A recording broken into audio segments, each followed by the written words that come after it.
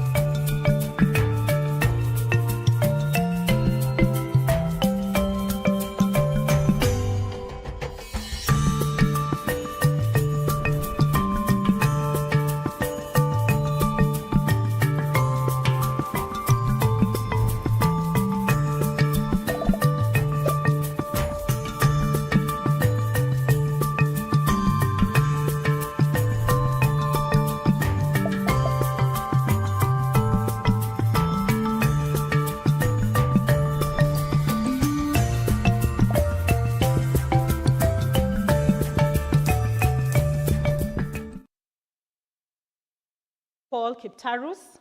Paul is a security head at this particular facility, and as routine, it will be good to understand the do's and the don'ts, but also just to appreciate the 50 acres of Safari Park.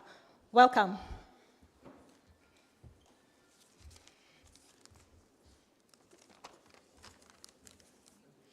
Good morning, everybody. I'm Jambo Tena. Yeah, as you have heard, my name is Paul Kiptani. I'm Judge of Security here at Safari Park.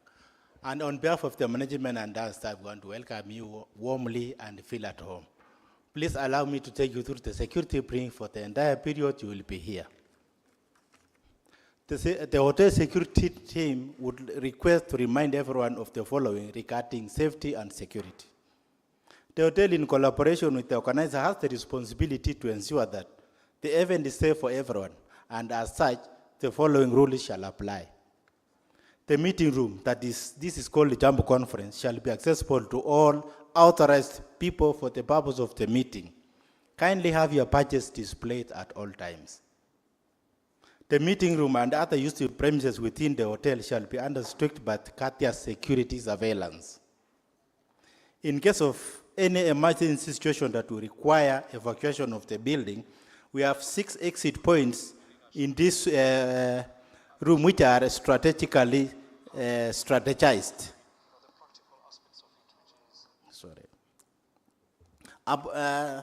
We have 6 exit points in this which are strategically placed. On my behind, we have got the 4 exit points, and on my right, where you came from, we have got 2 exit points. Upon exit, we are to assemble at fire assembly point number 2, located behind the zebra block in front of this building. The zebra block is the one in front of this building. Behind it is where our fire assembly point number 2 is associated. This shall not, however, apply in case of explosive or bomb threat, whereby you are expected to move away as fast as possible. There is a hotel clinical officer on duty throughout the day, and at night we have the company doctor on call. Evacuation from hotel is carried out by Sergeant's ambulance, and our referral hospital is Aga Khan. However, across the road here, we have got a level 5 hospital, which is called the Neama Hospital in case of extreme situation. Lost and found items shall be handed over to a case relation officer at the reception for proper recording and handing over to the rightful owner. In-house guests are advised to deposit their valuables in their provided safe boxes in their respective rooms or at the reception. In-house guests willing to venture outside the hotel are advised to use Uber taxis and are requested to liaise with the guest relation officer at the reception. As part of our health and safety policy, kindly note that the hotel does not allow food or beverages brought in from outside the hotel. Cloakrooms are located inside this building. On my right-hand side, we have got the cloakrooms on my immediate right, and behind, on my far-end side, we have got other cloakrooms. Kindly feel free to seek any assistance from staff at the reception or security personnel conveniently stationed around this venue. There is always a duty manager during day for any emerging issues that would like to be addressed. As I have witnessed, you have been issued with the conference bags. It's my request that in those conference bags, please don't put anything valuable because they are all identical. You may mistakenly take somebody's bag. There's a big brother watching, but it's everybody's responsibility to take care of their belongings. As I wind up, there's a wise saying by Henry Kissinger that an issue ignored is a crisis ensured. Have an incident-free day for the entire period you will be with us, and thank you for choosing Safari Park Hotel.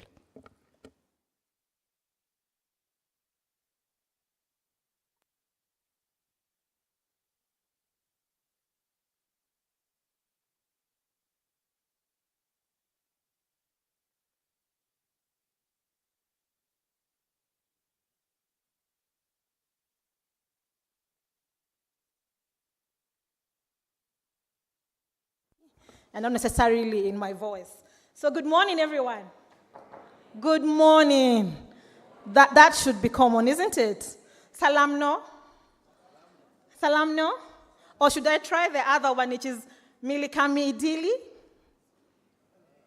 Does it make sense? Fantastic.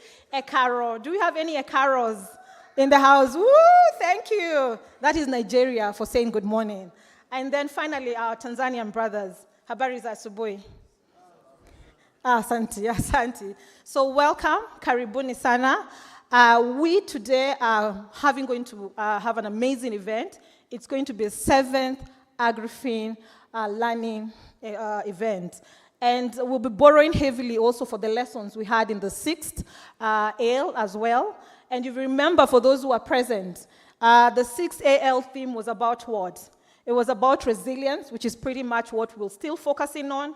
It was also about developing smallholder farmers, again, towards resilience in the face of global issues. And if you look at the 7th theme, it is not too far from it. And if you can see, if it can be projected, the 7th theme is about resilience, inclusive and sustainable food system, but we would want to focus more on enhancing collaborations to scale digital solutions. So having said that, welcome to this day 1 of the 2-day event that we'll be having today and tomorrow.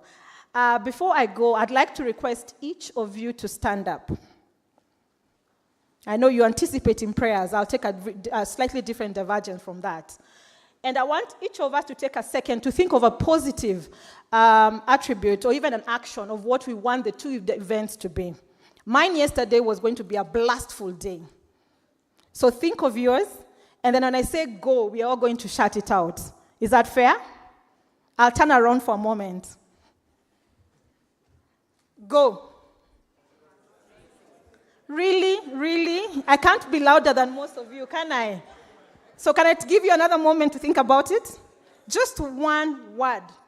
One word, okay? Go. Wow. And that is what we're holding on today and tomorrow as well, isn't it? Kindly take your seat. I will let each of us appreciate what is ahead of us today as well as tomorrow. So I'll quickly take you through the program. I'm hoping you have scanned it and been able to access it. If not, we'll be able to provide that option. We're going to have a full day today, and today we have pretty much 4 sessions. Apart from the opening remarks, which I'll shortly invite the persons who will be making the remarks, we'll have 2 breakout sessions. My plea is that kindly register for the sessions that you'll be interested in. For any guidance on that, we have a help desk outside, so they'll be able to navigate you to identify the sessions that you probably would like to participate. So we have 2 breakout sessions, shortly after tea break and also shortly after lunch. The other session we'll have is the marketplace, and I think this is where innovation is being demonstrated. So exciting to have the market players on board and to have that session. Actually, it will be right behind you on the aisle or the foyer as provided. So for those who are participating, make it exciting. And the last session for today and tomorrow, we'll be having a launch of the panel survey that was conducted. And this, again, will just highlight the demand side of the digital space in Kenya and beyond. So that is what the program offers. Then having said that, I'd like to welcome Sieka, as commonly known as we refer him, Sieka Katabaki, to kindly come and give us an opening remarks. And I think that will give us into setting the tone and the pace of what it is. And also I'll be able to usher in the government representative. Sieka, come through. Thank you.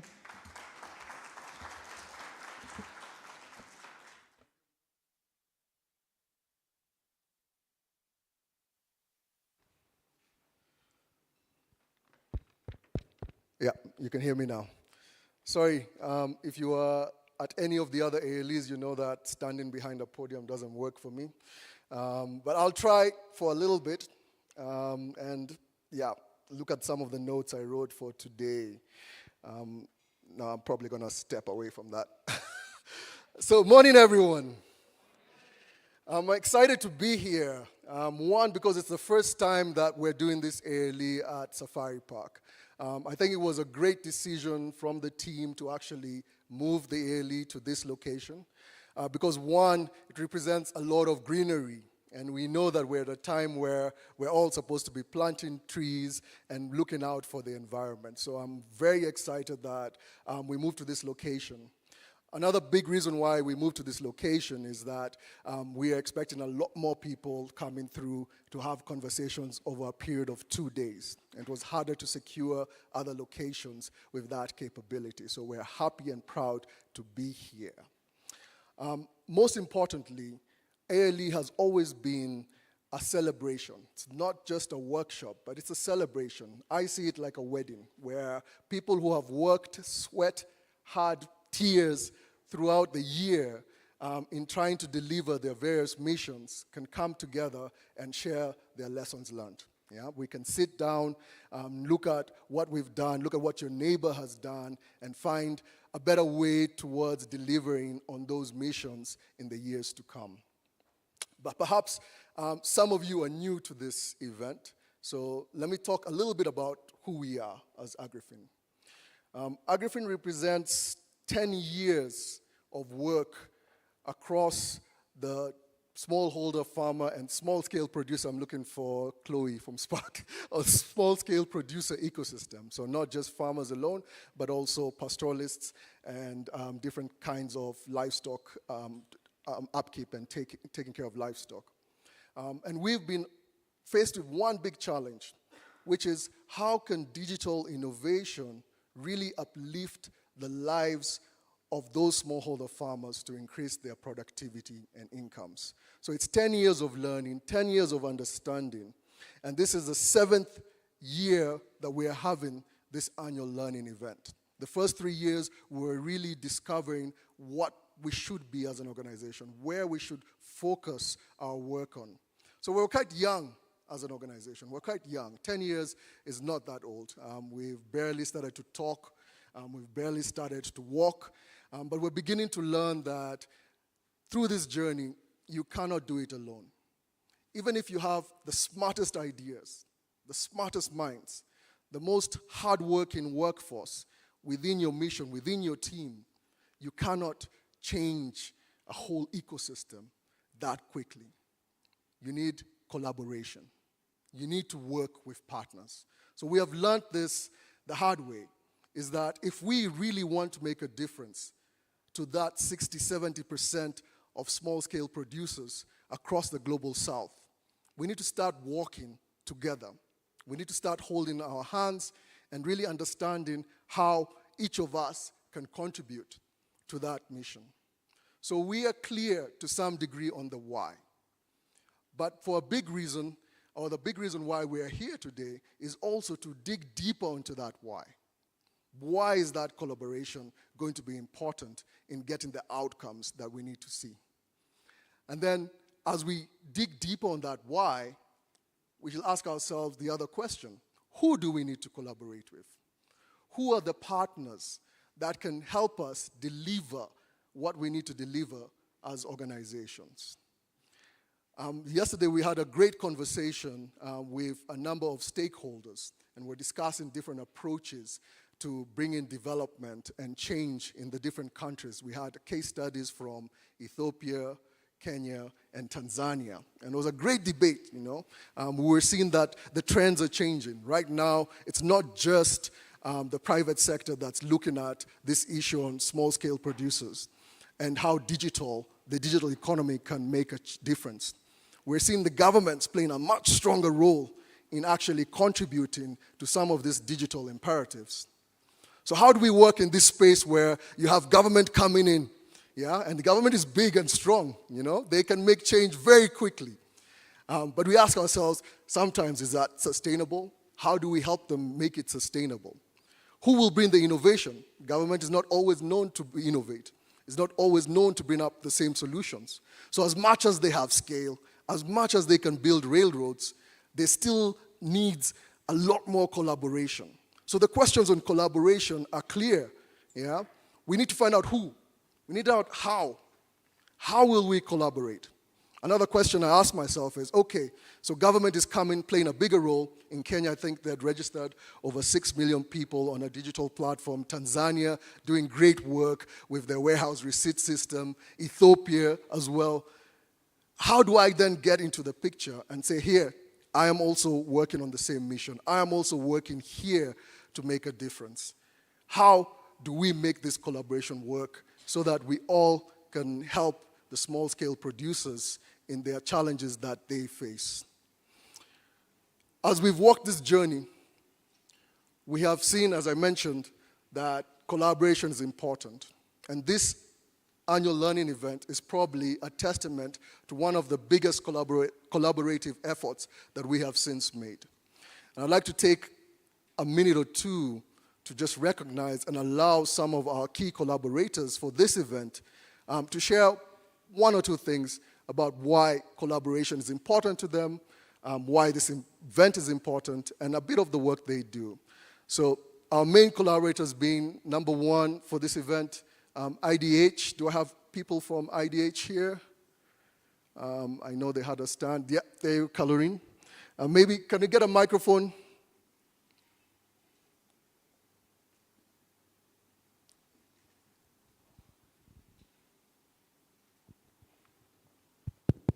Thank you. Just share your name, organization. Yes, good morning everyone. My name is Caroline Gommans and I'm working for IDH. And yeah, for us the theme of this event, collaboration, and is really important. Like Siaka mentioned, I think it's a great thing that we are now organizing one conference and not two next to each other, bringing together a lot more people from different audiences. So really happy with that. And I also think that digital solutions are really important to scale and really make a difference, and that also benefits all the farmers, including women. Thank you, thank you. Can I have someone from FSD Kenya? Anyone from FSD Kenya? There we go. Thank you, Sika. My name is Jared Ochieng. I work for FSD Kenya. For us here, we operate at the intersection of financial services and the real economy. And more often than not, there is duplicity of what we do. There is a little bit of misalignment of wants and needs. And sometimes the understanding of even the business environment is different, is varied. So one, the learning event offers us a chance to coalesce our thoughts and develop interventions better. An understanding of what works, what doesn't, design of interventions. I've been having partners from this place as well. It helps us target better, and it helps us demonstrate the value of finance, which FSD is really known for. So we are happy to be here today as partners, as collaborators.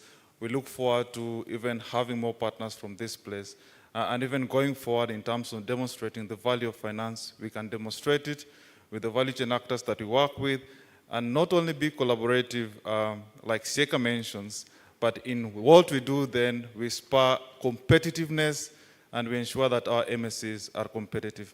In terms of the digital economy, just 1 minute, digital solutions tend to offer the providers of them and the end users in terms of the downstream, the upstream actors, some level of easing liquidity constraints. Of course, there's an element of us working on risks together. There's a logistics angle that through a collective approach we try to address. And of course, lastly, there's a market element to it. As if we put these components together, then we are good to go. And FSD is happy to support this process in that kind of a rationale. Thank you very much. Thank you. Could I have someone from World Bank, SIGAP? Jamie?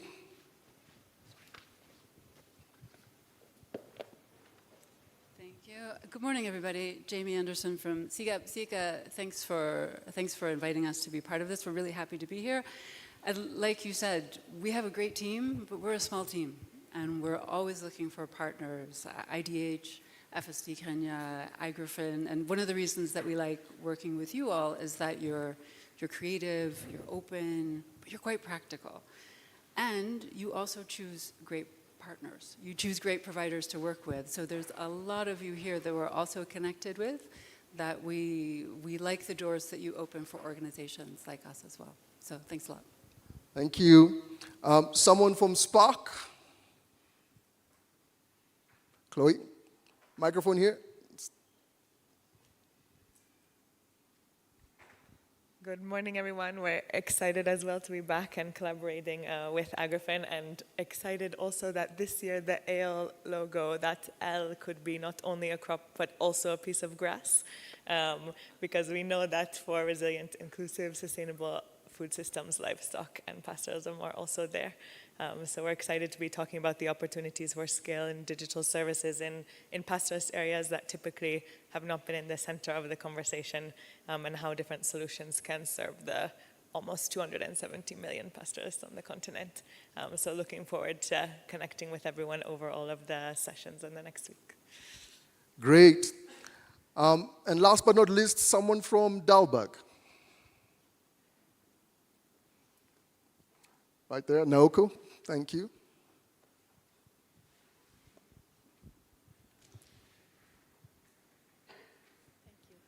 Thanks, Yaka. And my name is Naoko Dalberg at Partner.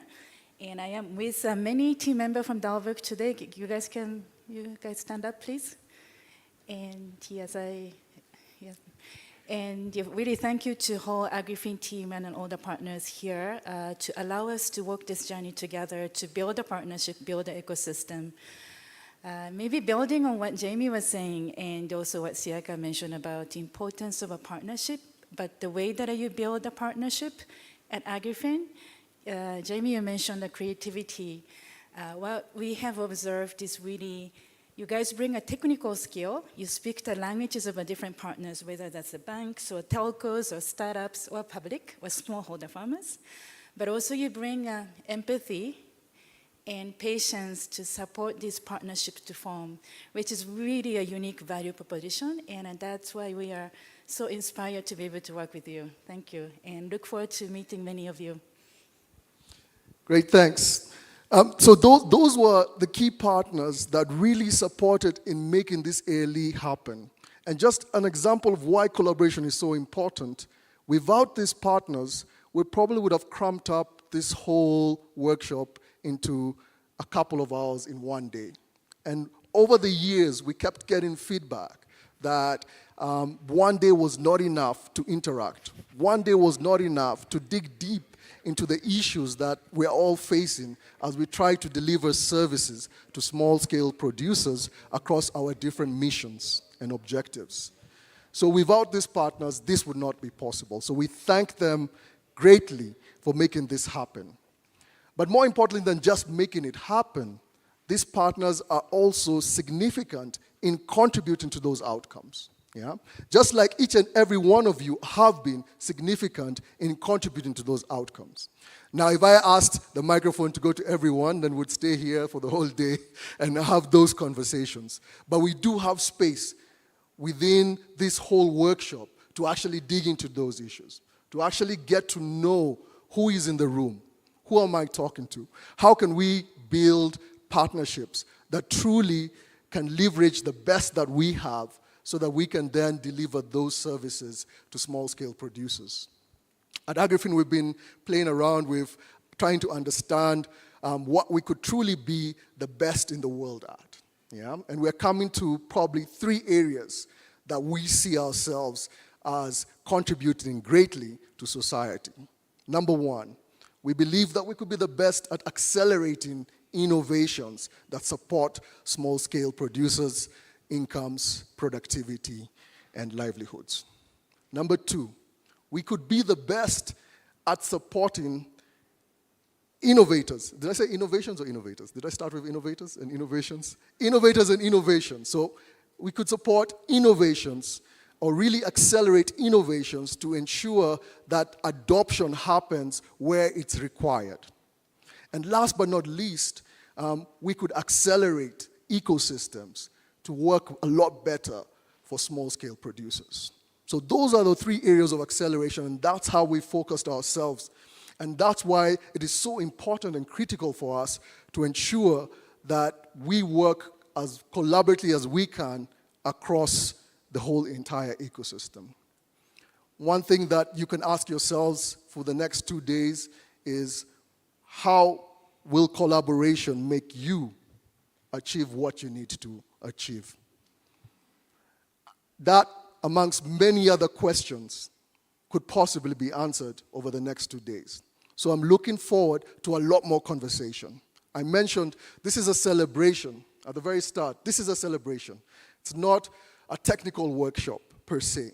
It is a space where we talk and we unpack what we have learned and what we need to learn to make a difference.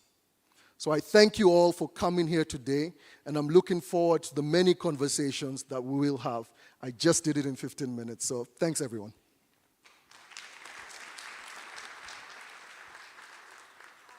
Fantastic, Siaka. I like the last part, the question.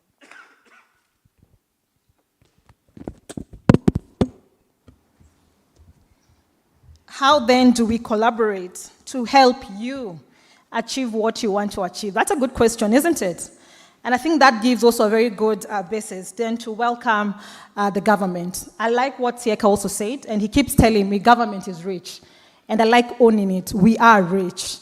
And therefore would like to hear then how can we have a fertile soil, an enabling ground, a collaborative space where then government becomes a key partner, a key strategic partner to support what it is we want to support from this celebration moving forward. So on behalf of the CS, Honorable Mithuki Linturi, my CS as well, when I conclude, I'll let you know my little titles. I'd like to invite my friend, Philip Njane, to come and give his remarks, as well as hers as well. Thank you. Karibu sana.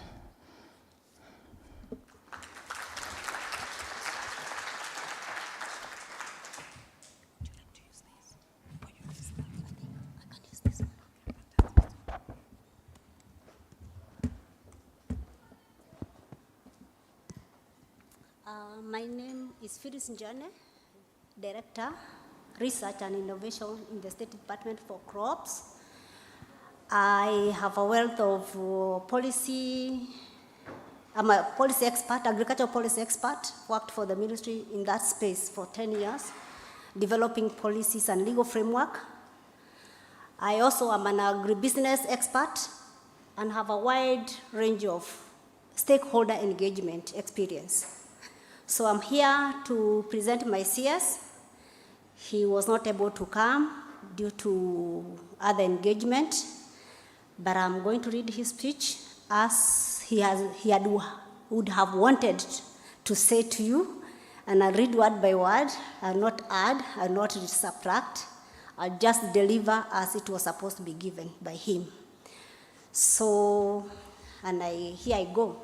The statement by Honorable Mithika Linturi, Cabinet Secretary, Minister of Agriculture and Livestock Development, on the occasion of the AgriFin Learning on November 7th to 8th, Nairobi. I would want to salute the Group Managing Director and CEO, Equity Bank, Group Managing Director and CEO, CRDB Bank, Tanzania, CEO, FSD, Kenya, Manager, Financial Institutions Group for East Africa, IFC, Chief Administrative Secretary, Ministry of ICT and Digital Economy, Regional Program Director, Africa, Mercy Corps, Program Director, Mercy Corps, AgriFin, institutions, leaders, and representatives, all protocols observed.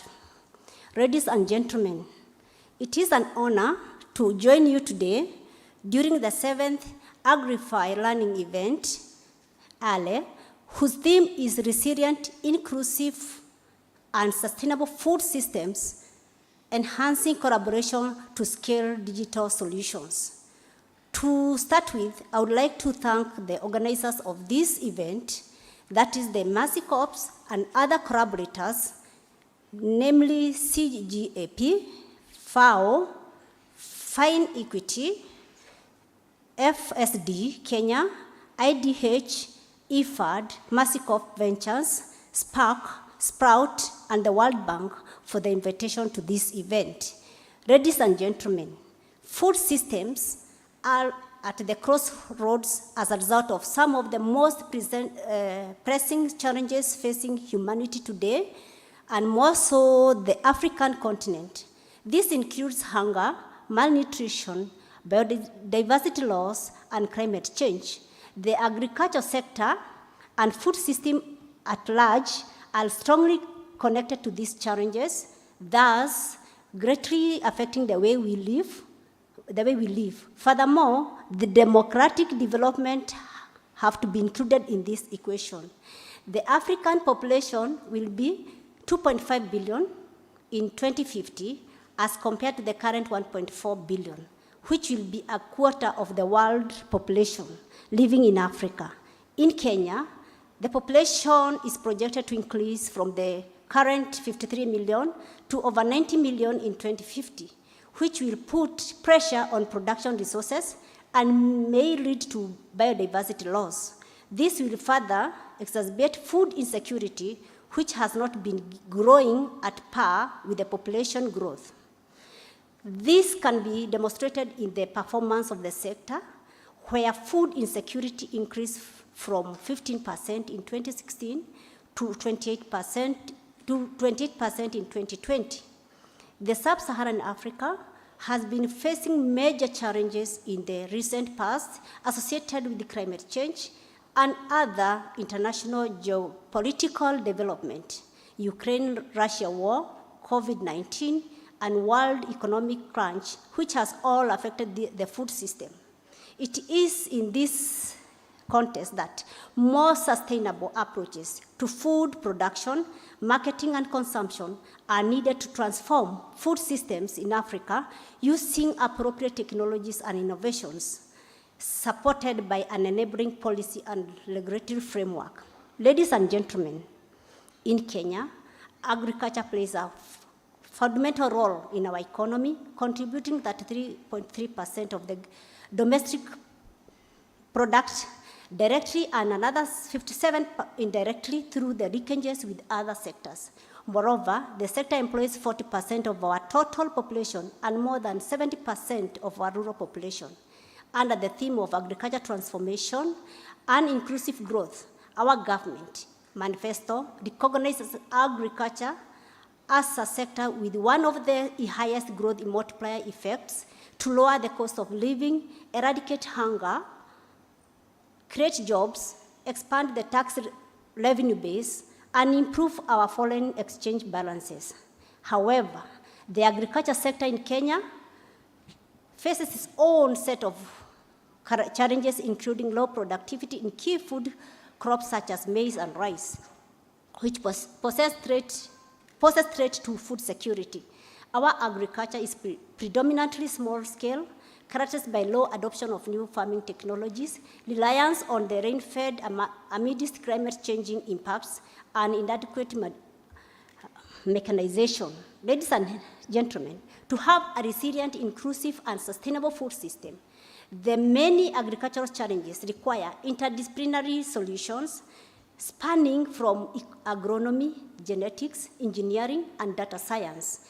Collaborative efforts encourage cross-disciplinary innovations leading to novel solutions. By pooling resources, both financial and human, through collaborative projects, we can tackle large-scale agricultural challenges effectively and benefit both developed and developing regions. Ladies and gentlemen, data science has a potential to offer digital agriculture solutions to some of the agriculture sector challenges by creating applications that can respond to farmers or stakeholders' needs.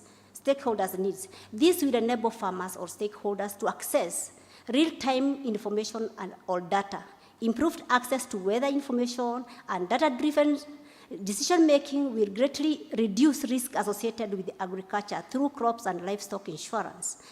In addition, digital solutions have the power to empower the smallholder farmers in Kenya and across the globe. Ladies and gentlemen, the government of Kenya recognizes the key role played by digital agriculture and has undertaken initiatives and policies to promote digital solutions by creating an enabling environment and incentives for upscaling digital solutions through the Ministry of ICT. This can be seen in the increased investment in rural connectivity and ICT infrastructure, promotion of e-extension services for farmers, collaboration with the private sector partners to develop agri-tech solutions and incentives for adopting sustainable farming practices. Ladies and gentlemen, the ministry has embarked or embraced the digital solutions in a farmers register, farm inputs, climate information, electronic extension, processing and marketing. So far, 11 agencies, government agencies, and 936 services of the ministry are currently onboarded on the e-citizen portal. These agencies include AFA, Agriculture and Food Authority, the Kenya School of Agriculture, the Kenya Seed Company, Nyayo T-Zone, Sony Sugar Company, Tea Board of Kenya, Kenya Dairy Board, ADC Agriculture Development Corporation, AFC Agriculture Finance Corporation, KFIS Kenya, Kenya Health Plant Inspector Services, and NCBP, National Cereal Produce Board. Ladies and gentlemen, under the National Farmer Register and Information Database, 5.1 million farmers across all the 47 counties with unique ID and telephone numbers have been registered. The farmers are now benefiting from the following services: climate, agronomic, and market information services, government farm input subsidy, mainly fertilizers. Under the farm input services, e-vouchers. Prior to cropping season, farmers are provided with fertilizer through an e-voucher system at National and Cereal Produce Board and Kenya National Trading Corporation depots. Under the National Livestock Infrastructure, the dashboard presents available livestock infrastructure, market for traders, slaughter, milk and meat services, service providers, feed and leather facilities for investment decision-making by national and county governments and development partners. Under the extension services, that is crop selector, the selector provides advice to farmers on what is the best to grow or to keep on their land from a selected of 200 value chains. Under the agriculture information services, farmers call center, toll-free number for farmers to call and get climate-smart agriculture information. Under the Kenya Agriculture Observatory Platform, Climate Information, KAOP provides real-time 14-day weather forecast for 1,450 words countrywide through the web, short messaging services, USSD, and mobile. Under the application and call center, the toll-free number is 0800 72 1741. Ladies and gentlemen, though there is a potential for agricultural digital solution, there exist challenges and obstacles in implementing the digital agriculture solution, such as access to technology, data security, and resistance to change. In some instances, lack of internet connectivity in the rural areas and ownership of smart farms is low due to high prices. The government's future strategies for overcoming these challenges and achieving the sustainable growth are to put in place policies and legal framework for data protection, increase internet connectivity in the rural areas, and lower the prices of smartphones through local manufacturing. Already, we have a factory, a smartphone factory in Machakos. Ladies and gentlemen, in conclusion, the ministry recognizes the role played by other stakeholders in providing services to the agriculture sector and collaborates with the various stakeholders such as farmers, private sector players, and development partners to achieve its objective. Ladies and gentlemen, with that few remarks, I wish you a fruitful deliberation throughout this session. Thank you.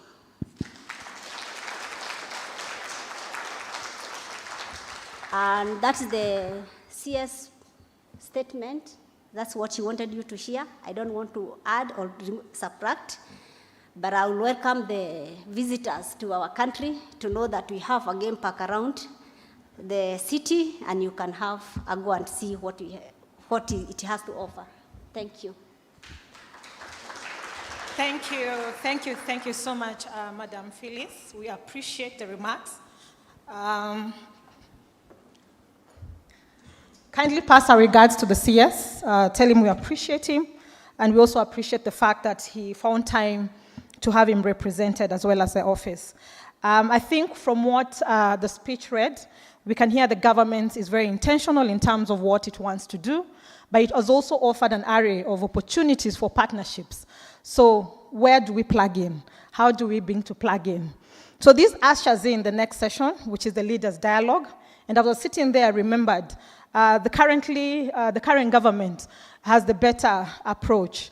And so we're hoping the conversation in the Leaders' Dialogue will have a feel of the bottom-up approach, to be able then to hear the voices of the farmers and the ecosystem around the farmers to inform that. But I'm grateful for the commitment the government is having, the intentional agencies being created to support digital investments, but also the fact that it recognizes there are gaps, and those gaps present opportunities for us to tap in. And I think of importance is the digital literacy. Being engaging with farmers on a day-to-day, we can feel that has a cascading effect in terms of what we want to tap in, but also the connectivity aspect. So what do you then want to offer in terms of this engagement? Let me usher in and welcome Tamara Cook, who will take us through the Leaders' Dialogue, and she'll be happy to introduce the panelists. Welcome.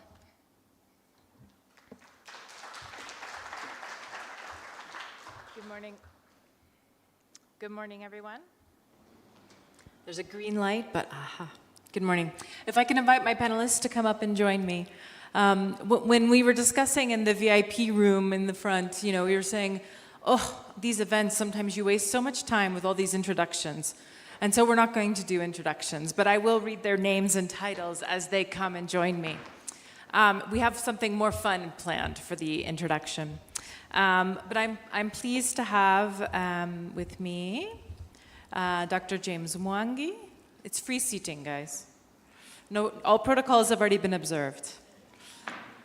Who is the Group Managing Director and Group CEO of Equity Group Holdings. So we also have Abdul Majid Sakela, the Group CEO and Managing Director at CRDB Bank.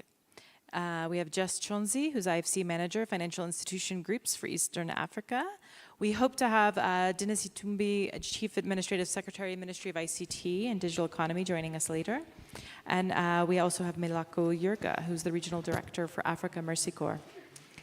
Now, we were hoping this would feel like a conversation, but normally when I have a conversation, I'm not spread out in a straight line.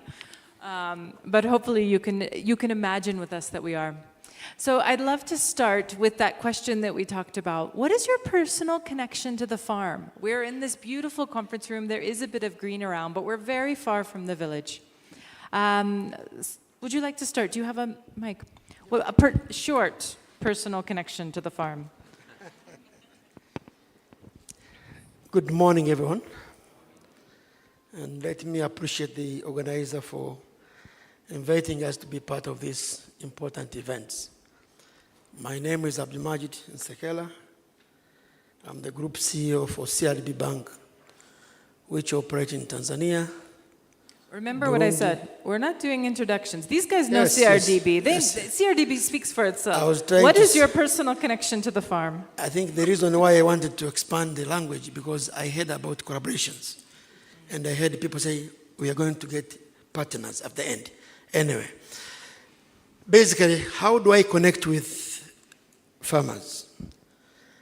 I was born in a farm, but I think in the village, not a farm, because a farm must be mechanized. I was raised in a farm, studied, grew all the way until I went to the university. So I'm a farmer, by the way. My mom, she's a farmer. My father, she's a farmer. It's a family of chief. So when I say farming, it's not the modern farming. It's purely the small farmer. And where you see your mom growing you, farming small crops to take it to school. So I understand about the small farmers, and that's how I'm connected. Thank Great. you. Dr. Thank you very much. I was born and brought up in rural agricultural village, Nyagatugu. And I'm a small-scale tea farmer to date. And 60% of equity customers are small-scale farmers. So I've retained the connection. Jess. So, like Majid, I was born and raised in the village. My father was an agriculture extension officer, and I think we provided the perfect guinea pigs because you'd practice whatever he needed to go and teach the smallholder farmers on us. So, grew up, going to the fields with ox-drawn machinery or equipment and farming. Milako. Like my colleagues say, who is not connected to farming in one way or another in Africa? We're talking about 70% of the population relying on agriculture for their livelihoods. So to be specific, my background by academy, I'm an ag graduate, my first degree. My earlier years, the first 3 years, I think, I spent with farmers as extension officer, as well as extension team leader. Times have changed, so spending time in the field, hours and hours of working for advisory services, young man, very adventurous. That part of my career I love most. Thank you. I think we can all agree. I am joined by some incredible leaders, but also some farmers. How many people in this room are also farmers? Oh, come on, I know it's better. We're in Kenya, it's got to be more than that. Great. Dr. let's start with you. At Equity Bank, and maybe not even just from Equity Bank, but from the broader financial sector perspective, what steps are being taken to increase the usage of financial services among small-scale producers? Thank you very much. As I earlier on said, 60% of our customers are small-scale farmers across the 8 ecological zones in the country, and of course, in the 6 countries that we operate in. I think our approach to agriculture is strategic. The intent is to have 30% of our balance sheet, that is the funding part, being in agriculture, to correspond with approximately 34% contribution of GDP in agriculture.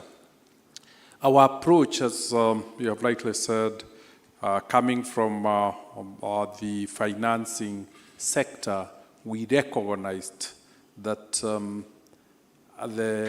our role is dependent on how we structure agricultural financing. And we looked at it, the only way we could succeed was to take an approach that is ecosystem driven. It's the entire agricultural food system. So agriculture and food system, end to end, because we recognized that it's not just a value chain, but that ecosystem is systemic in its nature, and it's circular in nature. So essentially we realized our funding becomes a revolving fund. We are fund importers of fertilizer and input, then they hand over to the farmers, so we fund the farmers, but it's the same amount that is now being paid back by the importers. Then the aggregators, then the process, all the entire value chain. So we recognized the only way we could benefit is by then 2 things. Adopting an ecosystem approach that moves from preparation to production to post-harvest management to process, and facilitating the market. So all the actors in that entire value chain of the ecosystem. The second one was to recognize with humility that we are only playing a very small part in the entire ecosystem. So the only way then to be able to service it is to take a collaborative partnership approach. Our biggest partner is the government, for instance, of Kenya.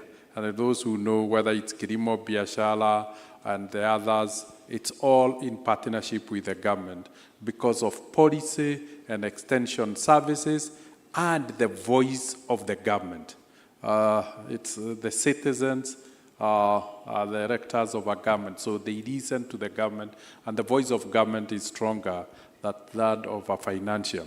The second aspect is partnership with all the actors, such that we are acting together and in sync. The most important is to ensure that we are doing collaboration in sync.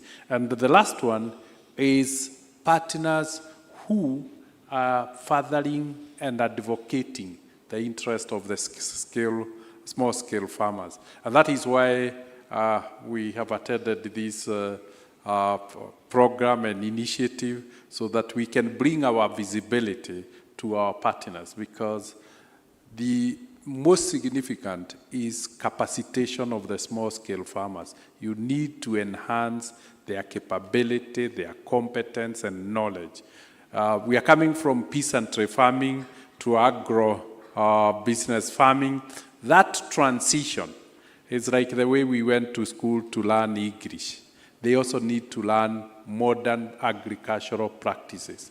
The second one is the aspect of de-risking.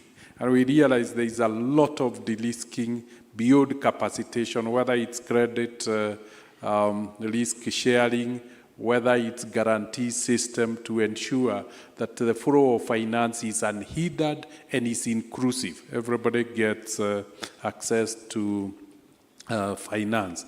And of course, we also need technology partners. And in technology, that's when then we can talk about digital. And in digital, we thought we could play a significant role ourselves by providing solutions to our farmers through Equitel.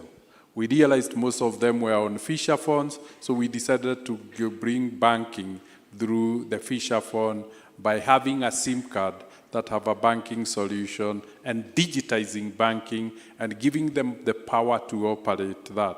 But having realized that we don't have SIM card to all the farmers, we decided to partner with all the telecoms. So we created interoperability between our systems and all the wallets of all the telecom providers so that the solution is accessible. So collaboration is very significant.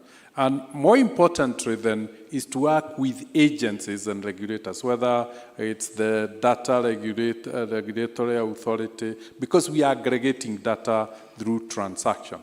Partners in the payment space, such that you don't digitize the farming function of the bank, but then you don't integrate it with the other systems. So we took an open systems approach so that our system can interconnect with all, and it becomes our single platform for farmers. And lastly, to enable digitization was then digitize cash and have digital bridges at the village level through equity agents. So we have 66,000 agents across the country. The farmer need not move from the village.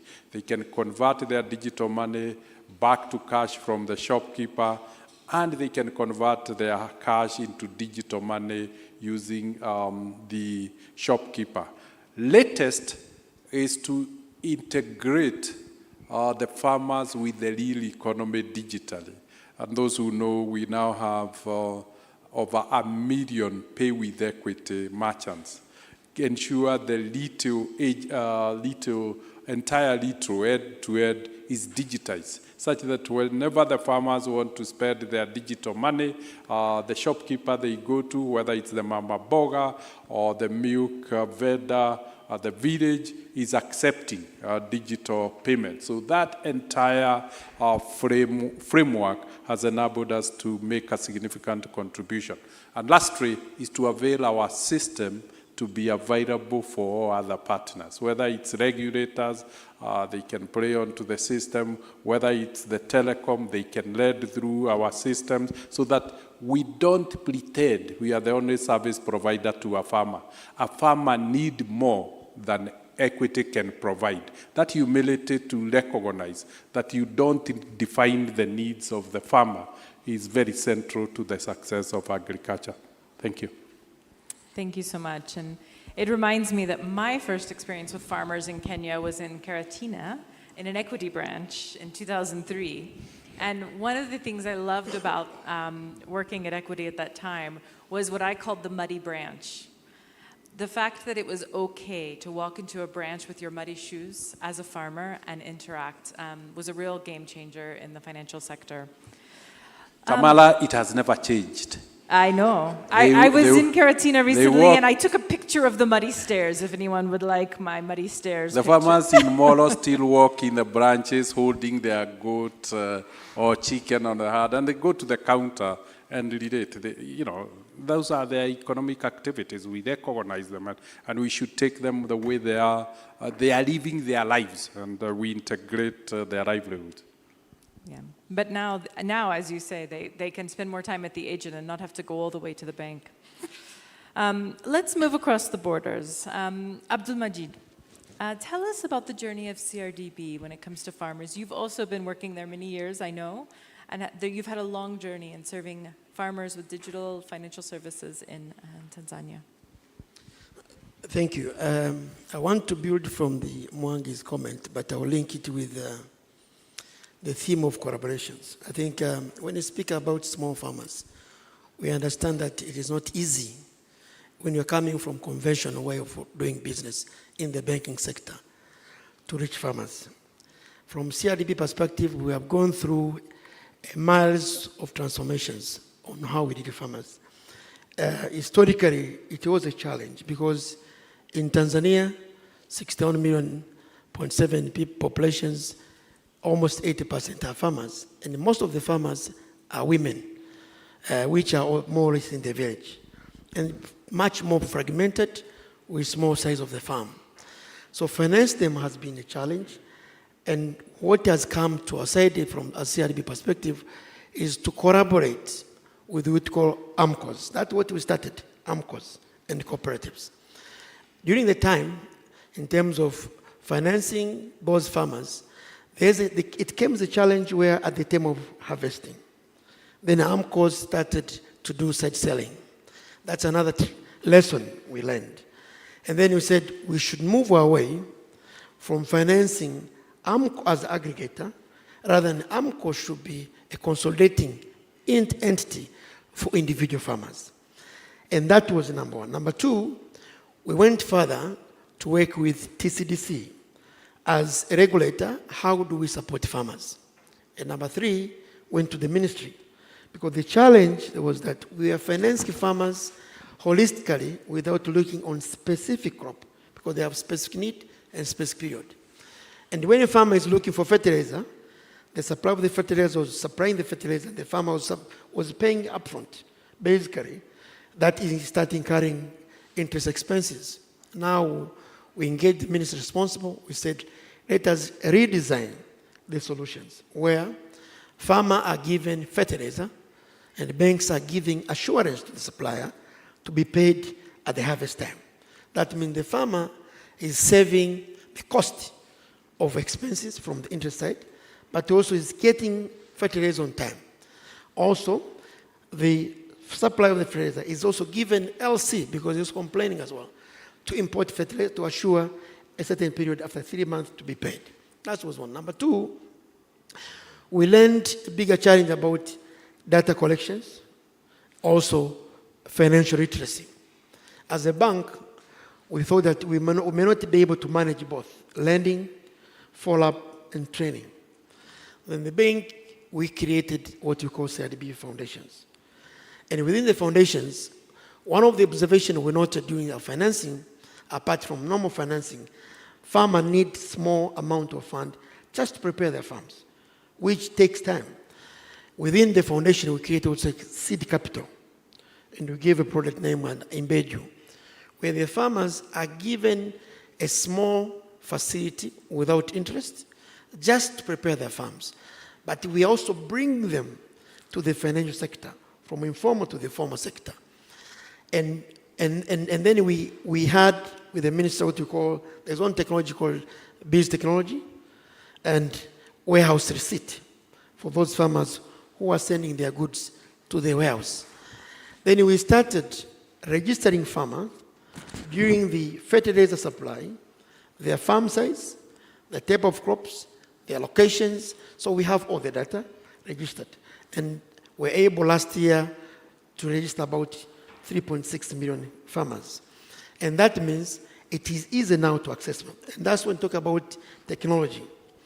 The next step was, because farmers are far away from the normal banks' facilities, then because they have their AMCOs, the AMCO were enabled to be agents to start providing financial payments with the device provided. Then individual farmers went further to digitize in terms of how they can register, how they can be able to transact, how can be able to be KYC compliant per regulations. So through their mobile phones, they are able to open their own accounts, register, and be able to sell. And during payments, they are paid digitally, and then they can get their payment through either agents or their own farms. The next step was about how do we create within the same farmers apart, because you finance specific crop, for example, cashew, but the farmer also has maize, which is a different one. It's a different business. And we want them to move away from normal, just a small farmers, to create a business because they have a community around them. They are taking their kids to schools. Their kids, some majority in Tanzanians, they have graduated, but they have not been employed. They're in the village. They are not very good in terms of farming. So we started to create what we call startup within the village and bring them on the boot camp just to train them with our foundations. During the training, we teach them about financial literacy, financial management, and how do you behave in terms of financial management matter, and how do you structure your project-based funding. And we have been able to get very good startup, about 750, but since the startup is more educated, and there is those who are not educated, we have what we call the window through our branches, where in each branches we created a window just for women who are entrepreneurs, because most of them are farmers. And that's what we did. Next item we went with, because CRDB is also accredited as a national accredited entity. When you look on the farming in terms of crop diversity, some need longer tenure than the normal period. So we're able to raise fund together with GCF of about $200 million, sorry, with intention to reach direct farmer about 1.2 million direct farmer, which will be benefiting from the same food agri. And this facility comes with guarantee because they need to be subsidized in terms of de-risking. But we have also set aside in terms of technology provision, which is purely grant. And that has enabled the majority of the farmers to be able to get equipments which can support them from the normal djembe. How do you call it, monkey? Maybe you know better than me. You know, the farmers in the village, you have the hand, now they're using technology. The hoe.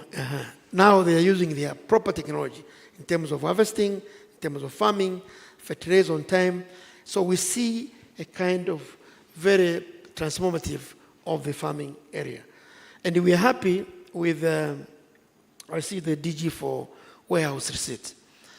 One of the challenges about the market are determined in a specific period, but you have to bring your goods to the warehouse before you get the auctions.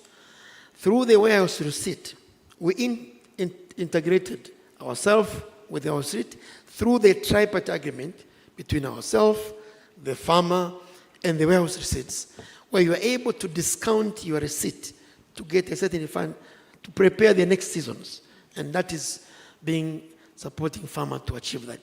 And that's why when you speak about collaborations, becomes critical when you speak about small farmers. Digitizing farmer is the future, because it is very difficult to reach all small farmers in a normal way of farming. And I speak that I'm coming from the farmer. Most of the land are surveyed. It's very difficult to digitize, but through digitizations, it's easy to get those milestones to achieve the farmers. Thank you. That is quite a journey. Jess, let's turn to you. Now, I'm going to read to you the question that was given to me, and then I'm going to slightly change it. The question that was given to me to ask you was, how can we ensure that women small-scale producers are not left behind? I want to reframe this. Let's not leave them behind. Let's center them in this conversation. So how can we center female small-scale producers in this conversation? Thank you, Tamara.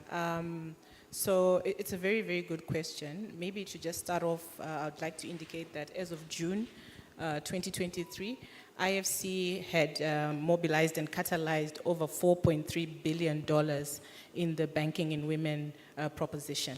This is what we're doing with our partner FIs, banks like CRDB and Equity here, and other partner financial institutions. So we do support financial inclusion, especially on the women side, through helping with creating propositions or robust propositions with the banks, so that we are able to assist the bank to understand, to do the market survey, understand what's happening in the market, understand what is the ask, and then build a client value proposition that suits or addresses the needs. So that's one aspect that we look at. But also, we try and incentivize our partners. So the department I work with works through financial institutions because of their reach and also of their presence and the ability to access local and very remote places. So we also do try and we understand that one of the aspects that the banks are trying to solve for is the credit risk that exists within this segment. But more so for women, you find that they have limited access to collateral.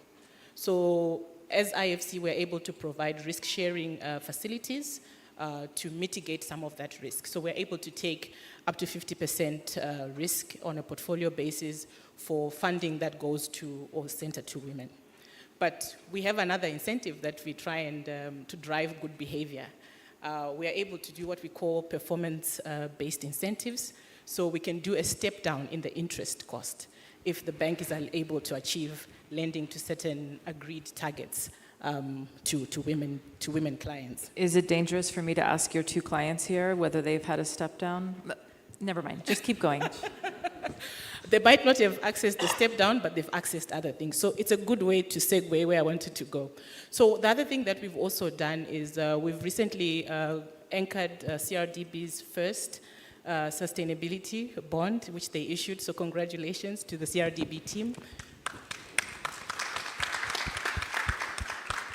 And the fascinating thing about this bond was that not only was it green, but it spoke to another aspect that I think sometimes is overlooked. We talk about credit, but I think there's a huge hunger in Tanzania and even in the women space to access savings solutions. This was a 5-year bond, and I understand the participation from retail investors was phenomenal. So it speaks to a really great thing in that space. So we anchored that bond, and we are particularly keen on such instruments because, number one, they allow us to access or tap our blended finance to provide local currency, which is what the smallholder producers would be requiring. But also it allows us to be able to meet the pricing indications or requirements.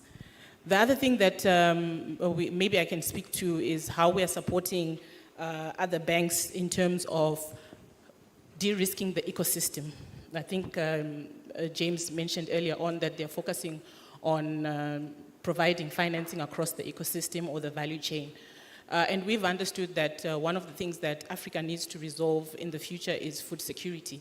So how do we encourage the banks to lend from the farmer all the way across to the processors, the producers, the aggregators, and be able to absorb the risk, the different risk types that emanate along that value chain.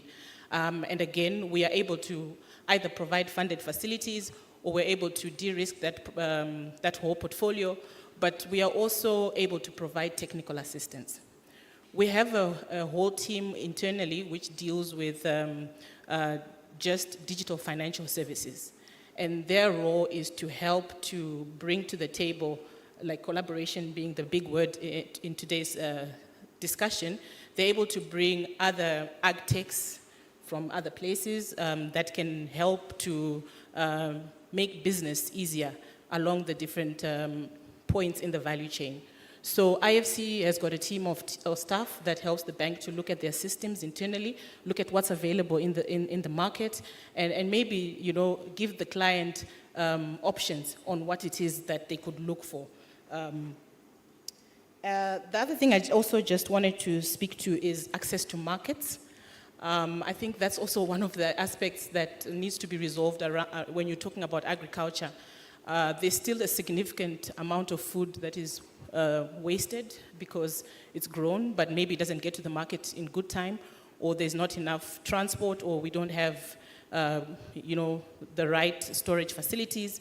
And it's good that we are seeing a lot of the financing going into that space in terms of just trying to provide storage, but also technology that gives access to farmers on, you know, what's happening in the market, what are the pricing levels, access to, you know, information on your phone real time, access to weather and prices.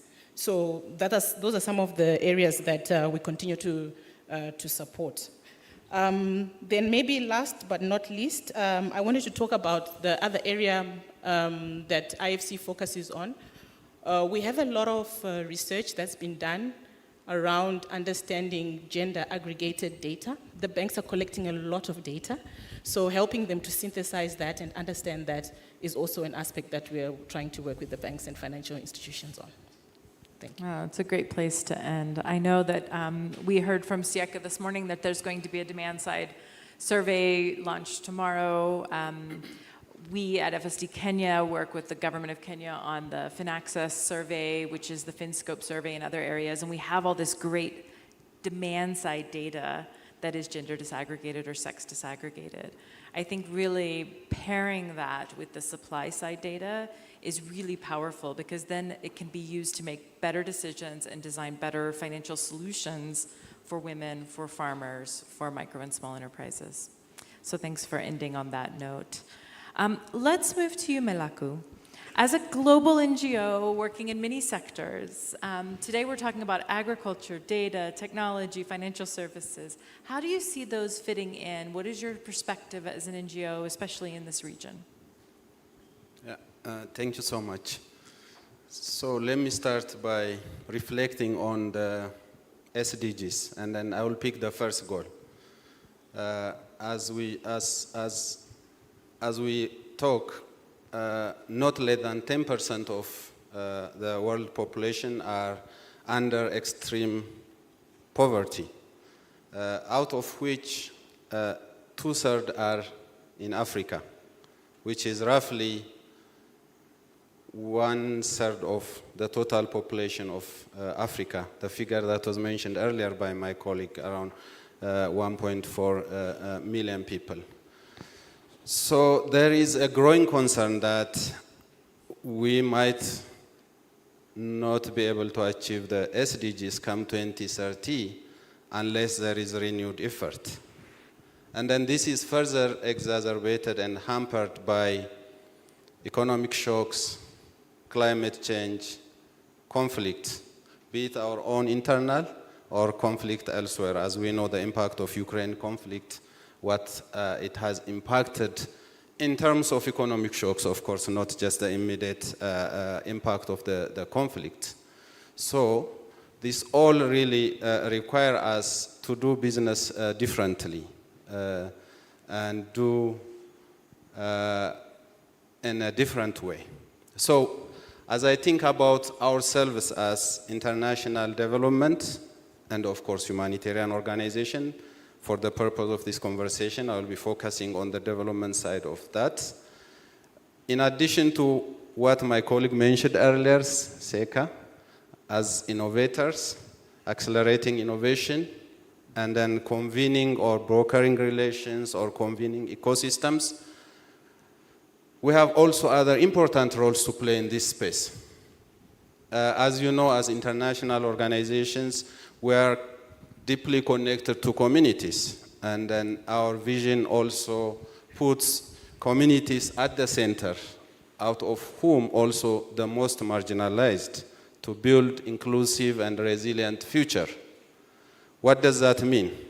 How do we really play our role as facilitators in helping and engaging with the host of partners with public, private sector to develop customer-centric products? And most importantly, from the perspective I gave earlier, the concern group for us, the underserved, pastoralists, agro-pastoralists, marginalized, you call them in different ways.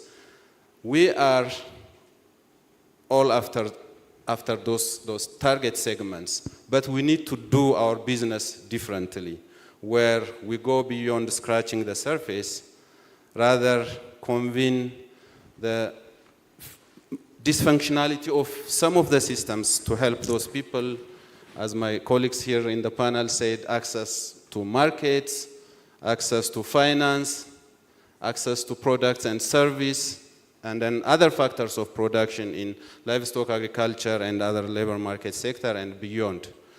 So, a number of tactics are employed, of course, over the years. In Africa, we work in over 18 countries, and then some of great examples from East Africa. I will not go into all the details, but de-risking is one of the things. When we talk about private sector and talk about the segment of people I mentioned earlier, the private sector looks at business cases, incentives.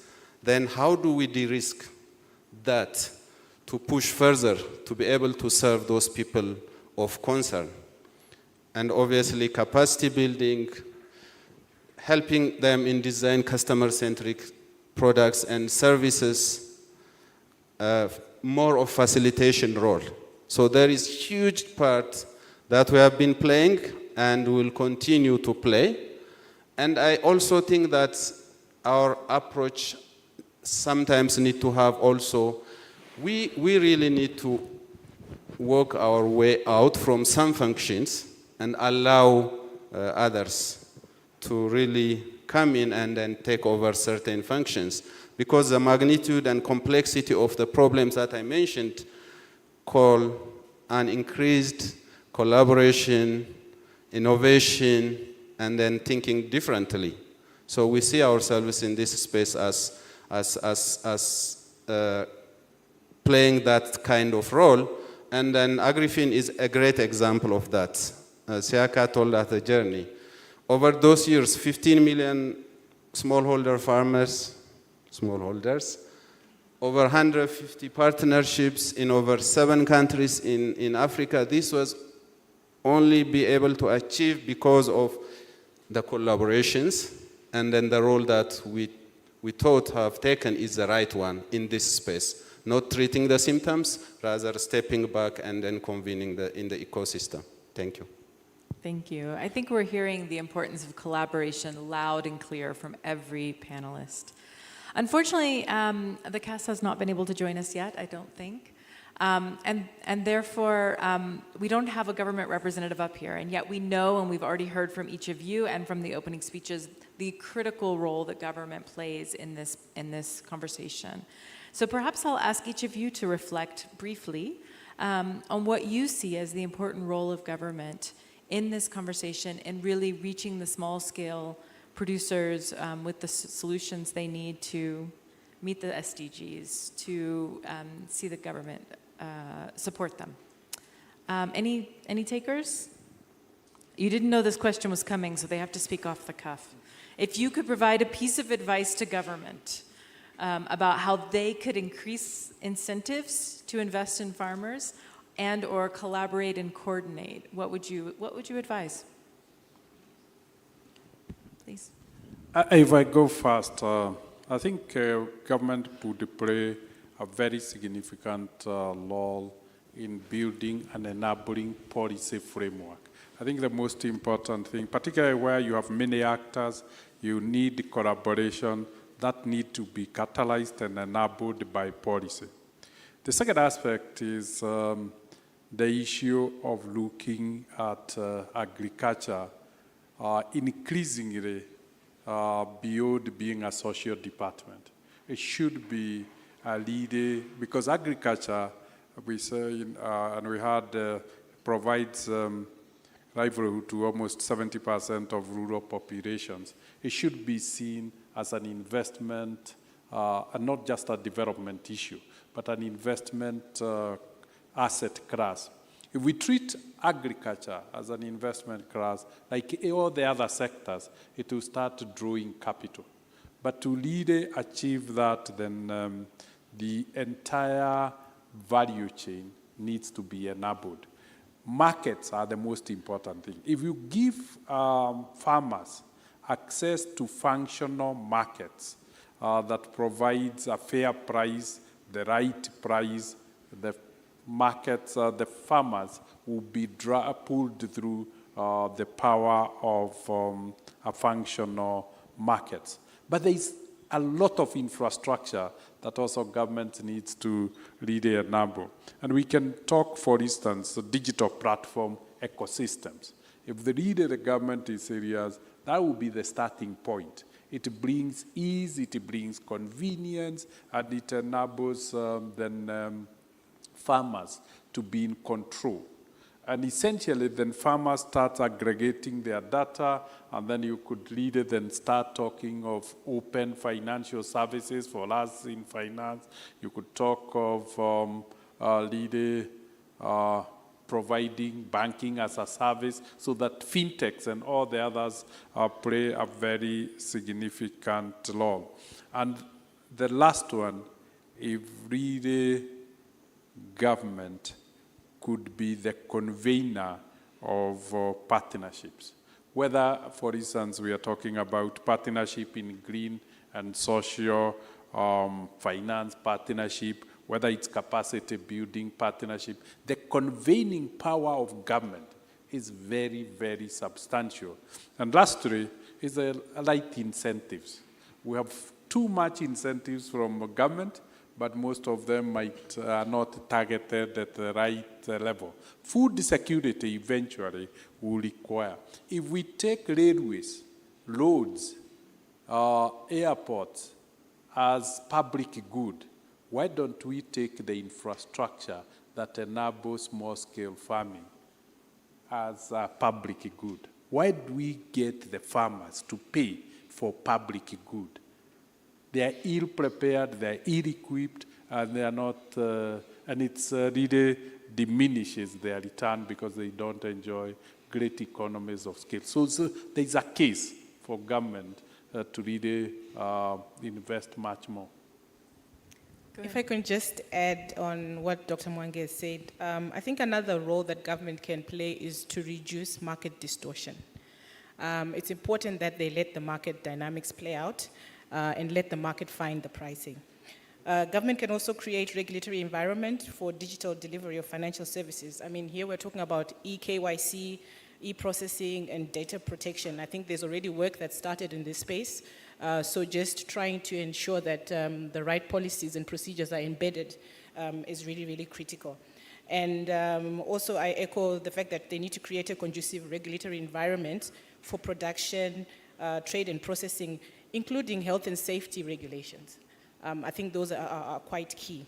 And then, I mean, like Dr. Mwangi mentioned, supporting open data for agriculture, connecting agriculture data to users. It's all good that we're collecting all this data, but how can we harvest it and actually use it, like you were mentioning earlier on? Thanks. Yes. To me, I think, first of all, apart from being a CEO of CRDB, I'm the chairman for Tanzania Commission for Cooperatives. And recently, the government has already created a platform which is unified system for digitizing all the farmers. Of course, the thinking was coming from a regulatory perspective. Now, what I would advise basically is the system to be a platform and first embrace innovation and adoptive fintech framework. Because we have quite significant number of fintechs who have already designed good solutions, good technology, they are not being enabled to integrate. Number two, the government has to get away from politicizing agriculture and let it be commercial business. Because since it's the mass product, which is for citizens, tend to be politicized in terms of price determinations, price forecast, let it be a commercial perspective. The third item, which is very important, is about infrastructure. Because most of these are in the rural area, so getting there is difficult, transporting goods becomes expensive, so they have to create roads. But storage facilities, for example, with the climate change, the last 3 days it has been raining. So most of the farmers might get difficult to store their goods. So they have to get good storage facilities. Number four is about providing incentives in terms of policy review by providing some of guarantee schemes which support agriculture, which will enable commercial banks and other potential financiers to adopt because it becomes less risky to finance those sectors. And number five is to incentivize those who are in agriculture, who are financing, whether commercial banks or non-commercial banks, be incentivized in terms of structural, in terms of determinations, and how it's being reported in the financial perspective. Because from the banking perspective, capital becomes key, and how you compute it with the commercial perspective becomes a challenge. So agriculture, if treated equally, is risky. And the last one, they have to provide incentive for long-term financing, because agriculture is not a short-term kind of product. Some need longer-term financing, and there's been a challenge. So the whole thing we discussed in agri-finance and all those things, the prerequisites are infrastructure and other forms of investment. And then depending on where you are also, government plays critical role where there is underdeveloped private sector to offer certain goods and services. If I give you an example from my country, Ethiopia, the extension service is predominantly public sector extension service. It's not privatized as such. There is a discussion around that one. So the whole idea of really having more extension workers, the density of extension, the ratio of extension worker to probably farmers is one of the decent one in Africa. So that is a kind of investment. So you can't immediately foresee for private sector to offer extension service. So I'm just emphasizing the value of public goods and the services where the private sector is not ready, and then of course emphasizing the role of government on the basic infrastructure development, in addition to what my colleagues have mentioned on the regulatory environment. Thank you. I think that was a lot of great advice and input for government. I hope government is listening. I think one of the important things for us to consider, maybe one last question before we move towards wrapping up, you know, with the current technology that's possible, with what we've learned about farming, with what we've, the data that's out there, we've got this beautiful possibility frontier of new financial solutions for farmers that maybe didn't used to exist 20 years ago. However, we also have a very significant, which many of you have mentioned, climate change crisis. We have environmental degradation that is pushing against that. Would anyone like to comment additionally, in addition to what you've said, about the impact of climate change and environmental degradation on this conversation that we're having? Please. I think I would just give an example, I think, from CRDB perspective. When you speak about climate change, I've just referred about the raining period this time is very challenging. And what we have done from CRDB, we have partnered with Pula Insurance for weather insurance to cover risk in terms of weather, but also forecast in terms of pricing. That protect the farmers in terms of the investment, but also there is a need to innovate specific solutions that fits for specific products within the locations. I think insurance, we address majority of the problem. And the good thing, the insurance is digitized.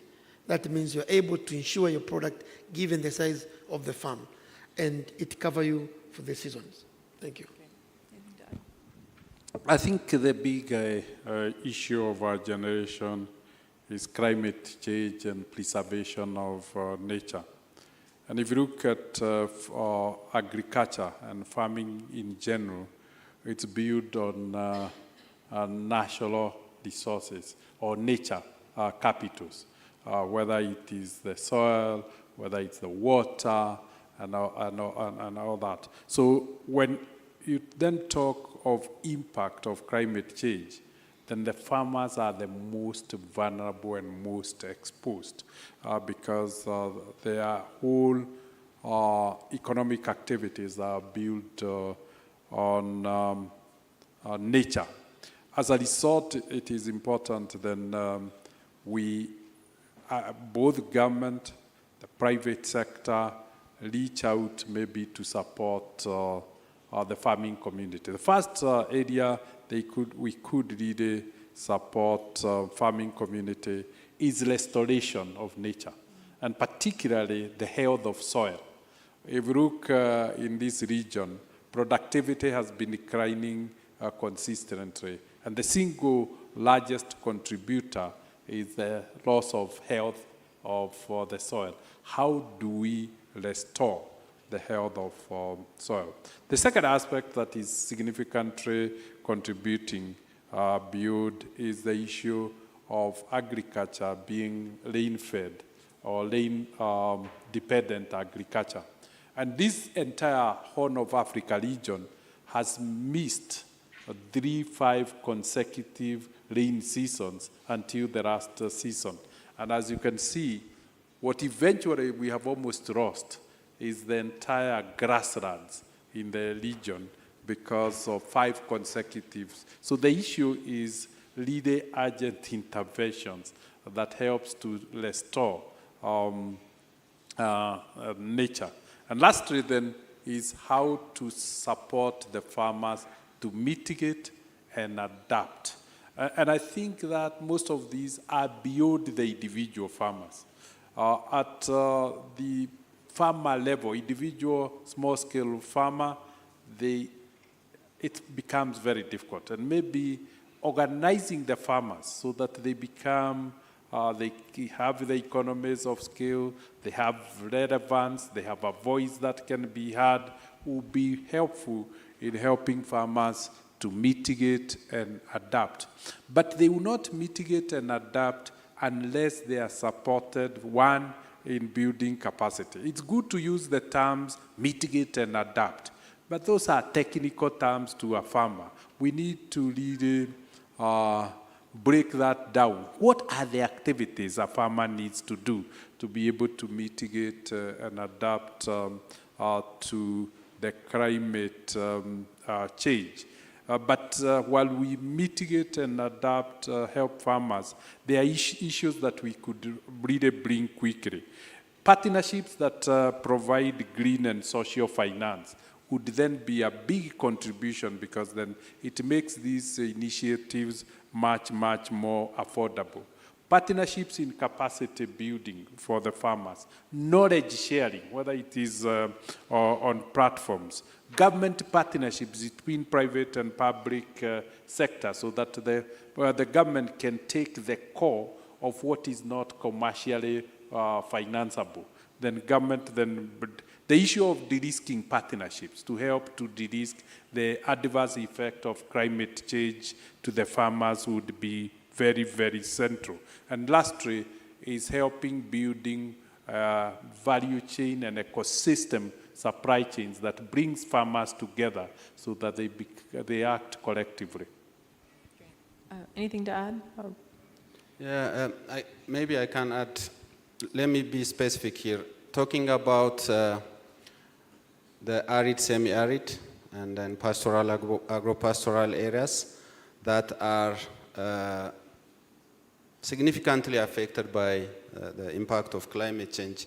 When we look at the most recent drought in the Horn of Africa, which is actually the worst in 4 decades, where we had 5 to 6 failed seasons.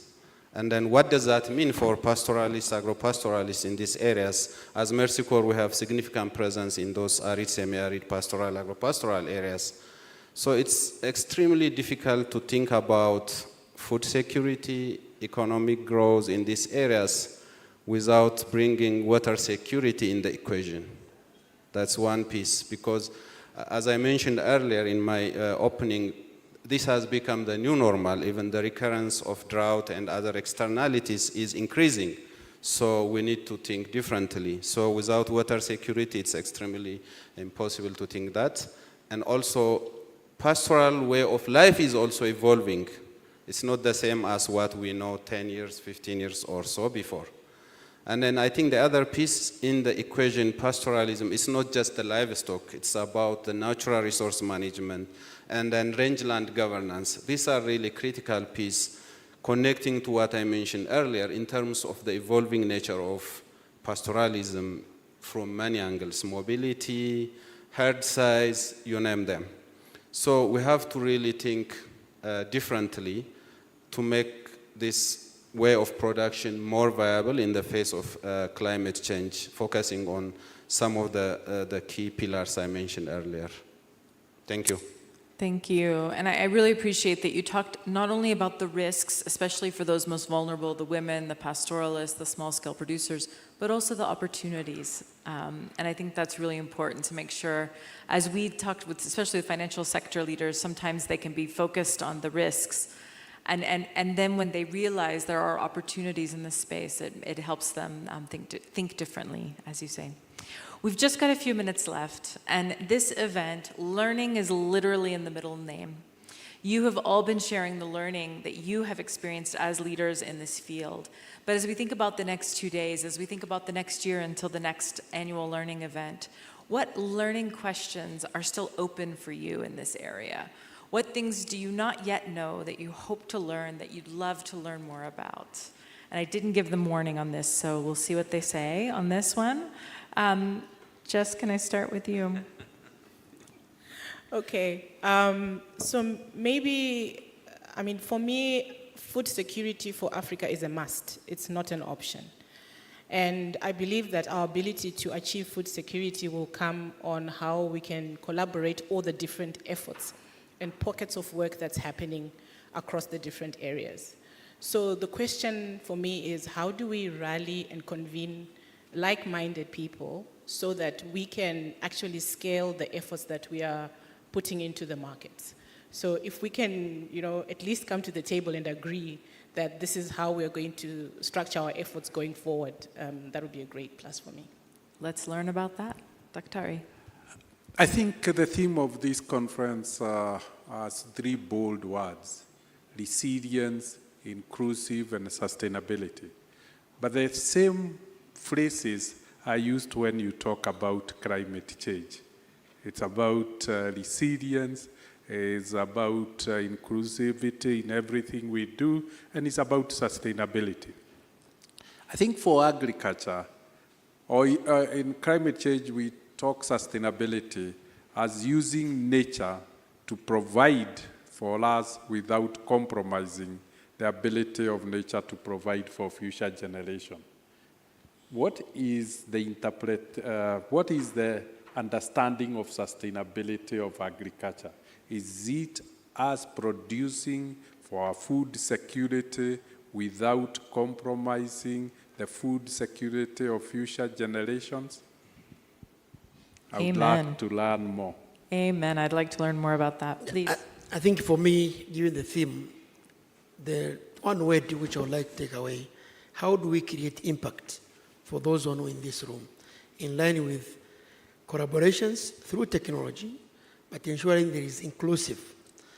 So from perspective, and I'm speaking as CRDB now, I have a technical expert in the room. I will be happy to get more partners from this room to see how best we can transform agriculture, but create impact to those who are unprivileged, and especially for small farmers.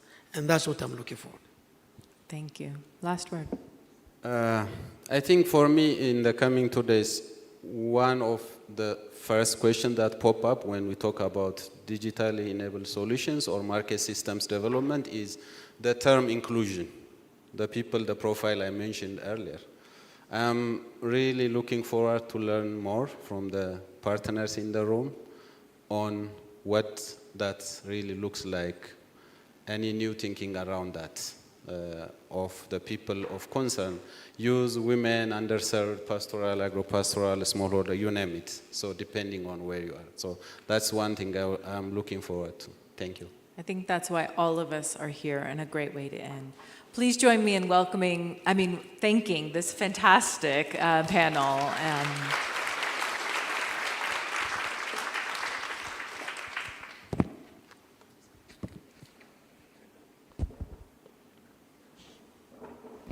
Great discussions. Please don't leave the podium. Kindly do not leave the podium. I'd like to request to do a group photo for visibility purposes. And with that, I'll also request Phyllis to join us, as well as Sieka. Is Sieka in the room? Kindly join us. We do, thank you, a group photo, and then we'll allow you to take a seat, and I'll make a few remarks, as well as give guidance on the next session. Just a moment before Siaka needs to join.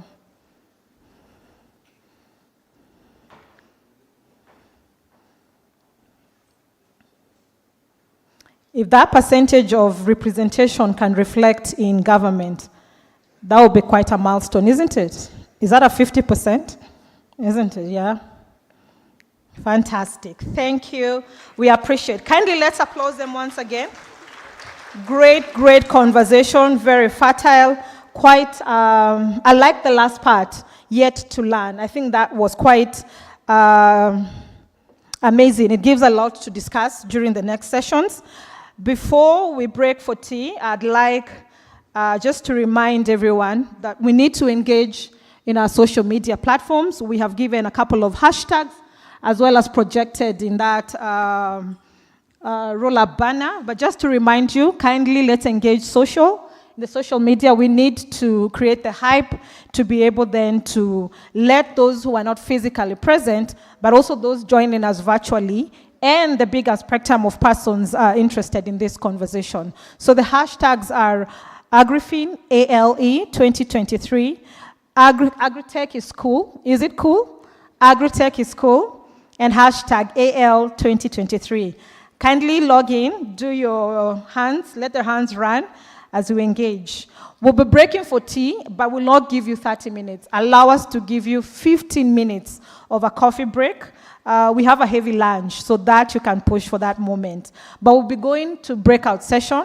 There are 3 tracks for this breakout session. We had requested that you register earlier on, but for those who've not registered, I kindly want to ask Lavender to be upstanding, as well as Kasim and Elias. Kindly be upstanding. I need to see your faces. You are so far off. Wow. Lavender, I had seen Lavender earlier, as well as Elias. Why I'm calling out, because the sessions will be guided in terms of where they will be. So 2 sessions will be not here. The first session is financial services. We need to discuss issues around finding effective partnerships, again, to support the conversation of how to strengthen agri-producers. That will be done at Bougainville Room. The second break session will be on gender and marginalization. I know that Jamie will not miss. True? That will be done at Pavilion. So I wanted the partners to be able to guide us. And the last session on advisory will be held here. So kindly, let's break for tea. 10 minutes, take your tea. 5 minutes, walk to your breakaway sessions. I know it's a rush. Allow us, but we need to catch up. The conversation continues. We keep celebrating the the 7th AL 2023. Do I say bon appetit? Do tea does that? Fantastic. We'll see you shortly after that as we guide the sessions. Thank you. We appreciate the leader dialogue sessions. Thank you so much. See you then.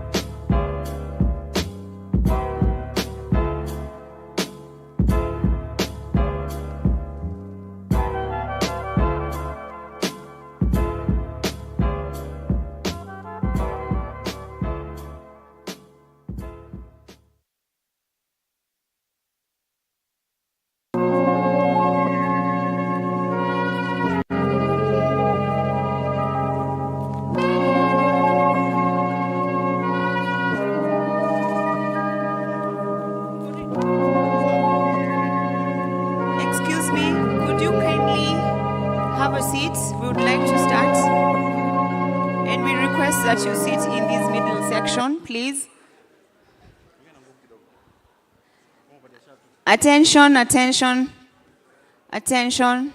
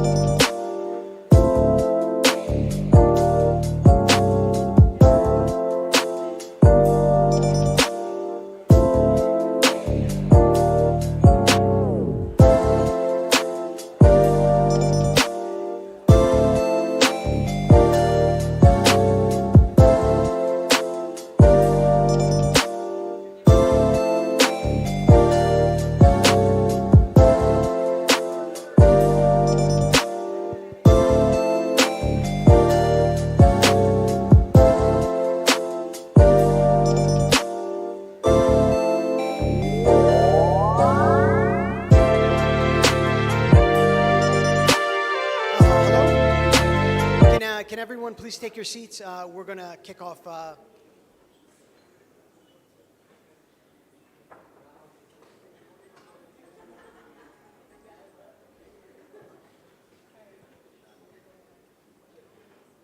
All right, good morning, everyone. My name is Ilyas Noure. I'm Mercy Corps AgriFin's Digital Climate Smart Ag Lead. And thank you for attending the Mercy Corps AgriFin Annual Learning Event. Thank you for attending the Mercy Corps AgriFin Learning Event and joining our session, providing advisory, exploring innovative revenue models, leveraging partnerships to tailor affordable and inclusive services for smallholder farmers. Just to kick off, we're running a bit short, so I will condense my talking points to present our first speaker, who will be talking on digital public goods. But I just want to acknowledge, the remarkable growth and innovation in recent years that digital ag advisory services have played, based on a number of studies and experiences on the ground. We've seen these services emerge as a scale pathway to reach more farmers at a fraction of the cost of in-person extension services. In addition to that, with the adoption of digital technologies such as mobile phones, we've also seen an incredible uptake in terms of farmers and small-scale producers access agricultural information, and this can come in the way of access to weather, crop management, pest control, market prices, just to name a few. In addition to that, we've also seen a number of different advancements in terms of the use of AI, data analytics, to provide both quality and personalized information and recommendations. There's also been a tremendous amount of work done in terms of the role that public, private sector, development partners and donors have played around this space to support these different digital services in terms of ensuring their sustainability and their success. And there's also been a tremendous amount of effort that's been placed upon, really looking at different revenue models in terms of how to ensure the sustainability of these different services and these tools to ensure that ultimately the smallholder farmers get access to really pertinent and incredible and useful information. But again, this will be discussed throughout this session, and then also the role that digital public goods play, both in terms of fostering collaboration, bringing innovation, and pooling resources to really innovate. That being said, for this event, or this session, we plan on having two keynote speakers. The first, Henry Bergston from the FAO, who will be speaking about digital public goods, followed by Mandla Nkomo, who will be talking about the amazing work and innovations that the Excellency in Agronomy and CG have been doing in terms of partnerships and digital tools. And then, which I'm really most excited about, is our two panels, where we'll be having first partners from our various partnering organizations, farmers from our various partnering organizations to talk about their experience using digital digital technologies and digital advisories, followed by another panel with our experts to talk about their different experiences, their path to sustainability, generating revenue, and some of the challenges and opportunities in terms of developing partnerships. So that being said, let me hand the floor over to Henry Bergston from the FAO, who's online and who will be providing his presentation. Henry, over to you. Thank you very much, Elias, and I hope everybody can hear me well.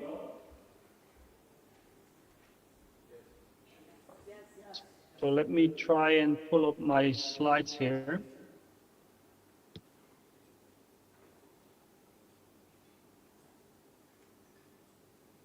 So can you please confirm that you can see them well?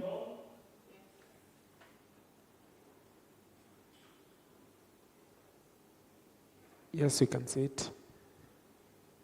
Okay, great. So good morning, everybody. My name is Henry van Burgstede. I'm working at the FAO on digitalization and innovation. And I'll be focusing my presentation this morning on digital public goods and the importance of digital public goods and digital public infrastructure.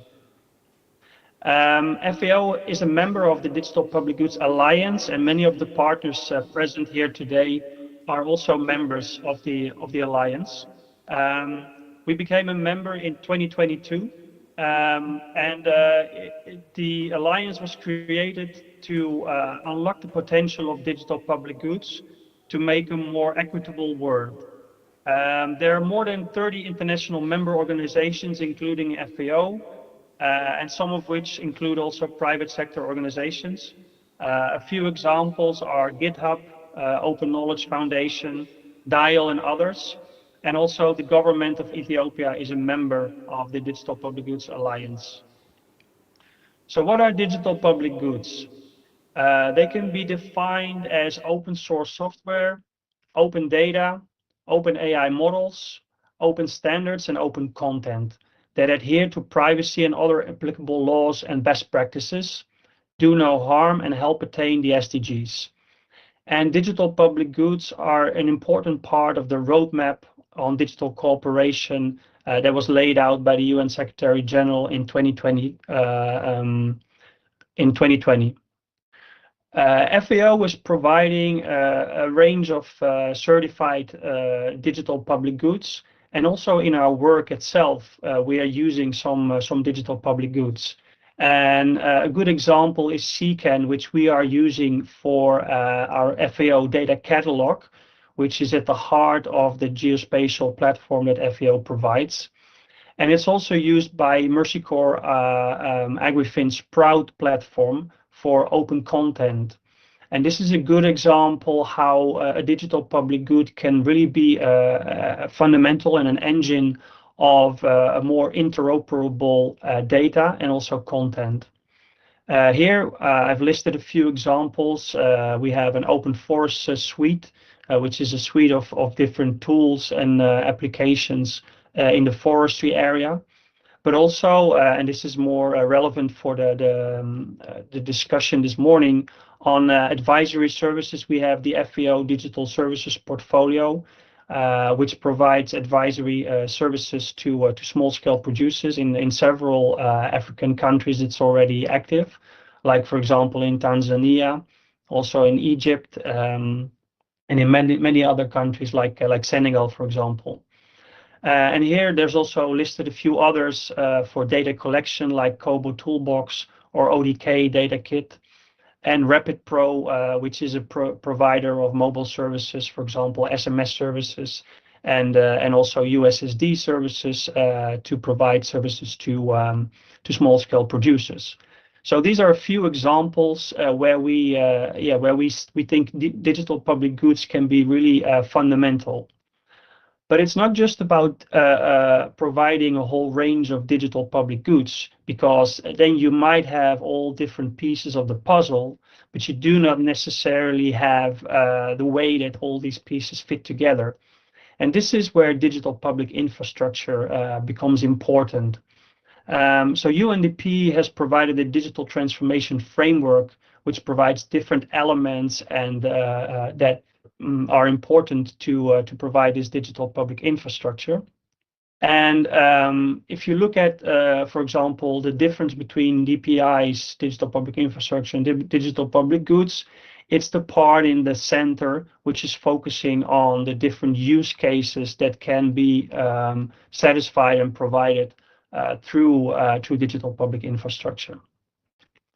So here I listed two examples. One is more focusing on farmers, and the other one is more focusing on government, where you have at the top the digital public goods that can provide core capabilities that you see listed in blue. So in the case of digital advisory or services for farmers, you have core capabilities related to identity, payments, and data transfer. And for big data and geospatial and big compute, you have also some use cases that we can provide, and we provide services to underpin these capabilities as FAO and also together with our partners. An important milestone will be the launch tomorrow of the 50 in 5 initiative, which is done by the Digital Public Goods Alliance, and we are supporting that through the work of the Alliance. And the idea there is that that 50 countries will be supported in the next 5 years to launch, scale, and to design, launch, and scale components of their digital public infrastructure. An example of where we work together is in Ethiopia. We have launched a global network of digital agriculture innovation hubs, and the network is the objective of the hub is to facilitate the mainstreaming of digital innovation in agriculture and contribute to digital transformation of agri-food systems. At the same time, they aim to increase productivity, manage climate risks, and diversify rural economies in a sustainable, economic, social, and environmental manner. As mentioned, this is active in Ethiopia and also in Dominica, Grenada, and Morocco. And in Ethiopia, the hub tries to support the digital agriculture extension advisory services roadmap, which probably you're all familiar with. For example, through the provision of interoperable open content. I will elaborate a little bit on that after that. And two key partners in this field are Digital Green and Sprout, because they Digital Green with their community videos and Sprout with the Federation of Open Content through the Sprout platform provide very good examples of how we can better make open content available. So in the roadmap, Ethiopia identified 3 different layers, and the second layer is the digital stack. And what we've seen in the past is that many of the digital services that are provided are vertical, so they are specific for a domain or specific for a country, and it's very difficult to make them scalable and interoperable to provide the highest possible impact. And this is where digital public goods and digital public infrastructure can really make a big difference. FAO participated in Ethiopia in this national stakeholder forum in March 2023, and there it became also apparent how important it is that all partners provide different building blocks, can provide different tools and products to satisfy these use cases.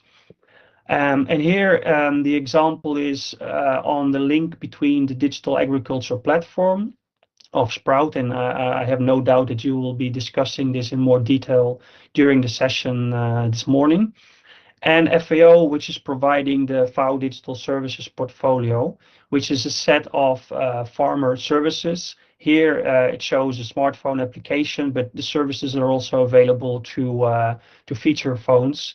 And this is because we put a lot of focus on the underlying data services on areas of weather and crop calendar, livestock advice, local market prices, and advice on nutritious food. Another initiative, which is a flagship initiative of FAO, is the Digital Villages Initiative. And it aims to promote digital transformation of villages and small towns across the world, enabling farmers to use digital technologies. It has 3 different layers. The first one, it refers to e-agriculture, which focuses on improving the productivity by using ICTs and relevant digital solutions, for example, climate smart agriculture, precision agriculture, and intelligent agriculture. The second layer focuses on digital farmer services, and I will say a few more words about that, focusing on how to enhance farmers' accessibility to different kinds of social employment, for example, digital finance, fintech, digital-based agriculture insurance schemes, and farm registries. And lastly, it refers to digital services to support rural transformation. And there you can think about ecotourism, agritourism, and also e-commerce. So for the second layer, as I mentioned, we have the FAO Digital Service portfolio, but it's not just an application as such. It's really about what's under the hood that is important for the collaboration with different partners from government, international organizations, and also private sector. So these underlying services are provided as digital public goods and can also be reused by startups, local startups, to blend them into their service offering. So here I listed a few key principles for digital rural transformation, which are the 3 Cs and the 3 S. So first of all, capacity development is really crucial at all levels, horizontally and vertically. In terms of content, the co-creation, customization, adaptation, and use, and relevance to small-scale producers is fundamental. And therefore, if we can manage to better collaborate on reusing the content that is created and contextualize it, then it can be easily also used between different domains and different countries. And as I mentioned, context is really important. There's no one-size-fits-all. It's all about locally applicable, accessible, and affordable solutions. And on the right side, you can see the 3 S's. So it needs to be simple, sustainable, and it needs to follow a systems approach that is integrated, holistic across disciplines and different sectors. So in FAO, we have our new strategic framework, and as part of this strategic framework, there's different program priority areas, and one of them is specifically about digital agriculture. And this program priority area is focusing on affordable access to digital networks and digital public goods that are paramount to unleash the potential of rural communities and reap the dividends of the digital economy, and thereby contributing to the 2030 agenda. This program priority area is focused on a set of normative aspects. I won't go into the detail, but FAO is a signatory, for example, of the Rome Call for AI Ethics. There's a lot of discussion, of course, about the use of AI also in agri-food systems. There's a huge potential, but there's also concerns about, there's also ethical concerns. And this is why FAO, together with IBM, Microsoft, and the Pontifical Academy for Life, signed the Rome Call for AI Ethics. It's based on the principles for digital development. It takes into consideration the e-agriculture strategies. FAO is very actively providing support to governments in e-agriculture strategy. And as I mentioned, it contributes to the roadmap for digital cooperation. And we have a few flagship initiatives that are underpinning this, which are, for example, the hand-in-hand geospatial platform, which is a federated platform for big data on food, agriculture, different domains related to soil, water, forestry, and other areas. And the 2 ones that I mentioned before, Digital Villages Initiative and the Digital Services Portfolio. This program priority area has several thematic components. I won't go into the detail, but just to highlight the global digital public goods, as I mentioned before, and the e-agriculture strategies, but also digital technologies for women, youth, and the vulnerable. So this is really where there's a link with advisory services, and we as FAO, we are providing these underpinning services. There's a lot of content available, data available, but it needs to be accessible by rural communities and most importantly, it needs to be useful, usable, and used by them.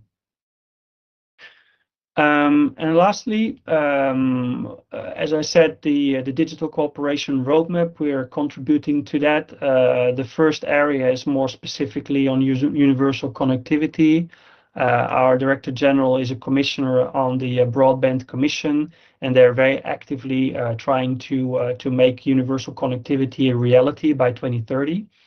And the other area, which is more on digital public goods, where we are, as mentioned, a member of the Digital Public Goods Alliance to create a more equitable world for all.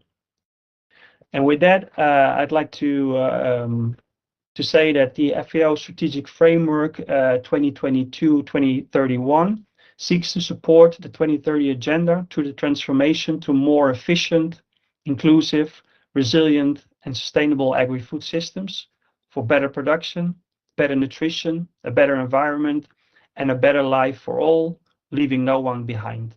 Thank you, and over to you, Elias.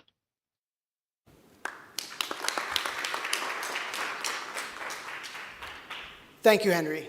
And thank you for that very detailed presentation. It really gives us an eye-opening look into how digital public goods are developed and how different partners can either leverage or build onto those digital public goods. And I know many of the individuals in the audience have found different ways to partner with one another, but hopefully we can all work towards adding on to some of the work that you're doing and many of the work that our partners in the audience are doing. So thank you again, Henry. Next, I'd like to hand over the floor to Mandla Nkomo, who is the Chief Growth Officer of EIA and the CDs. Over to you.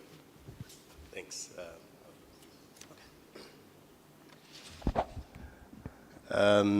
It's a good morning to all of you. I'm seeing quite a few familiar faces, which is good. It will help me relax a little bit quicker. I'm going to share a couple of slides as soon as they are put up. But I think, first of all, I want to appreciate the presentation that we've just looked at, because I think in many respects it kind of lays a very solid foundation, I think, for the conversation that we want to have today. And I think there were some buzzwords that I picked up from Henry's presentation. The first one is this whole issue of digital public infrastructure, and the fact that the content that we are keen to get into the hands of farmers needs to be readily accessible because it's a public good. And I think what he also mentioned was the issue of collaboration, which is an essential part to us doing a better job than what we have done before. I think in his introduction, Elias made a point around how we are living in a time where digital technologies are transforming pretty much every sector of society.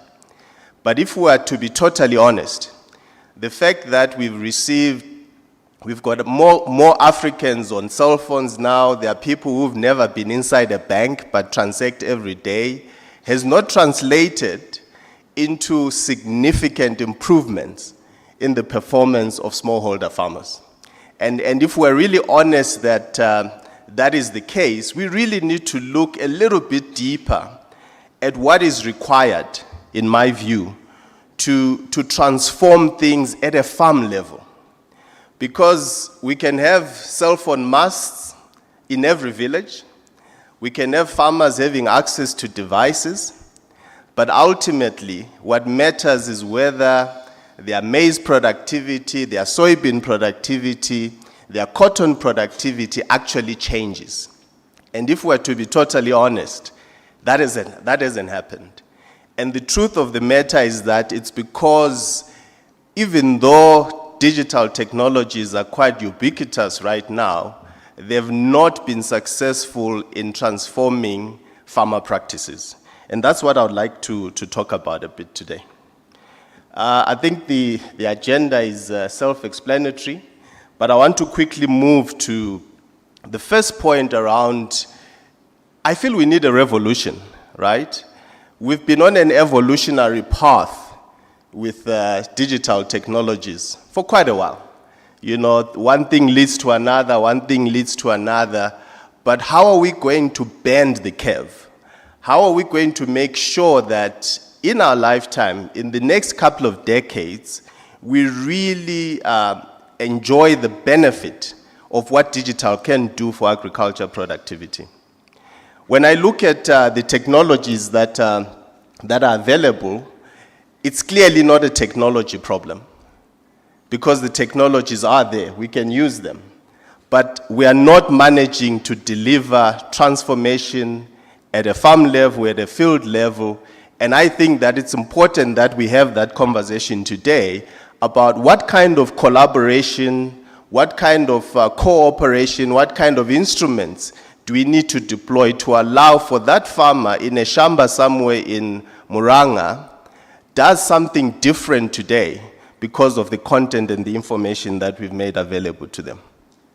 Because if you really look at it, farmers are, you know, confronted with challenges, a lot of which are outside of their control, some of which are challenges that they've inherited, some are challenges that are just a case of the world moving so fast and leaving quite a lot of them behind.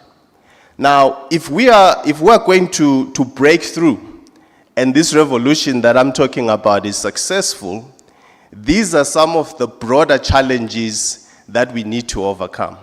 You know, the issue of access to information, the usability of that information, and our ability to track whether when information lands with farmers, it's in a format and in a manner that they can take and use, and that there's a supporting infrastructure, whether it's finance or inputs or advisory services, that will allow for extension to take place for farmers to be able to transform. Now, I often ask myself when I wake up every morning to do the work that I do, who am I working for? Whose solutions am I trying to deliver?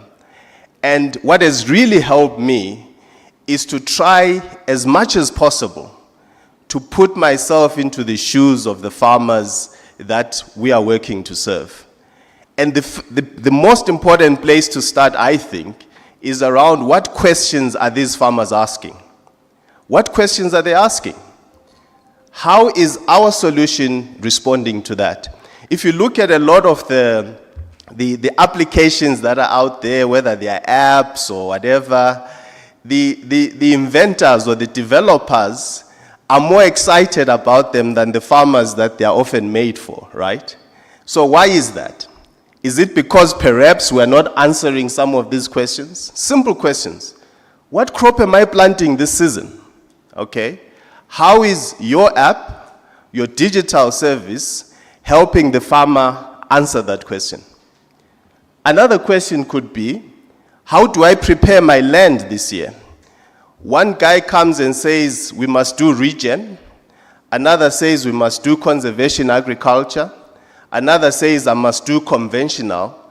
For my conditions, where I am, what is the best course of action to take in land preparation? Are we really responding to that? Are we really answering that question? Then we talk about fertilizer. You know, you've heard this before. Africa is lagging behind in the use of fertilizers, and as a result, our yields are lower than any other continent on the planet. But is it profitable? And is it the best decision from a soil health perspective for a farmer in a particular area to apply fertilizer? If it is, how much? What about the acidity of those soils? And therefore, we need to be intimate, I think, with the questions that farmers are trying to answer. There's a bit of research that's been done recently within the CG around what is really the main driver of yield gaps, particularly in sub-Saharan Africa. I think the answer will surprise a lot of you. Some of you might say, yeah, it's probably fertilizers. It's not. It's two main things. Number one, it's time of planting. Farmers are not planting on time. So we can push as much fertilizers onto them as we want, But if we're not getting the information that helps them make a planting decision, we are missing the point. Guess what the second one was? Plant population. I was in northern Ghana about 4 weeks ago, inspecting some soybean fields, and what I saw there shocked me. Next to our trial plots, where we were demonstrating different varieties, was a farmer who had also planted soybeans. And they'd used the broadcasting method for planting the soy. In 2023, I say to the team that I was with, guys, we have failed. Because if we cannot convince a farmer who's farming next to our trial plots how to plant in a straight row, how that will improve his weeding, etc., we have failed. Something is not going right. So the first submission I would like to make to you today is that if we're really going to have a transformation driven by digital, these are the questions that digital needs to answer. Because these are the questions that farmers are asking every day and are often not answering effectively. So you might say, okay, dude, we've heard your story, we hear you, you've made a case. What is the solution? I think the first thing is, part of the solution is what our colleague Henry spoke about a short while ago. It's about creating the right kind of infrastructure, making sure that this infrastructure is embedded in government systems, and it's public and it's available. But that on its own is not going to be enough. We need to create the conditions, in my view, that allow for what I'm calling a global accelerator for agronomy solutions. There are accelerators everywhere these days for every industry, and a lot of it has to do with agtech as well. But how do we accelerate farmers' uptake of agronomic solutions? I think the first thing is we need to coordinate better amongst the agronomy community, because there's too many pilots, too many legacy projects that people are married to. They're not even willing to share information about. How do we break those silos? Secondly, we need to be demand-driven. In other words, if we go back to the questions that the farmers are asking, that's where the demand is coming from. Excuse me. So we need to ask ourselves, how are our solutions responding to the demand that is expressed by the farmers? The third thing is, there's so much data now. So much data. It's sitting in many different places. Even here in Kenya, you've got the big data platform. We've now got KADB.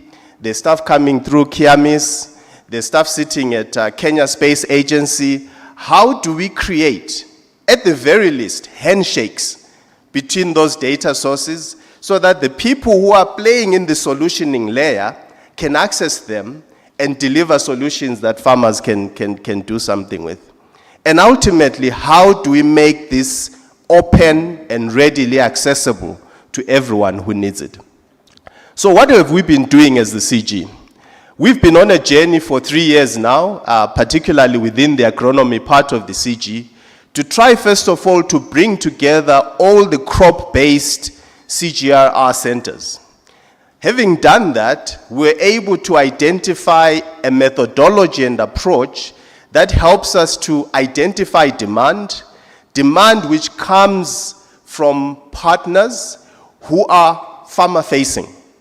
So one of the things that we do in our due diligence is to ask, is this partner actually already working with farmers?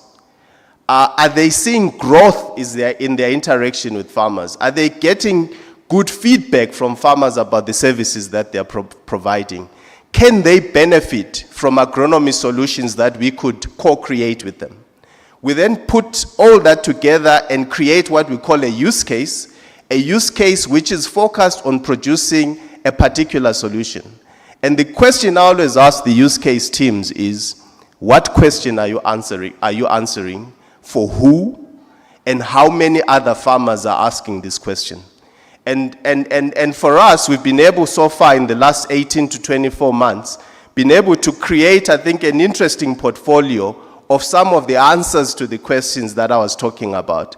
Questions around planting date advisory, site and location-specific fertilizer advisory, a variety choice maps, yield gap analysis tools, etc.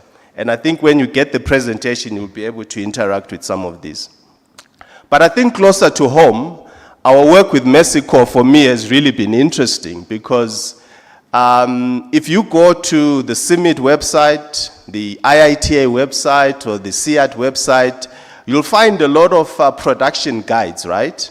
But it means the farmer needs to have access to internet, must be able to download, must be able to read in English, and go through those copious volumes of information to make a decision. Do you see why our digital solutions aren't really helping? But I think Mexico and Sprout have come up with really a unique way to say, what if we take that complicated content, break it down, and I see Kevin at the back there, he's been very essential in this work, break it down into bite-sized information available for different formats which can reach farmers through farmer-facing organizations. So we're able to assemble content for a number of crops from different CG centers, put it into a content transformation engine, which is led by our friend Kevin over there, and started to churn out really good content on potatoes, on cowpeas, on maize, on cassava, etc. But guess what? What's really exciting for me is the next version of that, where we are now going to be deploying artificial intelligence to now do the content transformation much quicker in an automated manner. That means that every piece of production guide that we can lay our hands on, which is machine readable, we would be able to convert into short messages that farmers can do something with. For me, I think that's really, really awesome. And if this can be available on demand for farmers, I think the revolution would start to get a few legs. There's also an opportunity that we're working on in Southern Africa, particularly with soybean farmers and also in Northern Ghana. And here what we are trying to do is, I come from the NGO world. I've worked for NGOs for over 2 decades. And I'll have to confess that when you win a proposal, the first thing you do is you get the nearest available piece of agronomy advice, and your guys go to the field and start training. And actually, we are more interested in whether the farmers have signed attendance or not. We never really stop to think about the content.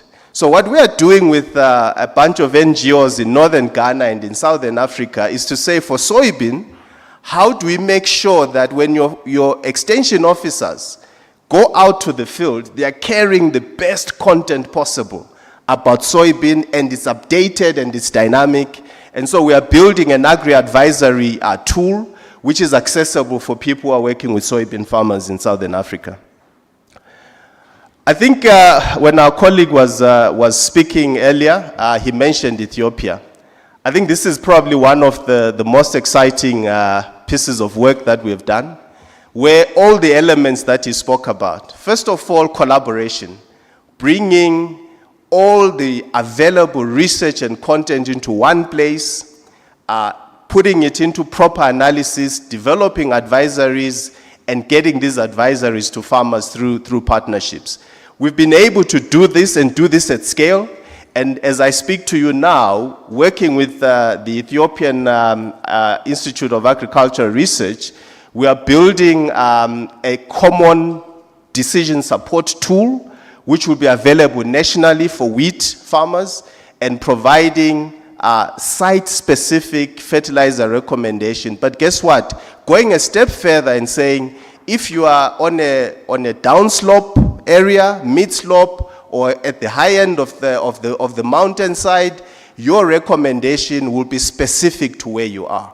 And I think you're starting to see game-changing results with farmers getting 20-30% more yields because of the advisory that we're providing. So I think what I'm really saying is that this accelerator, this revolution that I'm talking about, is really only possible if we can harness all our collective strengths, identify what the farmer needs really are, and become obsessed and passionate about responding to those needs. We've done our bit, and we think that a lot of you in the room here, together with our colleagues at Mexico and AgriFin and Sprout, we can start to chip away at this impenetrable wall that is stopping farmers from getting actionable insights they can do something with when we use digital tools. So I think, to summarize and to close, to succeed, we'll need to collaborate. We'll need to be demand-driven, and the solutions might make sense for where the farmer is. I think the time for general advisory is probably gone, because the complexity of what farmers are facing is much greater now than it has ever been. So we need to be informed by farmer needs, and I believe that we'll be able to crack this wall and hopefully, deliver a real transformation in agricultural practices of smallholder farmers using digital. Thank you so much for your time.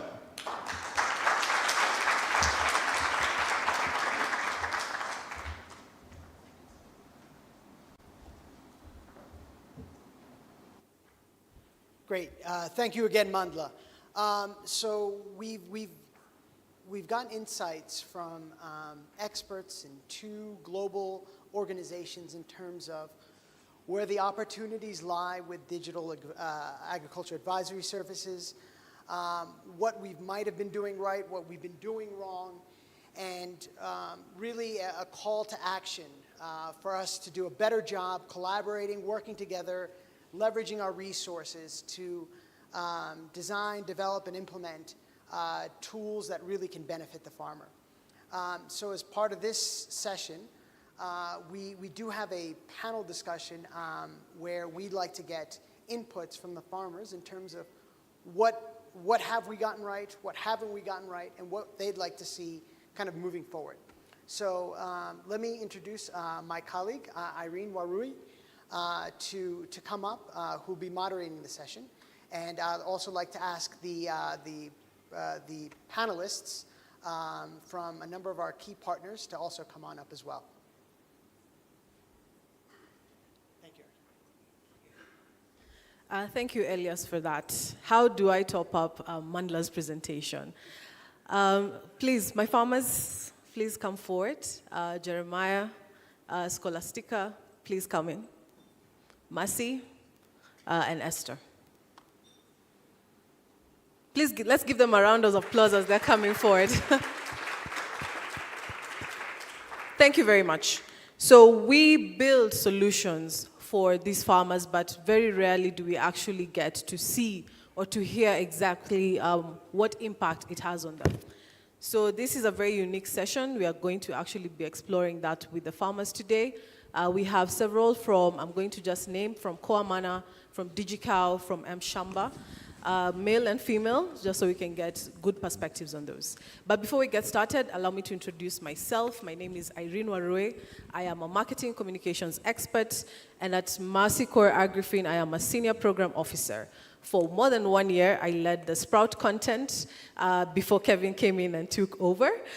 So I do have a lot of experience developing content for low to middle income earners, some of who, of course, include farmers. So I want the farmers to introduce themselves. I'm going to sit right here next to you guys. Please tell us your name, what you farm, and any kind of digital advisory services that you have utilized. Marcy, I'll start with you. Good morning. Good morning. Good morning. My name is Amase Mwangi from Nyeri County, dairy farmer, small-scale farming. Please remember that we are all here to learn from you. Be confident. Thank you. Marcy? Esther. Morning, everyone. I'm Esther Kinyanjui from Nyandarua County. A small-scale farmer. I do farm potato and cabbages. Thank you. James? Morning, everyone. My name is James Gitau from Nyandarua County, a farmer service provider, and entrepreneur. Okay, thank you. Scholastica? Hello. I'm Scholastica Kanini, a small-scale farmer in groups. We farm, we keep poultry as business. Yeah. Indigenous poultry and local poultry from Ukambani. We are here to request to be assisted, the small-scale farmers to be assisted for farming. Yeah, to strengthen our farming. Okay. Thank you very much, Scholastica. We'll go deeper into that in a short while. Hilary? Yes, my name's Hilary Kipngano. We can't hear you, just close. My name is Hilary Kipngano, a trainer working with DigiCow Africa. I'm here to at least explain to you how DigiCow Africa is trying to address part of the challenges that our farmers are facing. Thank you. Thank you, Hilary. Good morning. I'm Jeremiah Katulu from Machakos County, Yata Plateau, a mixed farmer. We do poultry and also keep livestock. I also participate in weather advisory so that we advise the farmers, and we also participate in M-Shamba digital platform. Thank you, Jeremiah. Don't return the microphone. I'll start with you. So you've mentioned that you get weather advisory services through a service like M-Shamba. How do you receive those? Do you receive those either digitally or in person? And how do you communicate that to the farmers within your farmer group? Thank you. When we go for PSP, that is participatory scenario planning in the meteorological department, we get the advisory from the Kenya Meteorological Department, and being a participant plus others, we share that information to the farmers through WhatsApp. For those, most of the farmers have smartphones, and so they can access that information. And we also do the advisory on the types of seeds, because when we get the weather, we categorize the areas and the amount of rain that they can get during the season. Like, for example, we have this OND, that is October, November, December season. And as we had received the information that there will be El Nino, and it turned out that we are going to have rains above average. And we have that information, so we advise the farmers the type of seeds that they can plant in particular areas. There are areas that will receive different amounts of rain. And so different types of, different varieties of seeds will do well in different areas and with different amounts of rain. And so we advise that through mainly the WhatsApp. The M-Shamba comes mainly when we do the marketing, because when we do the farming, we do it in groups. We have common interest groups with value chains like poultry, peas, green grams, and cattle, that is dairy. And when we are in groups, if we want to market our product, especially after we have harvested, like green grams, through our office bearers, we send through M-Shamba platform that we want to sell our green grams at a particular price. And whoever that is the buyer, if they see the information, they can now link with us, and we communicate so that they know how much we have, what price we have, we want to sell, at what price we want to sell, and then if we link, then we can aggregate our produce, because we are small-scale farmers. We don't produce a lot, but we can aggregate, and the buyer can collect in bulk from a central point where we have aggregated. Can I ask where you get your weather information from, and how do you know to trust it, or what's the accuracy for that?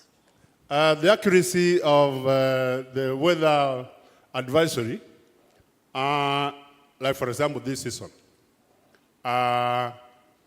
it was shaky at the beginning, but normally we receive the information from what the Met personnel have collected from their gadgets. And normally they will give us what they have observed.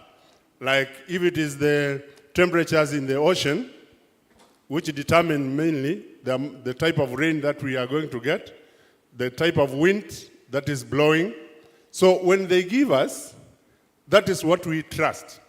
But there are also the natural trends. If the tides in the ocean change, then they cannot change it. If they had told us the information. So normally the advisory that we give from the officers is that this is what is expected. But when you are growing, mix your variety. There could be changes. Okay, thank you very much, Jeremiah. He has a wealth of information behind that. But just coming into the marketplace and market linkage service, I'm going to hand over to James for a bit. So you get your market information from the Amana market, is that correct? And how do you know if that is accurate, or how has it helped you in your day-to-day farming? Okay, thank you. Also, I said I'm a farmer service center, and I work with the Amana market as a financial institution to my farmers. And due to this climate change, Amana came with a weather information platform, which reads farmers when, as my friend has said, which reads my farmers when to rain, when to plant, and when to yield. In this time, whether everybody is aware whether have changed. Rain patterns have changed already. So when the Amana market came with this information, weather platform, we are fairly helped by it, because we plant at we yield. We plant the time we prepare farmers prepare their rods in the time needed, and they are aware when the rain will fall. Then when the yield is in farm, they yield. Okay, so the Amana app gives you weather information, and they also add something on top. They tell you when to plant. So this is the time it's going to rain. This is what you should plant at this time. This is when it's going to be sunny. This is when you should do your weeding, for instance. Yes. Also, me as an FSC, I help farmers to form their business plan to show the farmer all the agriculture practice needed for the plant to grow, or the cost of production, the money needed. And Amana is a financial institution helping farmers to, when buyers are buying, farmers their produce are paid in cash on gate price. First of all, when a buyer is going to buy either maize, beans, or anything from farmer, the trader is get finance from Coamana. Then the money is paid to the farmer who is to produce the product. So the buyer do not carry the money.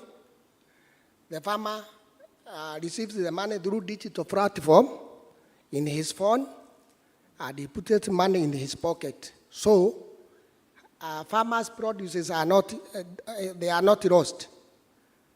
Farmers always, they are putting money in their in their pocket, and they are going well. Before, farmers, traders were going and buy their produces and carry without paying. But Coamana have helped farmers in a great way. The Coamana is moving very fast and missing many farmers to put money in their pockets. Okay. And they are good in that. Thank you, James. So what I'm hearing is Coamana gives weather information, gives crop advisory, and gives access to the markets. Good job to Coamana. Shortly, you're going to be able to interact with the Coamana representative who's here with us today as well, and you'll be able to explore more on that. Maybe moving on to Esther, because I know you also farm in the same area. We've had very good things about the service that you're receiving advisories on.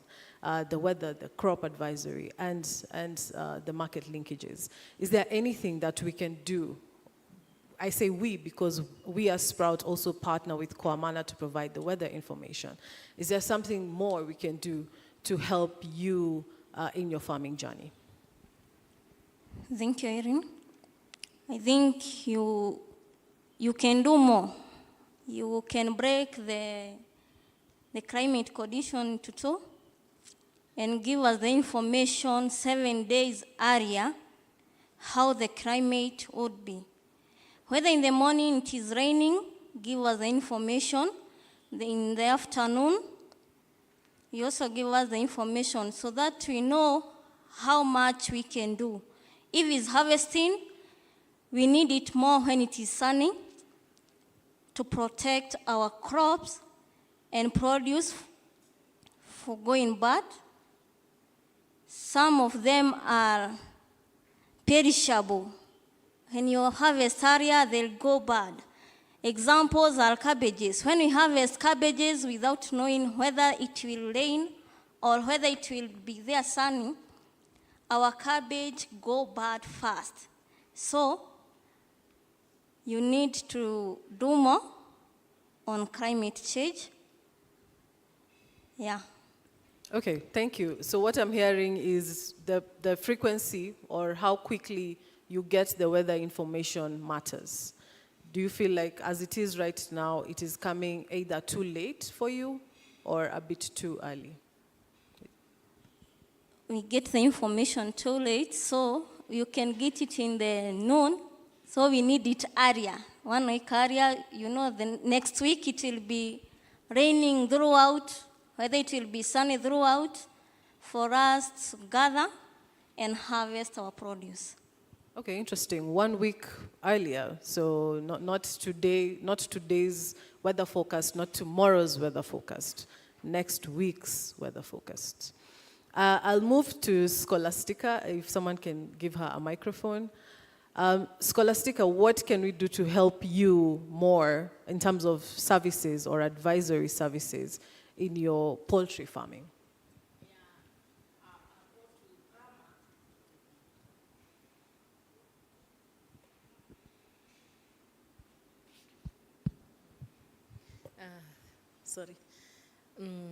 A poultry farmer needs finance for feeds. Feeds go higher prices than it was before. So if we can be assisted by with some finances, even if it is a loan, we can do better, more better.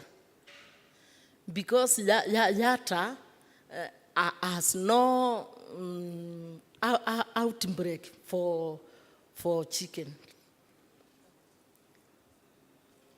They are good. From chick to layers, they can be better. And now let me ask, if we get you access, I'm speaking it's not set in stone. If we give you access to these loan facilities, what or how would you put that to use in your farm? Pardon? If we give you a loan right now, Yeah. how would you utilize that money in your farm? Because we keep poultry as groups, and we have formed symbiosis. That is 140 groups, 220 groups. We can buy feeds for 2 months. That is chicks. Then 2 months again for 4 months. Then we sell. Okay, so that's for broiler chicken. Yeah. Is that correct? Yeah. So the way you would use that money is to purchase more feeds so that you can be able to grow the chicken and then be able to sell that. Yeah. All right. Thank you very much, Scholastica. I'll move on to Hilary. And Hilary has a very interesting background because he's a farm tech and he's a trainer for farmers in the field. So Hilary, how can we help you, or how can services help you do your job better? Okay, thank you.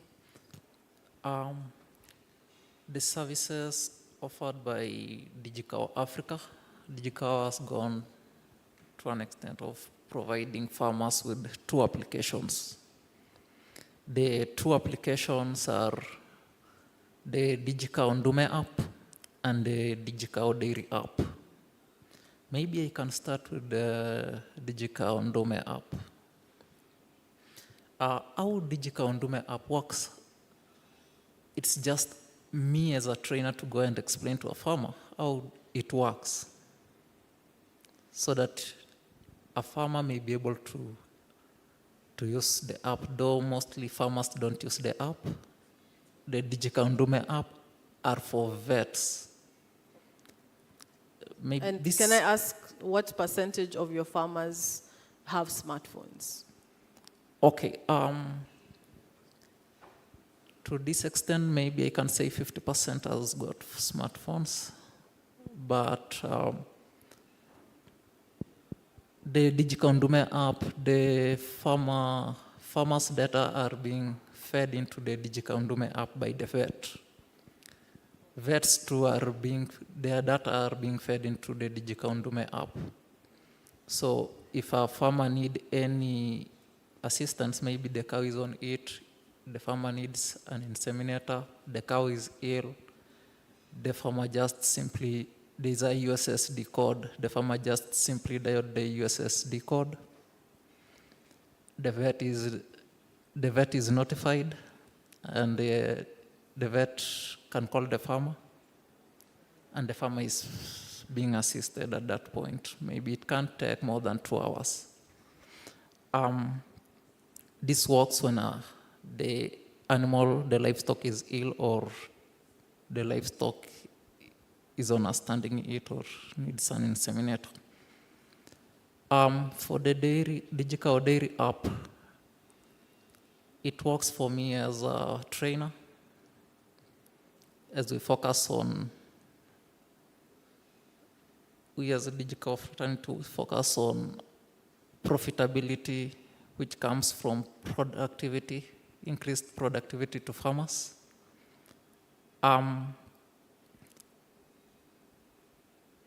We go to field, we train farmers. There are information at the DigiCow dairy app, which is accessible at the Google Play Store. It's free of charge. The information are available at the training part. The farmer can access them. My role is just to go to the farmers.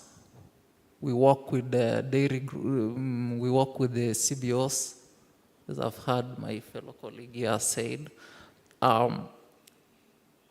Farmer groups. We train them. We participate in engagement discussions. We gather their challenges. We offer them advisories. All those advisories are available at the DigiCow Dairy app. The information are like what the information covers, part of the challenges I've had. One of the bosses has mentioned there. The challenges are like what to plant, what type of fodder the farmer needs. As we focus on production, we need to feed our cattle with high-yielding feeds. So all that information are available at our DigiCow Dairy app. Okay, Hilary, can I ask yes. a question? Yes. So how frequently, because you say the information is available on the app, and the problem is accessibility to smartphones for these farmers, which is where you come in. How much work do you have to do to explain what is on the app to the farmer, and how can we make that process a bit easier in terms of service? Okay, maybe you can come up with your question again, Madam Irene. I can come again? Yes. Yeah, I'm asking, so you say that all this information is available on the app. How much work is it for you to translate what is on the app to the farmer? And is there a way that the farmer can go home with this information, maybe in a physical way, rather than just listening to you and then going back to the farm and trying to remember what you had actually communicated? Okay, thank you. The information in the DigiCow Dairy app has been broken down further to the vernacular languages the farmer can understand. There are audio available in each particular training, so farmers with smartphone can access them. While training is going on, we train them. Then we use some speakers, Bluetooth speakers. We let them hear what is inside. As I have said, the information has been broken down into the vernacular languages the farmer can understand easily. So you have a mix of both the app in terms of information and audio recordings. Yeah, sure. What languages is the app in, and what language is the audios, or are the audios in? Okay, the information in the app is in English, but the audio is available depending on the regions. Maybe a farmer in Kiambu, depending on which language the farmer understands. For me, I'm from Kericho County. My farmers there in Kericho County are mostly speaking in Kalenjin. So the audio has already been broken down into Kalenjin, depending on the region. Yeah, thank you. All right, thank you so much, Hilary. And in conclusion, I'm going to come back to Mercy. Mercy, I've heard very good things about the DigiCow app from Hilary. He's clearly a very good ambassador for DigiCow. What can we do to improve that service for you? How can we make your farming or your dairy farming better? In DigiCow. Okay. Okay, I'm Mercy. I said I'm a farmer and also a DigiCow trainer training farmers. Number one, we are training about fodder establishment to farmers and also in my farm. For now, we have only the ordinary Napier, which is everywhere, in every shamba. But the training farmers, we are training them to plant protein fodder. E.g. Super Napier, sugar grass, super K vines, desmodium, lucerne, all that. But to get these plants is very costly, and even the farmers can't afford. Like now we are training on sugar grass, 1 kg, almost 850 per kg. If we met the farmers, they ask a small amount, whether they can get small amount so that they can try. Okay, so it's not the quality of the product, it's the amount of money that they need to pay. The amount of money and also the product in small quantities. Okay, interesting. Yeah, I'm going to open the floor to the audience. Please feel free to, does anybody have a question for the farmers? Please feel free.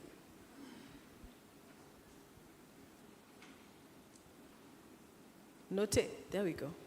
Can we get a microphone there?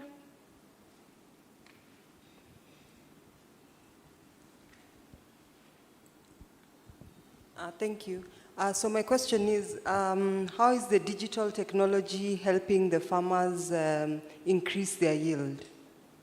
Is there impact in the advisories that you get, whether it's weather, whether it's agronomic? Are you having any increase in your yield? Thank you. Are you seeing any improvement in your farming with the services? Yes, for my farm, since I started training, and I was trained by DigiCow, I have seen improvement. For keeping silage, even now, I've already kept silage, but the molasses is too high. You can find my farm, I have Napier, or even maize, or super Napier, but buying the molasses is too high. Okay. Esther? Have you seen any improvement in your farming after using the digital services? There is some of improvements we get from digital. They give us the advice to the qualities, the varieties you need to use to improve your production, and how you could control the pest and the weed to improve your production also. Yeah. All right, thank you. James, any improvement on your side? Okay, for that question in crops, as an FSC, my work is to reduce the cost of production so that the farmer can get more money in his pocket. So, and improves the productivity, doing all the agriculture practices when constructing the business plan.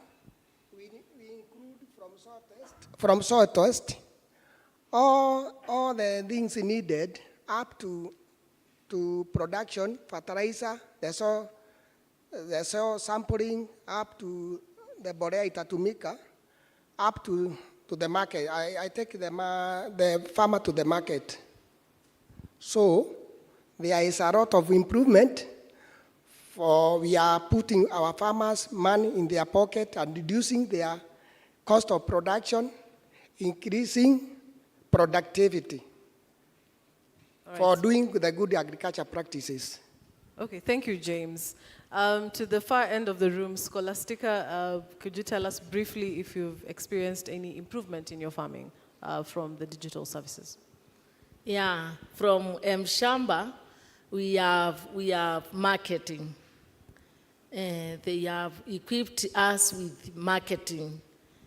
If my chicks or my members of the group have chicks of 1 month, mshamba wanatutafutia market. Tunauza. They help you look for the market. We sell on the spot. The farmer is given the money on the spot. Okay, that's good. Yeah. Jeremiah, anything from you? Any improvement either in your farming or in your community of farmers when it comes to digital services?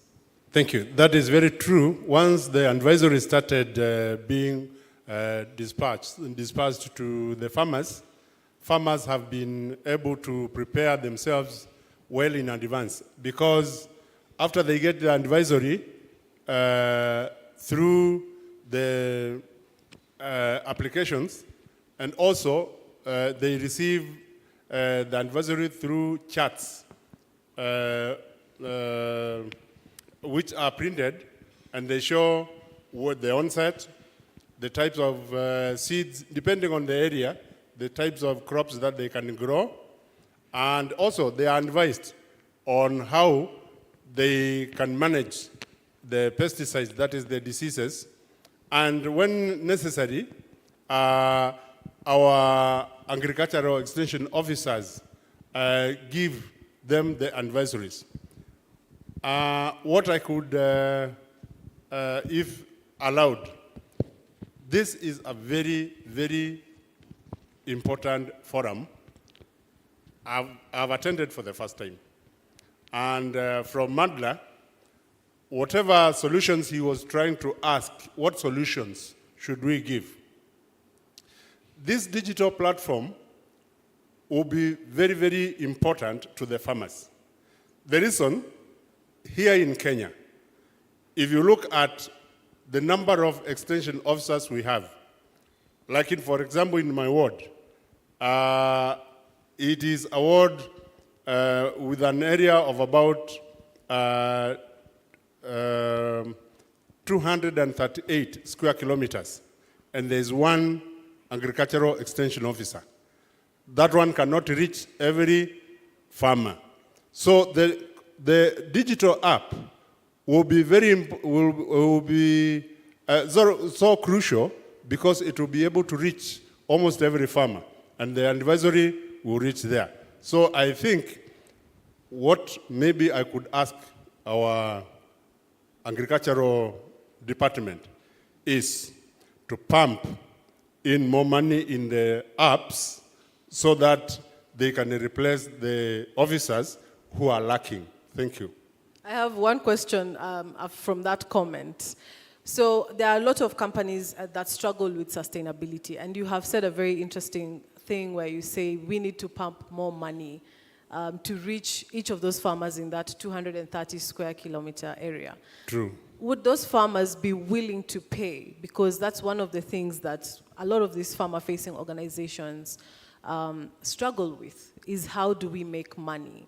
Do you currently pay for any of these services? And if you are asked to pay, is that something, after you have seen value, because I believe you've said you've seen improvements, would you be willing to pay for that service? I'm very sure, once the farmers, because they have seen the improvement, if the subscription in the apps could be subsidized or brought so that the farmers can afford, I'm sure they will be very willing to subscribe and be able to get the advisory. Because most of them have platforms, that is, have smartphones, and they can reach, they can access the advisory anytime. And I'm sure if the subscription is affordable, they will be very willing to get. I do subscribe in various apps. We have KOP, we have Caro, and others. So I'm sure for the farming, because it is crucial, every day I eat, and I eat from the shamba. If I can manage what I get from my shamba, I will not lack food. Thank you. Okay, thank you. Calvin's from Mshamba, I hope you've paid attention to that. Yes, we have we have 5 questions. I saw his hand first, so we'll start there. Microphone, please. Please, go ahead. Thank you very much. Good afternoon, everyone. Afternoon. My name is Ronald Dianga, and I work at Tomorrow Now. It's quite exciting, I think, to see the representation of our farmers, and I think the comments that are coming are really interesting. So at Tomorrow Now, we're a climate tech organization, non-profit, that is working to bring the power of next generation weather intelligence and crop insights to farmers as such that are seated here today. And my question is just following up on what Jeremiah and Esther spoke about, and I think you've also asked the question if farmers are willing to pay.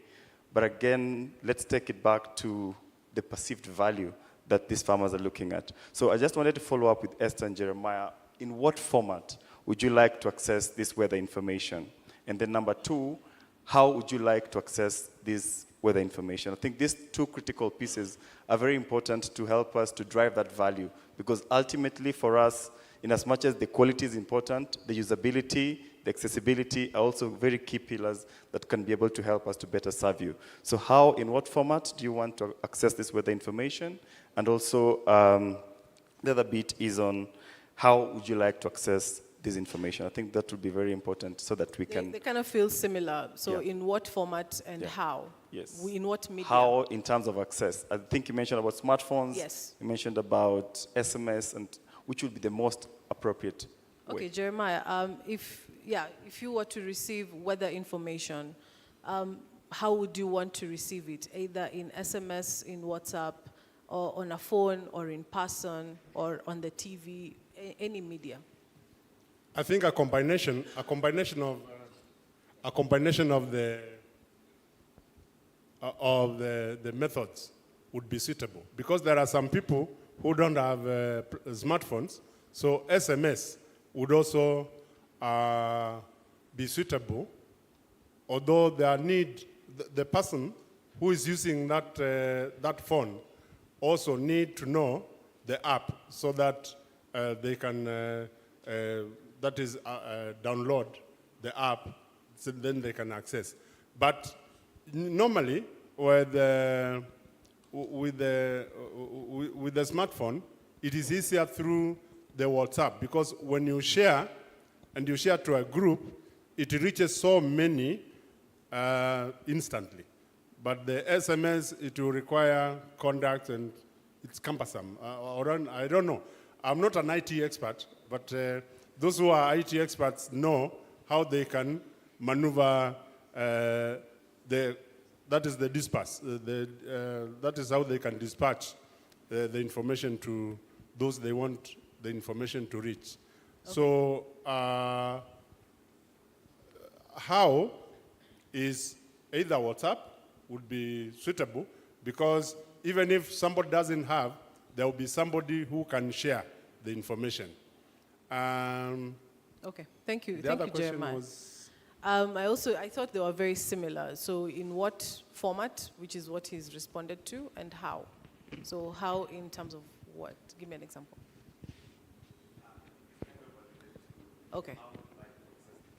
Okay. WhatsApp or SMS. Okay. You wanted Esther's opinion as well? Esther, how do you like to receive weather information? In addition, let's use the two methods, WhatsApp and SMSing, because some of the farmers, they don't know how to access the smartphone, so let it be most for the digitalized to WhatsApp, and the others SMSing. Thank you. Thank you. I'm sorry, I'm going to have to close the session here. I'm told we are pressed for time. Back to Elias. Thank you, everybody, for being here. You've given us a lot of insights. And a special thank you to DigiCow, Mshamba, and Kwamana. Great. Thank you, everyone. I would have loved to have them up a bit longer, and if you have the opportunity, either during the marketplace or during lunch, please feel free to engage with the farmer panelists. I had the opportunity to speak with them last night. A lot of rich and encouraging information and insight that, unfortunately, we kind of overlook from time to time being in the office. So please take the opportunity and reach out. So we've now, again, we've had insights from Mandla, Henry. We've had some inputs from the farmers in terms of what's working, what's not working, what could be done better. So I'd like to hand the floor to Farhana Jalaluddin to lead the expert panel to get insights from our wide range of partners in terms of what they're doing to meet the farmers' demands, and also get insight in terms of, you know, how are they ensuring their platform sustainability, reaching farmers, and driving innovation. So, Farhana.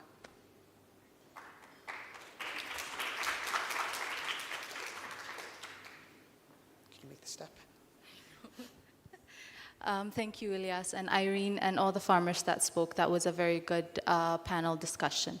Following that, as Ilyas said, we would like to learn a bit more from the experts that work in the advisory arena and how they're working, what kind of services are they providing in the advisory session or advisory work that they're doing. So I would like to call on the panelists to come and join me on stage. Can we have you guys here, please?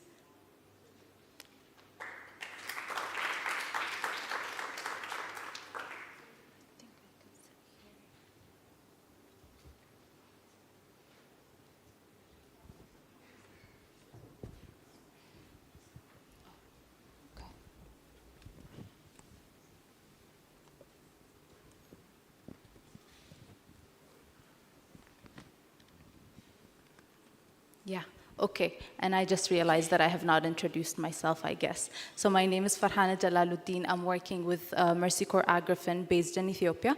So I'm a program engagement consultant where I'm supporting or helping the identifying partners and working with the partners to lead or support the engagements that we're doing in Ethiopia as well.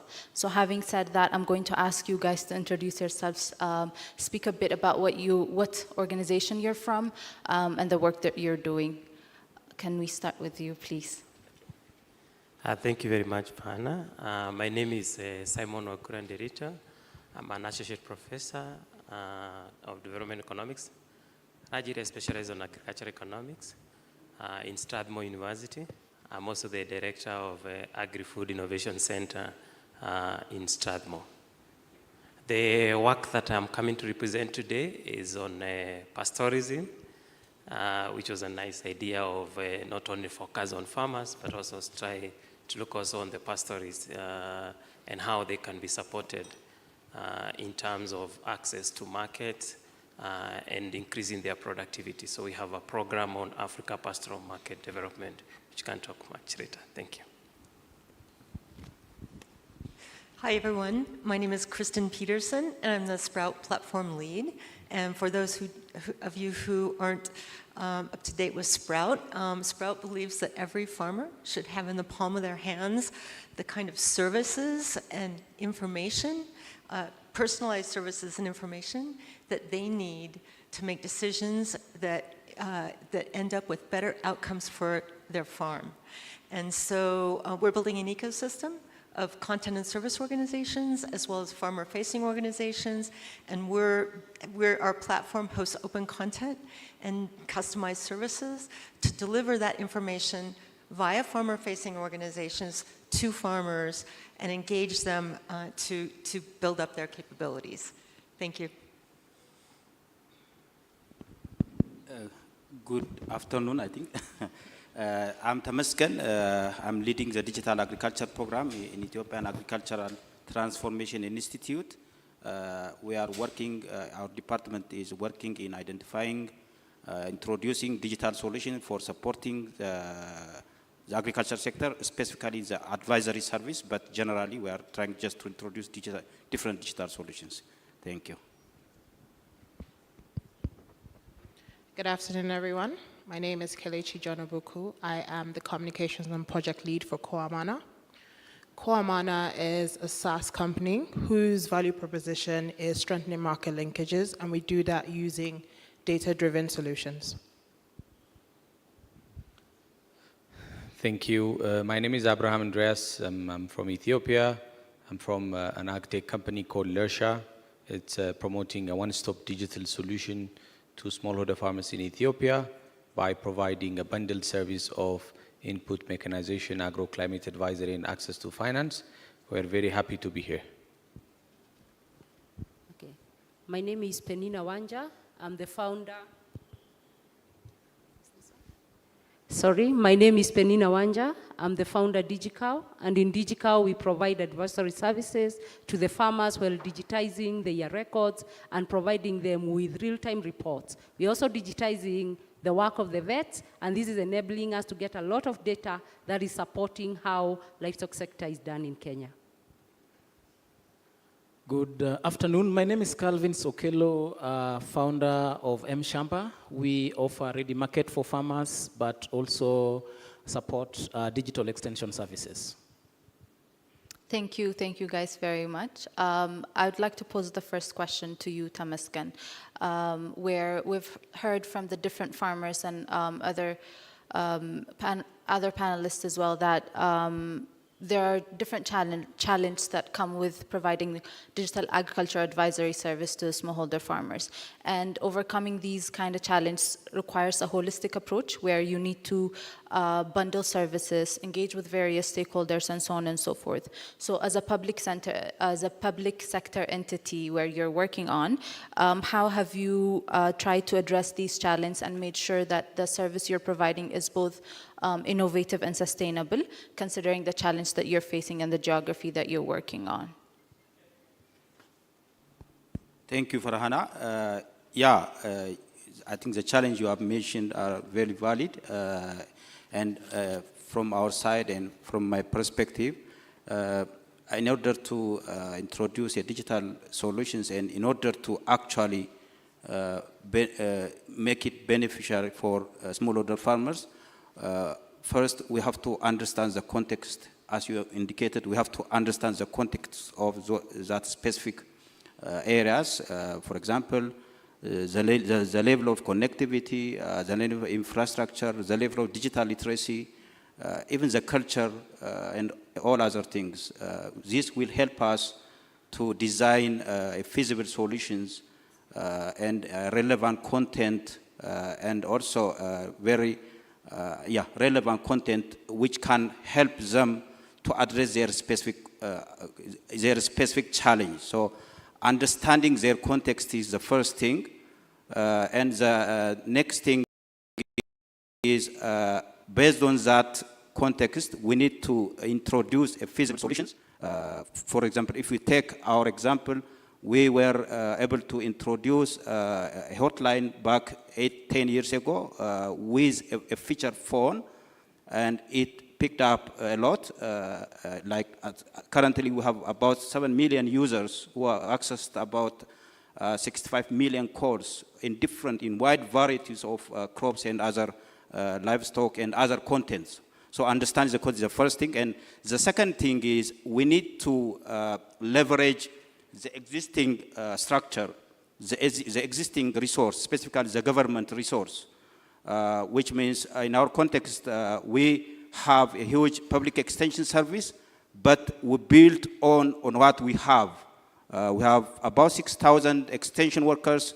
We have a good mechanism for generating a content, extension service, content at the federal level.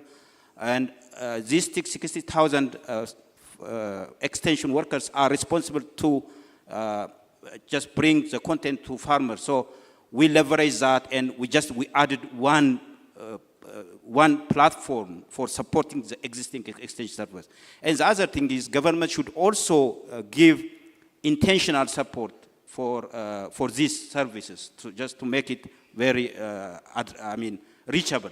For example, Ethio Telecom, which is a development wing of the government, has allowed farmers to access the content for free, which also helps us to get or to reach or to make it reachable, the content to farmers. The other thing is collaboration and coordination is very important.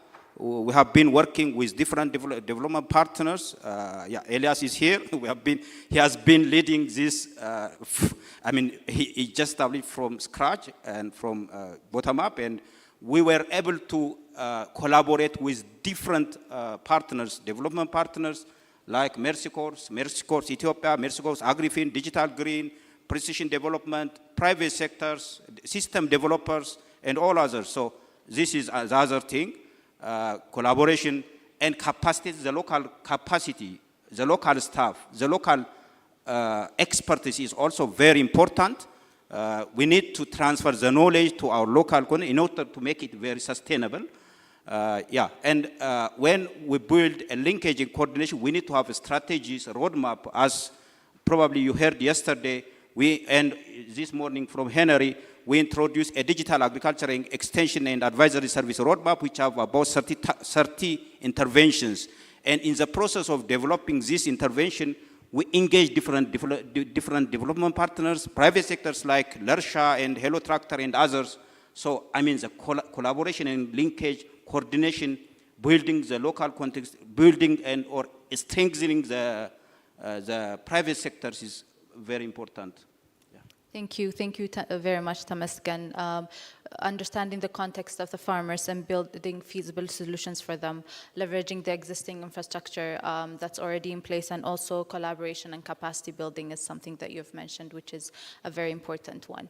I would like to pose the same question to the private sectors, Kwamana, DG Cow, Calvin's, Abraham, and also Kristen, on how have the services that how have your organization implemented digital advisory service to ensure they're both innovative and sustainable, and how is the service that you're providing different from the public institution services?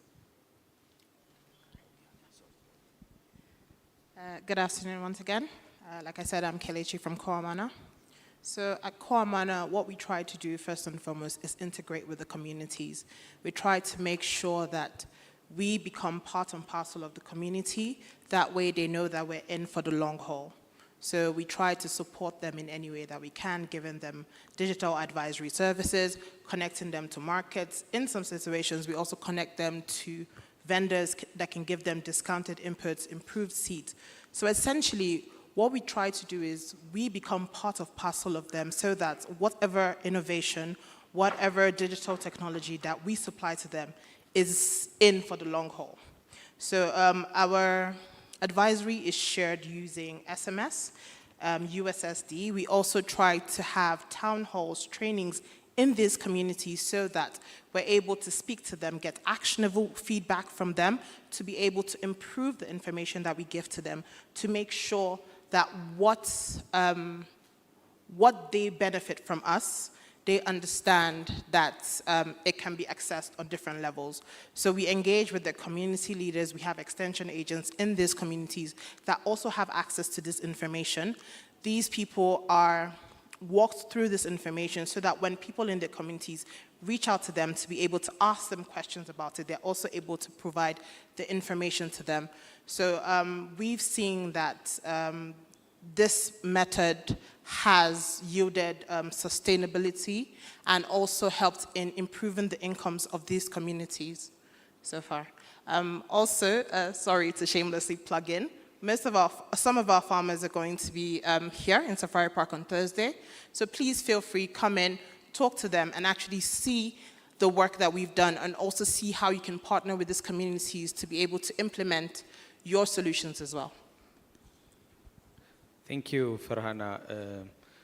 I think regarding the innovation and sustainability of the model, Lersha is trying to implement a combination of this digital agriculture advisory service by implementing a phygital model.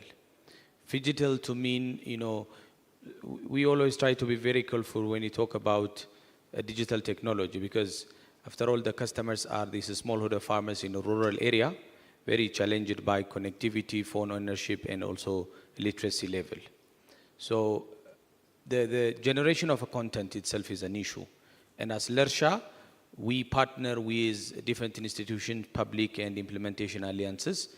And for example, for agroclimate advisory and fertilizer recommendation, we work with the International Wheat and Maize Improvement Center and with the Alliance Biodiversity, where the dissemination is through a mobile application.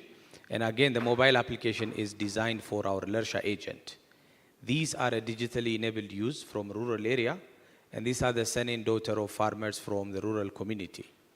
Digital innovation requires trust, so that farmers are using this information for a decision making. And I think that is one part of the innovation model. And then Mandela was earlier talking about productivity. And also we want to take it one more step. That's improvement of income at a farmer level. I think that made us sustainable. And the advisory is always an initiation of demand toward this input, mechanization, or access to finance. So we promote a one-stop digital solution, and the model that we follow is a bundling model, where we don't charge farmer for the advisory, rather the business model earn a commission model from the usage of either input, mechanization, or agroclimate advisory. Okay. What Digicow has done is to be very innovative when we are designing our products. And in this, we take into consideration the end users, who are mainly the farmers. And when we are delivering the extension services, we become very mindful of the social norms. And this has created a sense of belonging by the farmers, trusting us more. When we are providing the extension, we do not just do it. We use data, and we provide information just when the farmer needs it. Providing information is not just enough. There are some farmers who need a bit more of assistance, and that is why we have trainers like Hillary, who actually sits with the farmers and enables them to consume the information, implement, and get actual adoption and impact. And when we are working with these trainers, they are able to aggregate demand from the farmers, and eventually they grow themselves to the level of becoming input distributors. Lastly, we work with multiple partners, and so we have made it an effort to understand our partners, their pain points, and the value they will find in the different areas within our digital technology, and this has enabled them to actually make actual purchases, making our company sustainable. There was a second part where, how are we different from the public sector? We are different, one, because maybe we are young, but we are very agile.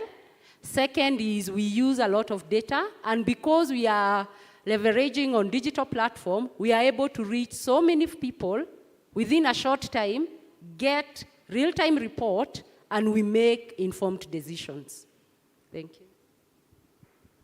Yes, in addition to what my colleagues in the private sector have mentioned, at Mshamba, we have an interesting way also of ensuring that our solution is sustainable. First, our model is centered around farmer common interest groups, which are comprised of the smallholder farmers. And we also ensure that in the leadership or the organizational development of those groups, women are also, at the center of leadership and decision making. But apart from the multi-channel solutions that we offer to our farmers, we have voice, we have a call center, we have SMS, USSD. These are usually, we look at them as more as incentives, because where we get our money is through the market linkage, where we do margins by linking farmers to markets. So these incentives are enough motivation for these farmers to continue working with us and exploring more on our solutions. But again, when it comes to us as an organization, when it comes to our sustainability model as an organization, we keep on exploring partnerships. So we work mostly with the public sector because our call center is not a physical call center, it's a virtual call center whereby when farmers make a call, they interact with officers on the ground who are either government officers or some of our representatives or other partners, because we also work with NGOs. So our focus when it comes to sustainability is also when it comes to sustainable partnerships that we can develop and create and work together with other players. Thank you. Thank you very much. That's very useful to know. I'm going to come to you, Professor Simon, with a somewhat similar but also a different question. Working in the pastoralist sector and based on the vast experience that you have, we'd like to learn a bit more about what kind of advisory service do pastoralists need, what kind of content fits them well, and also in terms of how can it be innovative and more sustainable to provide advisory to pastoralists. Okay, thank you very much, Fanen, and good afternoon, everyone. So when you work with pastoralists, so the first question we have been asking ourselves is, why have they been marginalized for too long? So that's the first question we try to ask ourselves. And a lot of resources have been invested, largely humanitarian and not much to show. If the last drought is anything to go by, that they lost half of their herd from the drought. So then now we ask ourselves, how do you reach? These regions are vast. They're also hardship areas. I mean, they are arid and semi-arid. So by their nature, even in a normal year, they still have a dry spell. So the model now we have chosen is we get the private sector so to come in and do integrate backwards. Okay, so here the private sector, if you want to organize the meat sector, you organize it from the person who is the off-taker. So we get the off-taker, so we are doing this in Ethiopia and here in Kenya.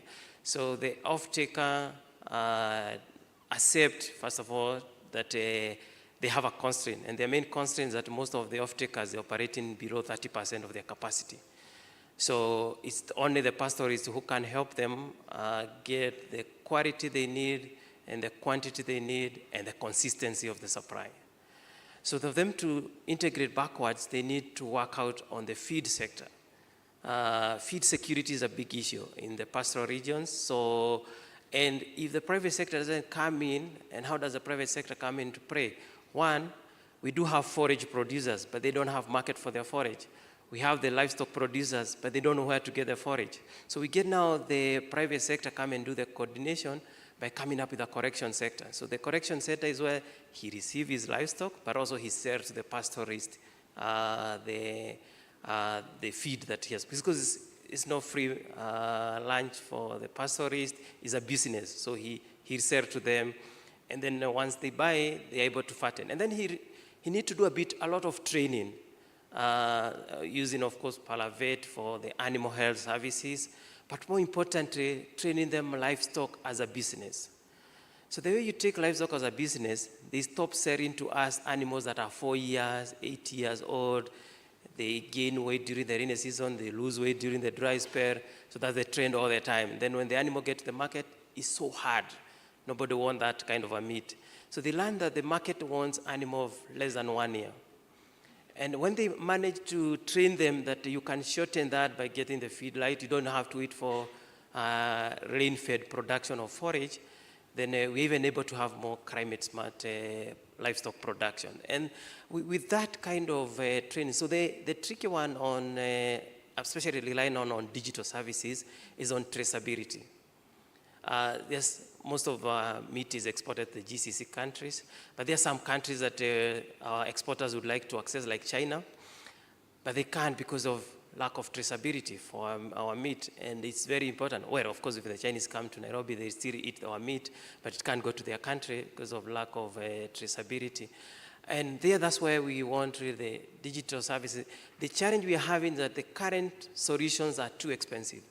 Pastoralists don't see them making sense, the money that they're supposed to pay. But traceability is important. So that's a future solutions driven by the digital world that can really support the sector. Thank you. Thank you. Thank you very much, Professor. The other question I would like to pose is for the private sectors. I would like to learn a bit more on, including Tamaskan as well, on how this digital advisory service has positively impacted the farmers that you're working with, and how do you provide this? Can you provide us some examples of the impacts that have been created?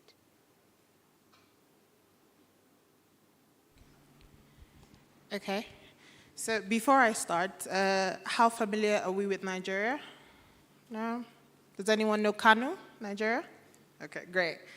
So last month, me and my team were in Kanu, and we had the opportunity to meet the people that had been receiving our advisory services. And there's one person that stood out to me. Her name is Hajia Ramatu. Funny enough, we barely understood each other because I mostly speak English and she speaks Hausa, but there was someone to translate our conversation. And in that conversation, she told me about how last year, because of the floods in Nigeria, she could not deliver her goods down south. So in transit, the goods spoiled, and because of that, she lost a huge portion of her capital. But after that, she started working with Koamana, and one of the things we do is trade financing as well as advisory services. So imagine a situation where you've lost your capital, and that was as a result of the floods. And now you've been able to access a service that gives you weather advisory that tells you in advance it's going to rain, it's going to be sunny, to enable you to plan your logistics.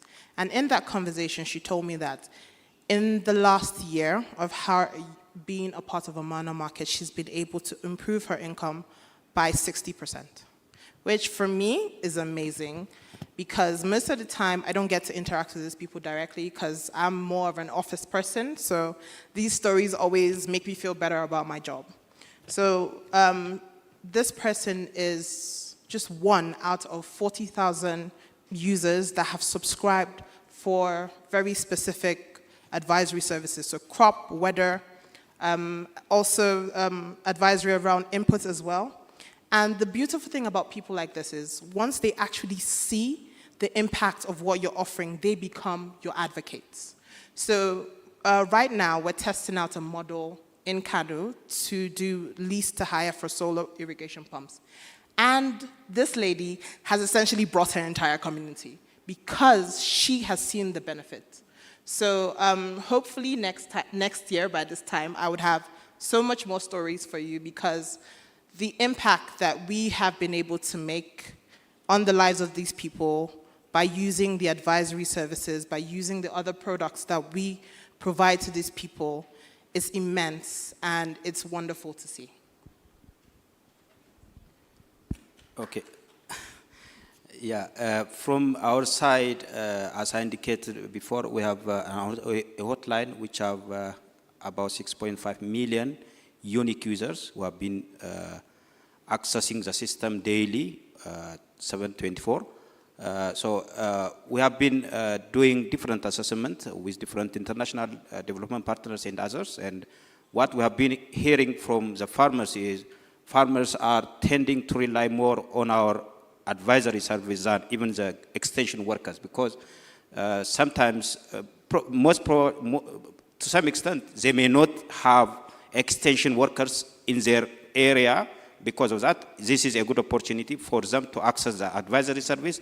And on other case, the expertise, the knowledge they get, the advice they get from the extension worker, the hotline is better than the extension workers. And because of that, they are improving their productivity and production. And this is one of the witnesses we have received from our farmers. And the other thing is we have also a national market information system. For this, we also did the assessment, and 70% of the users have indicated that they are improving their income because of the market information they have been receiving from our platform, 70%. For that, in that platform, we have also about 1.5 million users. And about 70% said they are improving their income. 75% of the users said the information they received from the platform is accurate. So I think we have a lot of witness about the importance of the platform. Thank you. Thank you, Farhan. I think when it comes to this conversation about impact, first of all, our team, mostly young and passionate about agriculture, is very happy working with smallholder farmers and also learning those changes coming from the farmer side. So I'll share you 3 impact stories about what we do at Lersha. And in 2019, we were very much worried about the low adoption rate of technology. when we think of providing this service to smallholder farmers. So collaboration with CIMIT and the Alliance Biodiversity allowed us to provide this dynamic content on agroclimate advisory and recently on fertilizer recommendation. That actually helped us to improve the adoption rate from 3% to 10%. And we want to move to 21 or 25% in the coming year. And that actually helped farmers to decide on planting date, application of crop protection, harvesting, and also market information. Recently, we had a field day in Ethiopia, and we have noticed that farmers were significantly benefited from this information, not only just by receiving information, but also to follow up decision regarding input, mechanization, and also access to finance. And also in the lowlands parts of Ethiopia and Somali region, we collaborated with Mercy Corps Ethiopia, and we have been providing services to the lowland area using our Lersha platform, especially with these youth agripreneurs. We call them Lersha agents. And we have noticed that the aggregation part was a problem. So we have developed a livestock aggregation app where our Lersha agents are supporting the livestock aggregators, and the aggregated demand is connected with off-takers and local processors. That actually helped off-takers to have a democratized access of aggregated livestock, and as well as also the aggregators are actually transacting in a bigger volume. And lastly, recently we have extended partnership with Mercy Corps AgriFin in Ethiopia, actually to improve the capacity of our digital workforce. So the Lersha agents are currently receiving innovative training on gender, financial inclusion, and recently we have noticed a significant improvement of our registered women farmer in our platform. So far we have close to 135,000 digital profile in our platform, and we have seen a significant increase of women farmers accessing agroclimate advisory and also the digital service. And we have seen a pickup of confidence by financial institutions. Once they know farmers are receiving agroclimate advisory, farmers are receiving awareness creation, we have seen an improvement in appetite to provide microloan and micro insurance. So I think these impacts at the end of the day will benefit the smallholder farmer and also improve the sustainability of the model itself.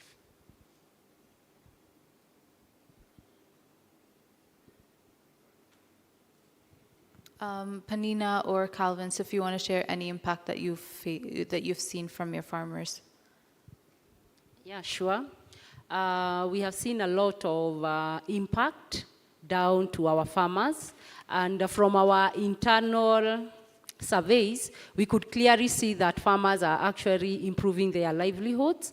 But we got a confirmation last year when 60 Decibel did a survey report on our work, and it was actually a blind survey where farmers were asked questions, no mention of DigiCow. It's upon themselves to say whether they have seen an improvement, and they accredit the improvement to the organization that has helped them. And the results were amazing. 66% of the farmers who were interviewed said that they changed their farmer behavior towards the health of their livestock animals. And 57% of the farmers confirmed an increased milk production.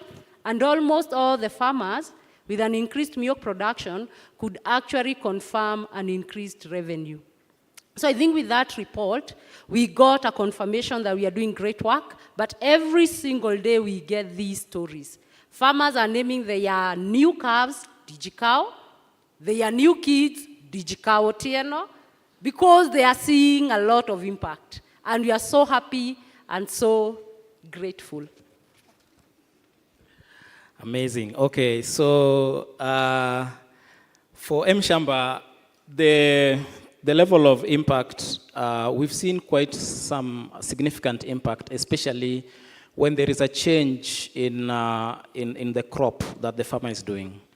When we secure markets for high-value crops, and then we work with these farmers to produce and replace the current low-value crops. For example, sugarcane. I don't mean to hurt any sugarcane farmer, but we've seen this in the sugarcane belt, especially in Migori and Muhoroni area, where these farmers are now doing high-value crops that take shorter time to mature, and this leads to high profitability in their farming enterprise. But also, we have also seen the ease of technology transfer. We were working with rice farmers in Mwea, Ahero, Bunyala on new production technology. And through our platform, they were able to adopt new rice farming technologies, and they were able to even have up to about 150% yield. So the impact is real, and the fact that we offer ready market, our approach is from the market to the farm. That means that whatever the farmer is growing, they are assured of selling. But we also offer, we also introduce short-term crops or value chains. For example, what Scholar was talking about here, poultry. After 1 month, can the farmer earn something? After 3 weeks, can the farmer earn something? So that kind of approach helps us actually to bond more and see that the farmers are able to improve their livelihoods. Thank you very much, Calvins. Kristen, are there any impacts or studies or results from studies that you would like to share? So first, I'd like to say I'm so thrilled to hear all the results from each organization which is dealing directly with farmers. I mean, every time I hear that advisories reach farmers and it changes their lives, I think that's what we're in many ways all about. And we play kind of a middle role in that ecosystem, so we don't have direct contact with the farmers themselves. But we do see that we're building a good volume of research with our farmer-facing organizations, both on what farmers have experienced and also what farmers want. And so I think that you've heard most of what you'll hear from our partners here and the farmers that were on stage. I do just want to quote one farmer that was in the field. We were testing our digital weather advisory services with Apollo Agriculture. And the farmer was a woman farmer, Nyandua. Thank you. And she basically said, you know, I get the rain information, I get the weather information, I plan myself, I'm able to decide when to plant, when to fertilize, when to go to market, and it's making a change, and I'm interested to see this more. And we see this from many of the organizations we're working with, many who are up here, that it's making an impact, and the farmers want to keep getting information like this and getting better information, and that's what I think we want to hear from everyone here today. Fantastic. I think it's very interesting to hear impact stories or impacts that farmers have gotten from this increased production, productivity, income, resilience, adoption rate, and so on and so forth. So that's interesting. The last set of questions will be about partnerships. For Professor Simon, with the work that you're doing, it actually requires you to engage with lots of stakeholders, private, public, and many kinds of stakeholders as well. And how do you manage those partnerships and collaborations? And following that, I would like to ask the remaining panelists as well, in terms of partnerships and key stakeholders, what should be considered, or what should be considered when you're working with different partners or stakeholders? What kind of partners do you like to work with to increase impact and sustainability as well? And how do you think that partnership can be leveraged to make sure that you are reaching the smallholder farmers that you'd like to reach? Over to you, Professor Simon, and the others. Okay, thank you very much. So, as I said, our model is private sector led, public sector supported, okay? Now, when you think about the private sector driving an initiative, is first of all to have who is the driver of the value chain. So in Ethiopia, we have picked one export abattoir, and then the export abattoir, we request the type of interventions we'd like them to offer, because our goal is to see the pastoralists, because they're our main partner here. We want more money into the pocket of pastoralists, and the only way you can do that is, one, you shorten the value chain. I don't know how many of you knows a goat exchange hands 6 or 7 times before it reaches on your table. So, and every time it exchange hands, somebody is making a little bit of they say they add in value, but they're basically being blockers. Yeah? So if we shorten that by having few players along the value chain, so probably the private sector player, and then one trader or the private sector player actually does most of the backward integration, then we're able to shorten that rate, and we can increase the revenue of a pastoralist up to 50%. That was amazing when you look for that model. But of course, we know this region that they work in have a lot of challenges, climate change being one of them. Another one is insecurity. So we also need to work with the government, particularly to over security. Yeah? And the way we have envisioned working with governments, because our dream is to transform pastoralist life in the entire of Africa. We have started with the, we could call them pilot. We don't love pilots, but they're very good for academic purposes. We do a bit of impact evaluation, run something, and scale up. So we are starting with Ethiopia and Kenya. And working with governments, we thought it's better to partner with AU-IBA. I think IBA is Inter-African Bureau of Animal Resources in the African Union. And their role is to act as a platform so that they help on policies. And they have very good pastoral policy that they came up with almost 10 years ago, how they get them implemented by governments. They're the ones who can be able to lobby with governments if we want some things to change. For example, feed security is a major challenge in pastoral regions that we need governments to invest heavily. It was mentioned in the morning about irrigation is low, and we need huge investment in those regions. So working with government and also development partners. Development partners are very important, particularly to get a coordinated investment in these regions. As we said earlier, if you look at the amount of money invested in those regions, there should be no poverty. So, but because of lack of coordinations, there are basically projects that for 5 years, people are busy selling the spare parts of the vehicles for the project, and that the people are back to poverty. So coordinated effort of the development partners, we are trying to bring them together and try to see whether we can forge together a way forward for investment in this region. Thank you. Thank you, Farhana. So at Sprout, I think we've found, and I think this is the theme of the conference, it takes an ecosystem, or sometimes we like to say it takes a digital village to bring together content and services and make them available for farmers. And the role that we play in that ecosystem is twofold. We work with expert organizations, so local, regional, and global organizations, just to name a few. We work with DigiCal for content, and we send content, we get content from them. We work with CGIAR, EIA, and many of the centers that EIA is helping us to work with. We work with CalRO, we work with ATI and MOA in Ethiopia.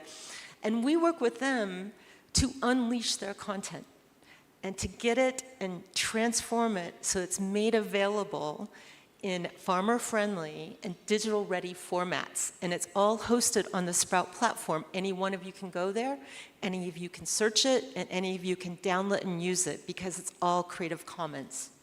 And it's all documented.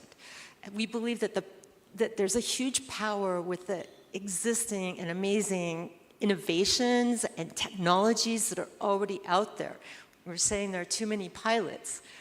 We want to be that partner that helps get that information out, scale it out to farmers. But we don't work with farmers directly. And so we work with farmer-facing organizations, like many of those many of you in the audience and many of those that you've heard from today. They have the trust of the farmer. No one knows who Sprout is. And really, we don't care. We want the farmers to get information from organizations they trust. But we want that information to be trustworthy. And so we look at our farmer-facing organizations that we work with to tell us what they need and what services they need and what content they need. And so we've got an ecosystem. We've got about 30 content and service, Tomorrow Now, don't let me forget Tomorrow Now, content and service partners. And we've got we just hit 100 farmer-facing organizations that we're working across 7 countries who reach collectively millions of farmers across the continent. And so we're looking for more partners in all of those areas. And specifically, we're looking for more partners to create customized services. We're already creating customized services that farmer-facing organizations can use, where they can get 7-day weather forecasts that are hyper-local based on the farmer or the farmer group location. And so they can get information right for their farm. We're also working with EIA to do the very same with seasonal forecasts in Nigeria. And we're testing it out to see if we can roll it out. But what if we could do that with soil health? What if we could do that with fertilizer recommendations? What if we can work with farmer-facing organizations to get enough information that we can give their farmers fertilization for Irish potato in Nigeria and in Kenya for their exact location to improve their soil health and outcomes? That's what we're looking for now, and that's where we're going. And I think that that's where the revolution is, to quote Manla, is soon we're going to have a lot of these services available. And we can build them. We can do that as a group here. And so as soon as we have those, and they can be reached on demand by the farmer-facing organizations and the farmers, I think the revolution begins. So it's with us. Thank you.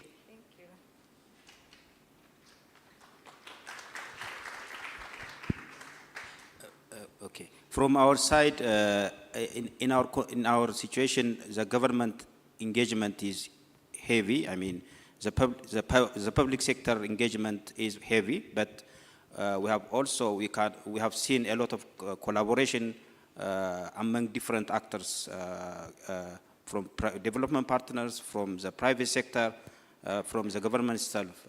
Maybe as I indicated before, when we implement the digital advisory service, A220, Farmer Hotline, National Market Information System, all others, all contributed a lot in developing a system, in structuring the content, in introducing to the farmers. All actors have engaged, but more recent, around 2017, I remember Mexico's AgriFin did a very good assessment of ecosystem, digital ecosystem in agriculture sector, and that helped us a lot just to engage more actors in the area, and digital Ethiopia strategy, and now recently digital agriculture extension and advisory service roadmap put a clear roadmap for all actors for their engagement, including private sectors. And now with these 30 interventions, now we have a clarity for increasing the engagement of other private sectors and development partners in the provision of advisory service and other digital agriculture service. Thank you. So on our end, seen as we're a farmer-facing organization, when we envision partners like Sprout. And Kristen, I don't say this enough, but thank you. Our farmers are so grateful for the information that we send to them from Sprout. So like I said, partners like Sprouts. The government, working with the government is also very beneficial to us because it also helps in terms of scale, in terms of building trust in these communities as well. And I want to say that we should work together more because, I mean, our reach is only as far as our capacity. And as Mandla has said, collaboration is important. If we're able to work together, we're able to reach more people, we're able to provide people with more embedded solutions. So if we all work together, the private sector, the farmer-facing organizations, the content producers like Sprout, organizations like Mercy Corps, if we all come together, our farmers will benefit in leaps and bounds. Thank you. I think as a private sector in Ethiopia, the agriculture system is more dominated by public engagement. But recently we have seen a change that private sector are given a chance actually to contribute. One was actually from FAO, the Digital Extension Advisory Roadmap. The role of LERSHA in that development was very significant. So we were given a chance to contribute and to reflect also how private sector can be in that process. So this is a demonstration of partnership, and as LERSHA, we create partnership with different institutions, but we ask that significant question of why do we partner?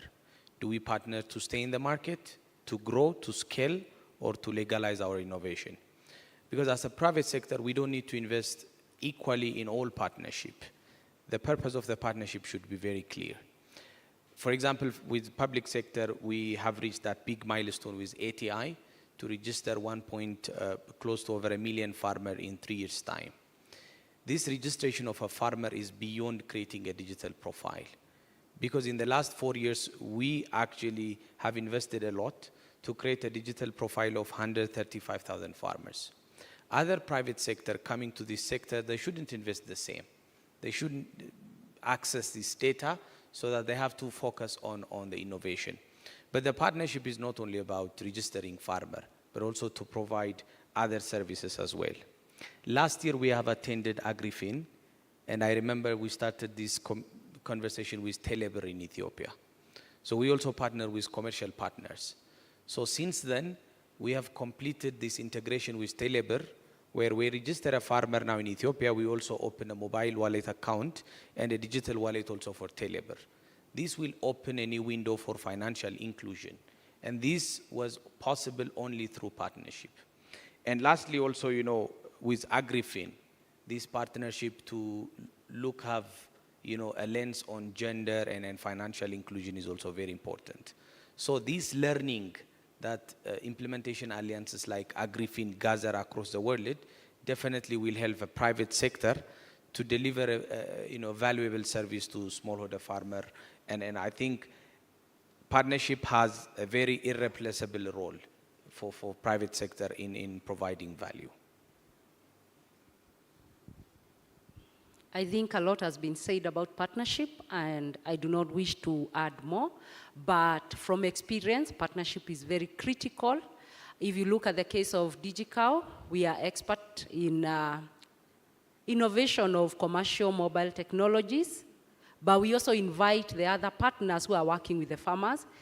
When I say that 66% of farmers changed their farmer behavior towards their animal health, we do not provide warmers, we do not provide mineral salts, we do not provide the things that the cows need.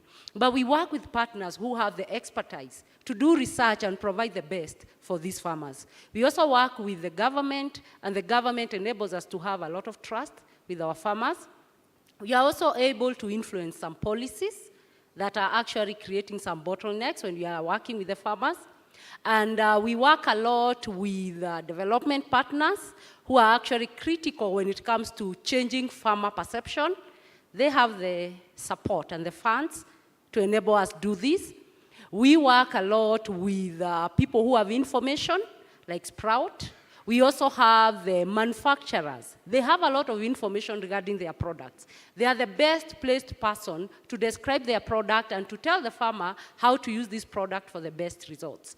And so we invite multiple stakeholders to work with us. But our key partner is the farmer.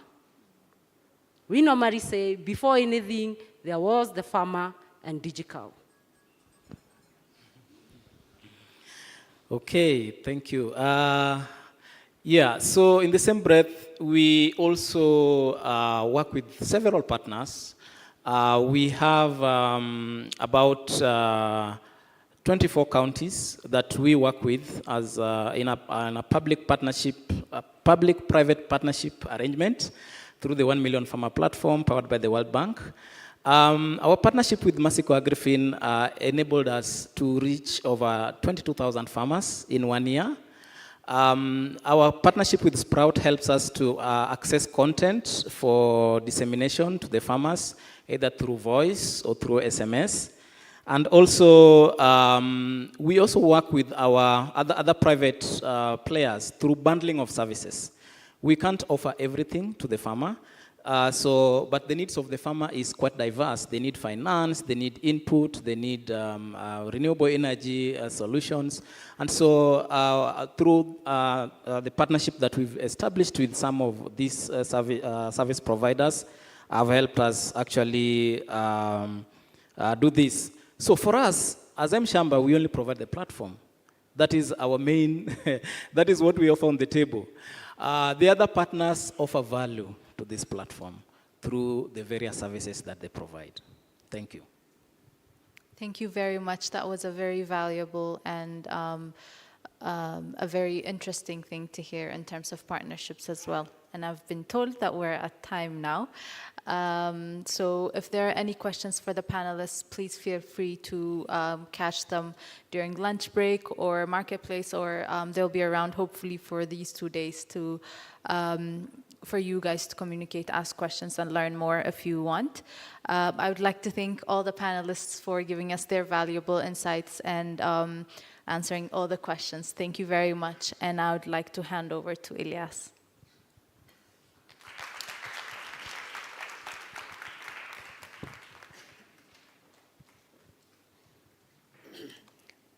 Thank you, Farhana. Thank you, our panelists of experts.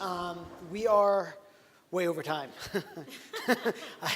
But I do want to just take the time to thank everyone for taking time out in this morning to visit our session, to get an opportunity to hear from our keynote speakers, our farmer panel, our expert panel, and hopefully take away the inputs. It definitely seems that we're definitely moving in the right direction. We're definitely working together, collaborating, innovating, but there's still a lot of area for improvement. You know, we're not ready at the we're not quite at the stage where we can replace the in-person extension system, but we can definitely supplement it with digital agricultural advisory tools. So, you know, let's take the opportunity to connect with new partners while you're at this event, find opportunities and areas where we can collaborate and support one another. So thank you again, and have a great rest of ALE. Thank you. Oh, fantastic. Thank you, Elias. We appreciate it. A round of applause, kindly. I stand between you and your lunch, isn't it? But I won't be generous in time once again. We need to do catch up. We haven't done quite well, but I think the content was what was important, and I think we've achieved a lot of discussions in terms of collaboration. So lunch will be served at Nyama Choma. If I give you direction, I'll probably let you out of Safari Park, but I think it's somewhere behind here. You need to pick your meal card at the exit point, preferably the last to my extreme. What is this? Right to you or left to you? Yeah, to the extreme. So kindly pick your meal cards. As you do that, kindly visit the marketplace at the foyer. Do not leave without at least engaging with some of the business, some of the selling points and the buying points. I've already engaged with a couple of them, and I've bought popcorns, sorghum millet popcorns. Clearly, my size tells you where my node is in terms of value chain approach. The third thing is just to remind you, the discussions we had here, actually we'll have a full day of it on day 3. That is the 19th. Kindly diarize. But as you do that, there will be 2 parallel events on day 3. There'll be the community-supported agriculture, which a lot of farmers would be able to engage with you. So please mark that. But at the same time, there'll be a field trip. So the field trip is very limited in terms of numbers. So you need to register early. We are allowing a limited number. If I say it, you'll all run, which will not be fair to the other teams that are in the other spaces. So let's be back at 2:15, not later, 2:15. We need to have quick take and appreciation of the discussions in the other breakaway sessions. Then after that, we'll do another breakaway. Having said that, enjoy your lunch, 2:15 Kenyan time. Thank you.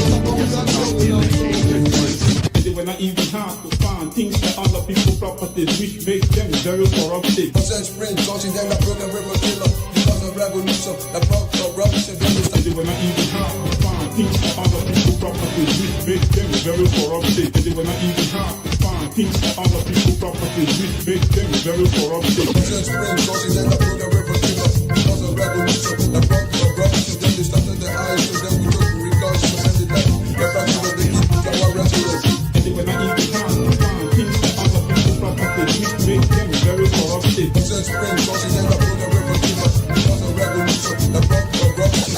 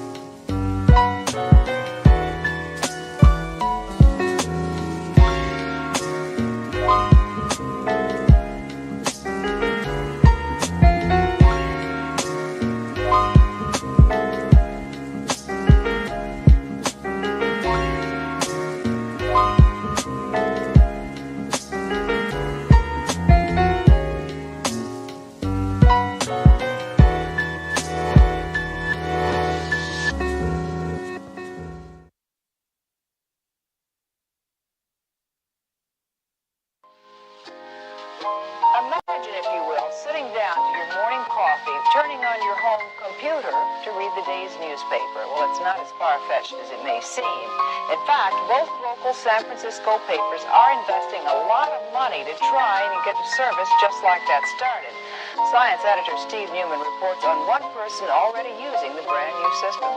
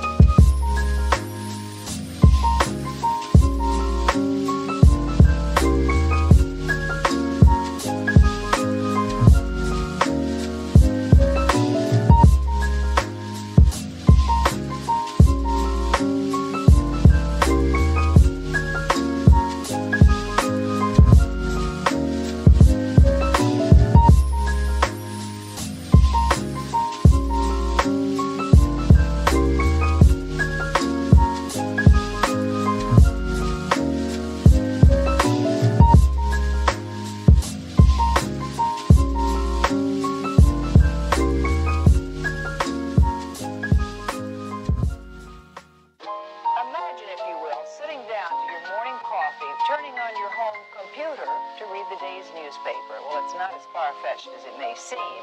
In fact, both local San Francisco papers are investing a lot of money to try and get a service just like that started. Science editor Steve Newman reports on one person already using the brand new system.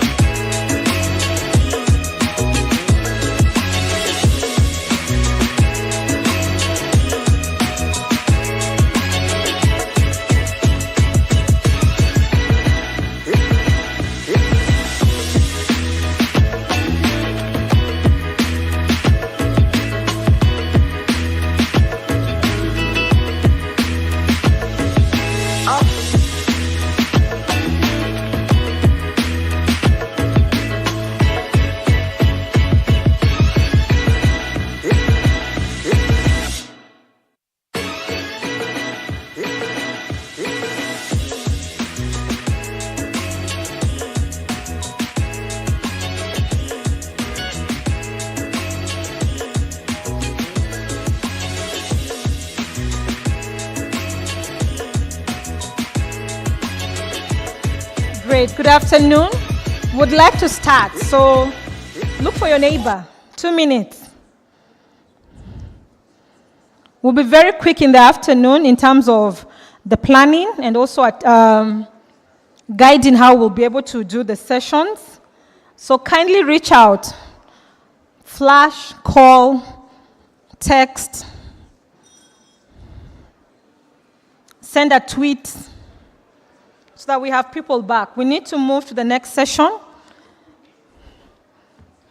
Remember, we were reminded this is a celebration.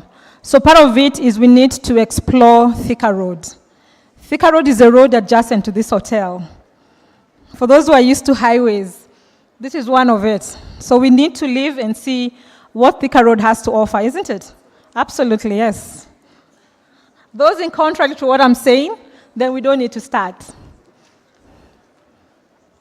So welcome back. For those who've kept time, thank you. We appreciate. But please reach out to your neighbor. We need to start. We need to go for breakout session. We'll make it as interesting and as workable as possible.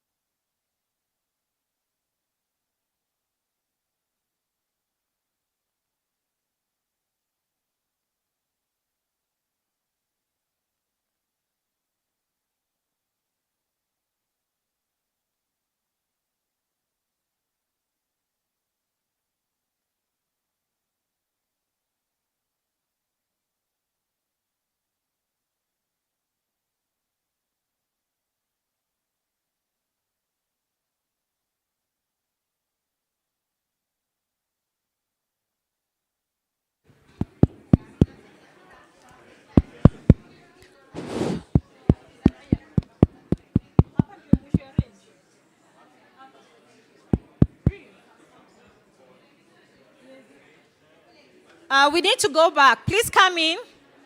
My good people, we need to start.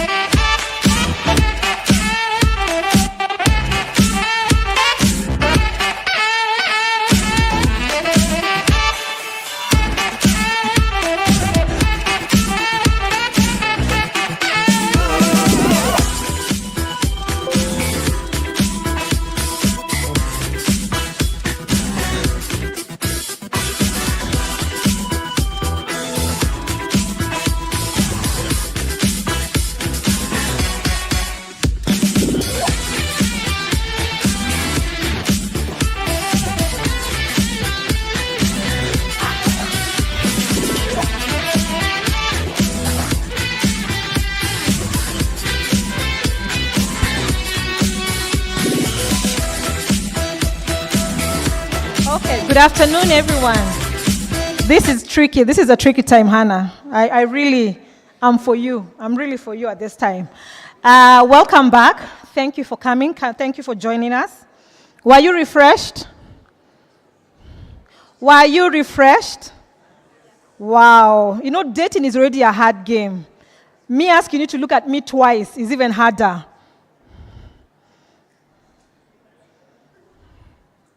Fantastic. We won't wait for everyone. We trust they'll join us as we move along. But like I said, welcome to the afternoon session. I believe we had quite an enriching morning, as well as mid-morning. As we draw close to today, I'd like to invite Hannah Reid from Belinda Gates to come and take us through the sessions, because remember, like I said, we'll be having a breakout. So that needs a bit of guidance in terms of how we'll be able to articulate the afternoon. But remember the announcements I made earlier. We have a very exciting day on Thursday. So please visit the desk to be able to understand what will take place, but also asking you to register for either of them. Not two, but either. So you'll either join us in the CSA, or you will go with us to the field. So you have the option of the two. The field is 3 parts. There will be 3 locations identified to be able to take you to appreciate the innovations in the field. So you choose either the CSA, which will be based here, or the field trip, which will be out there. So thank you, welcome, and good afternoon. Hannah?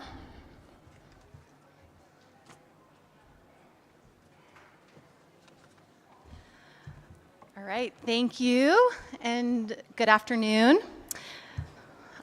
I'm Hannah Reid. I'm a program officer on the Digital Farmer Services team at the Bill and Melinda Gates Foundation.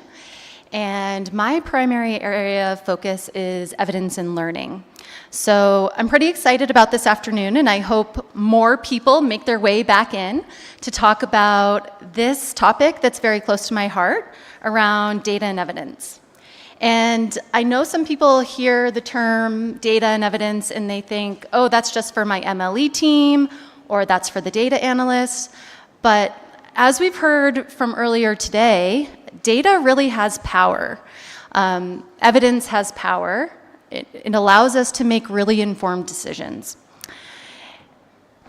Credible, reliable, and accurate data and evidence helps us channel our very limited time and resources towards the strategies with the greatest impact and highest return on investment. It fosters accountability, innovation, and collaboration. This pathway from awareness to access to use and impact is pretty well established, whether you're thinking about it from a product development lens or an impact lens. We know that solutions need to be accessible, affordable, and valuable in order for farmers to actually use them and to continue using them. At all of these stages, we need data to help us inform decisions. So whether that is market intelligence that helps us understand current practices, that demand side that we've been hearing about, as well as the supply side. Who else is out there? What are they offering? Which farmers are currently being reached? We need to gather data from our users so that we can help, better design our products so that the farmers will continue using them. And then once farmers are using those solutions and we start to see some adoption, the next question is, does that solution actually create value? Can we quantify that value? How do we incentivize them to continue using the product or solution? And then, of course, we want to know about impact.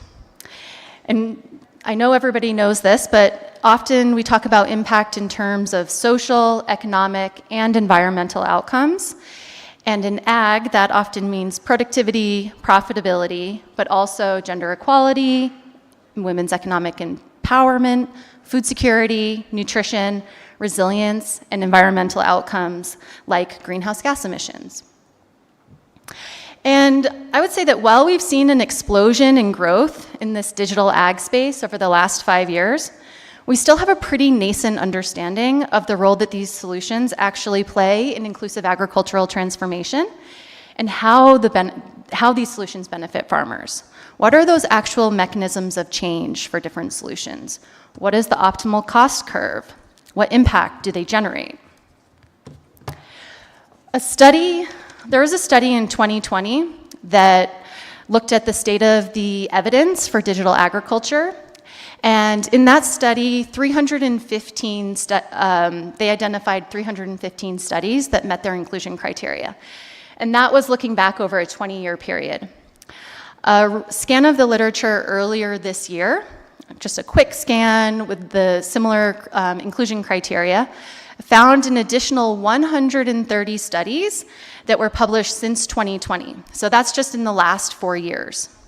And so this is really fantastic growth. And I have to say thank you to all of you who have been participating in the research and actually allowing the results to be published so that we can all learn together.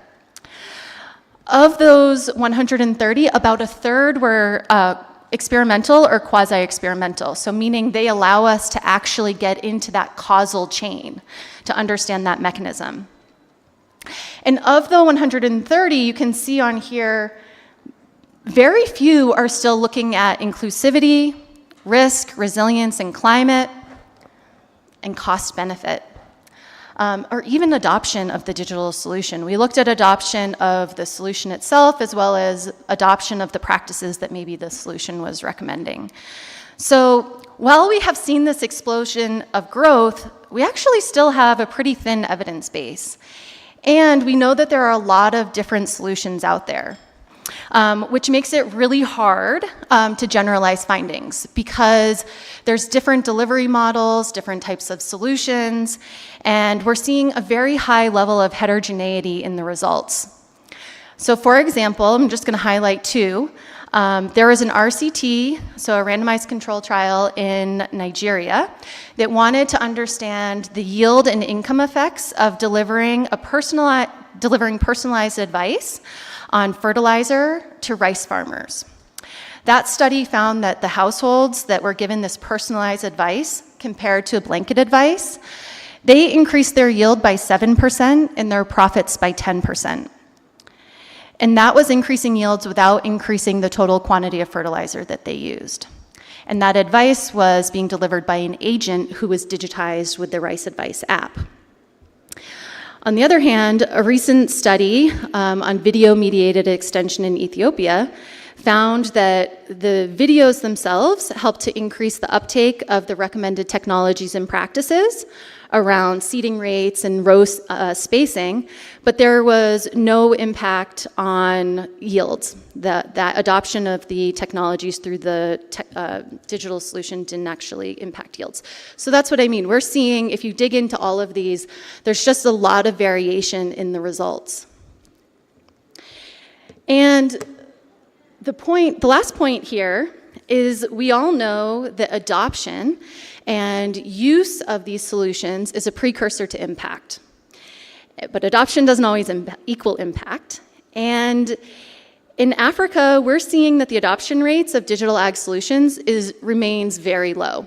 So a recent study, the State of the Sector report that it launched today and we'll hear about tomorrow, estimates that only 5% of farmers are actually using digital ag solutions. And in mature markets like Kenya and Nigeria, that number is slightly higher, but overall, we're still seeing very low adoption rates. And this is really important to all of us, whether you're an innovator or an investor, policymaker, researcher. A key question is how can we increase adoption and use? How do we create incentives for farmers to continue using these solutions? So different types of research methods can be used at different points in time to help us inform these decisions. So really, we have a variety of tools in our toolbox to help answer these questions. While there are many different barriers to adoption, some things are fairly well understood, like trust, literacy. We know cost is a barrier. But how does a product or service actually overcome those barriers? That's where behavior change research or methods within the human-centered design approach come in, with qualitative methods or things like A/B testing that can be used to help quickly inform product design or to help unpack the contextual factors that may be limiting uptake. And once adoption is established and you have farmers that are actually using your solution, the next question is like, what is the value? Can we quantify that value? Can we confirm? We heard in the advisory session from DigiCow, right? They had an idea of the value and then they used the study to help validate the impact that was generated. So that's where agile or leaner measurement approaches can be really well suited to generating this type of evidence.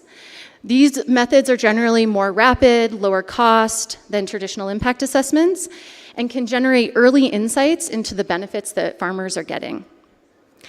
And in a world with limited resources, impact investors and decision makers and government and other organizations need data to inform decisions about where to invest their funds for the greatest social or environmental return. And that's understanding how well a program or initiative works, and the cost effectiveness helps to inform those decisions. And that's where randomized evaluations are really well suited to understand that causal impact, to quantify that impact, and to answer questions around cost effectiveness. So this afternoon in our breakout sessions, you're going to have an opportunity to learn about these different approaches from our partners and how these tools can be used, the types of evidence they generate, and how that can really help you with your decision making wherever you are along that journey.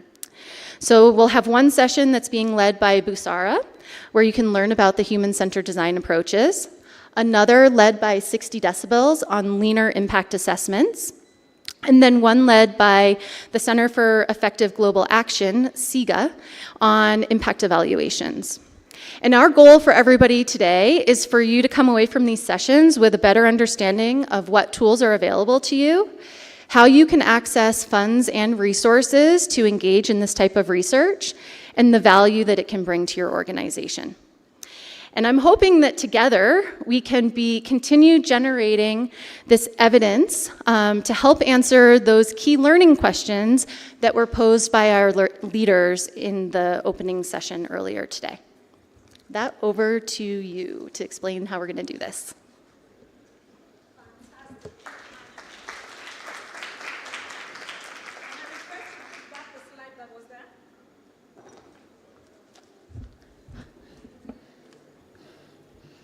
Kindly bring the slide back.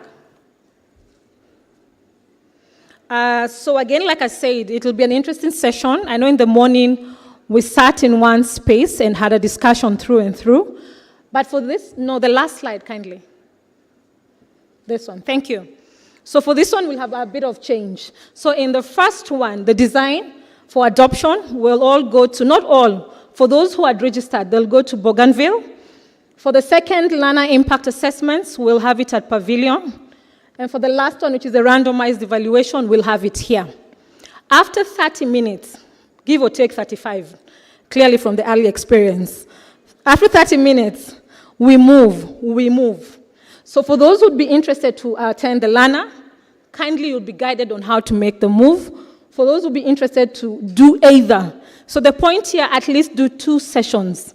Is that clear? Is that clear? So we are making the move after? Give or take? Fantastic. So can we start? But when we do go out, remember you had actually booked or sort of indicated where you'd like to go.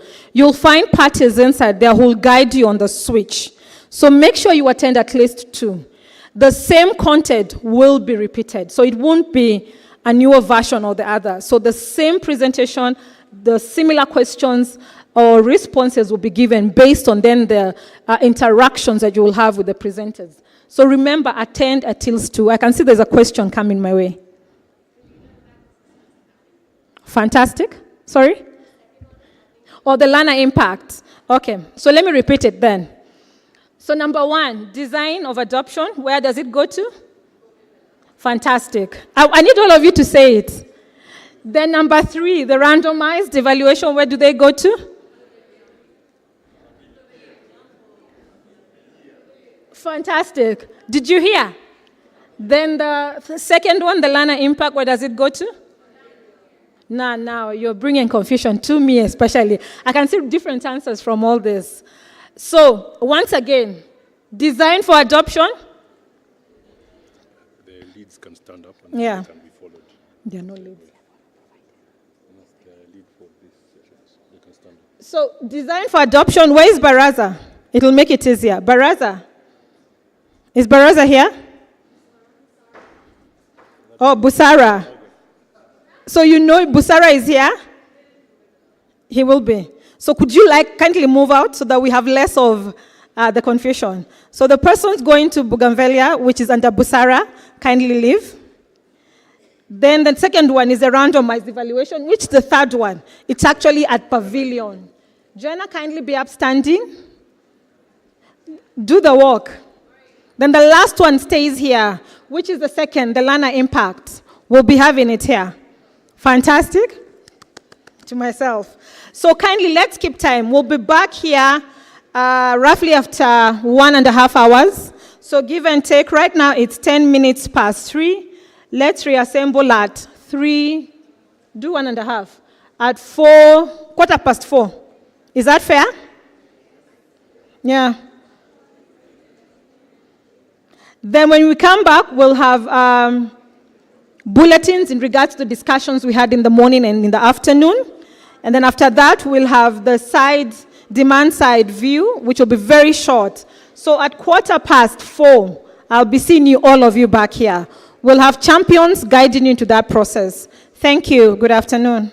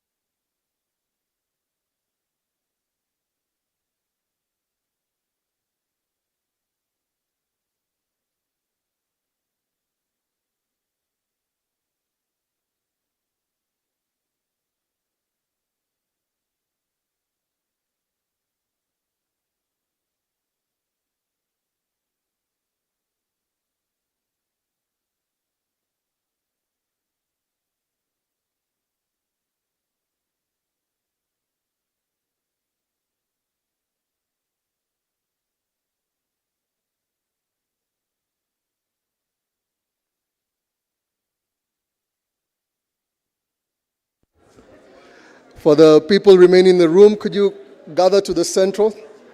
Could we all gather towards the center?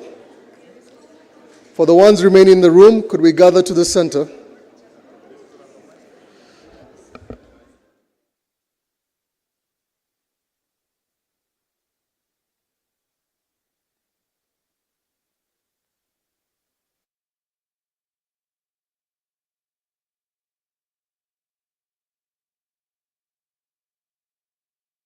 Let's occupy the first 3.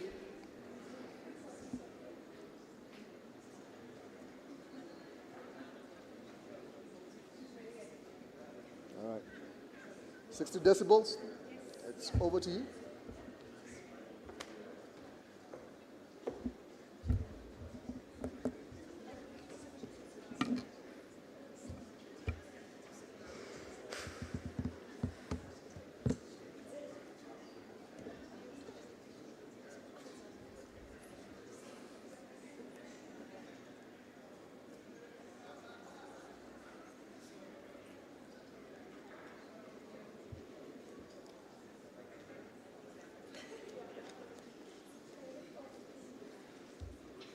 Sorry, everyone, this is on me. I'm not very technologically able. Oh, amazing.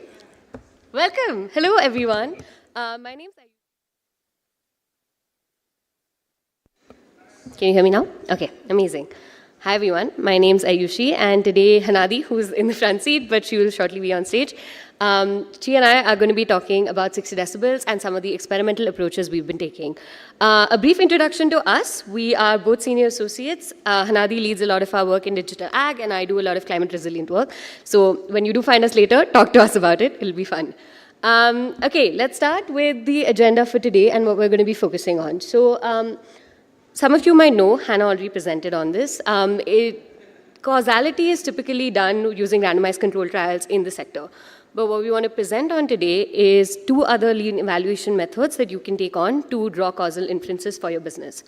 The first of which is going to be the lean quip, and the second of which is going to be the lean evals. So we're going to be talking you through what these methods are. I know the names sound a bit daunting. I promise you we'll simplify them for you. And the last of it is we're going to tell you how you could choose between the 2 for your agriculture enterprise. Before we get into this, I just want to see who we're presenting to. So how many of you have worked with 6 decibels before or heard of us? Oh, wow, Hanadi, I don't think you count. If you hadn't heard of us, that would be concerning. But it's good. It's good to know that there are some friends in the room. For those of you who aren't acquainted with us, let's get acquainted. 60 decibels is a tech-enabled impact measurement company that simplifies gathering data. So I know there's a lot of words, but what it means is we simplify it for you to listen to who matters the most to your business. So for agriculture, that can be people like your farmers, agriculture agents, agripreneurs, SME owners, and a whole other host of stakeholders that you may be working with. We do this via phone-based surveys that happen in local languages in any of the countries that you operate in.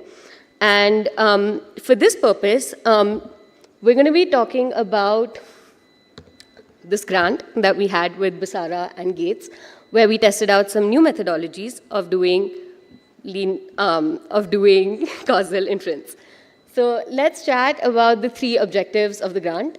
Today, I'm going to be focusing on the third one, which is measuring the impact of digital services on smallholder farmers' income, productivity, and resilience.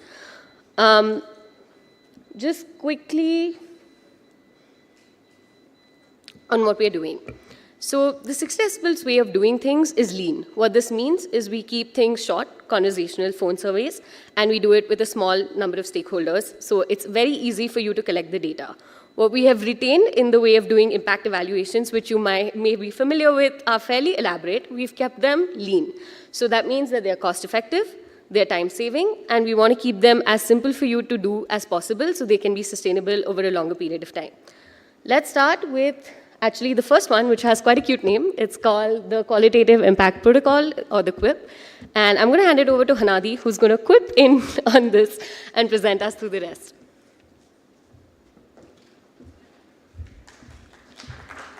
Thanks, Ayushi.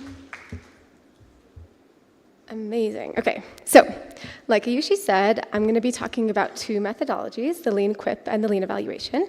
For both, I'm going to start by talking you through the theory of how these evaluations are done, and then I'm going to present you with a case study of what we piloted over the last year, and also kind of discuss how doing this type of evaluation can help your organization. So let's start with the quip. Amazing. Okay, so at a very high level, the QIP is a qualitative evaluation approach developed by the University of Bath in the UK.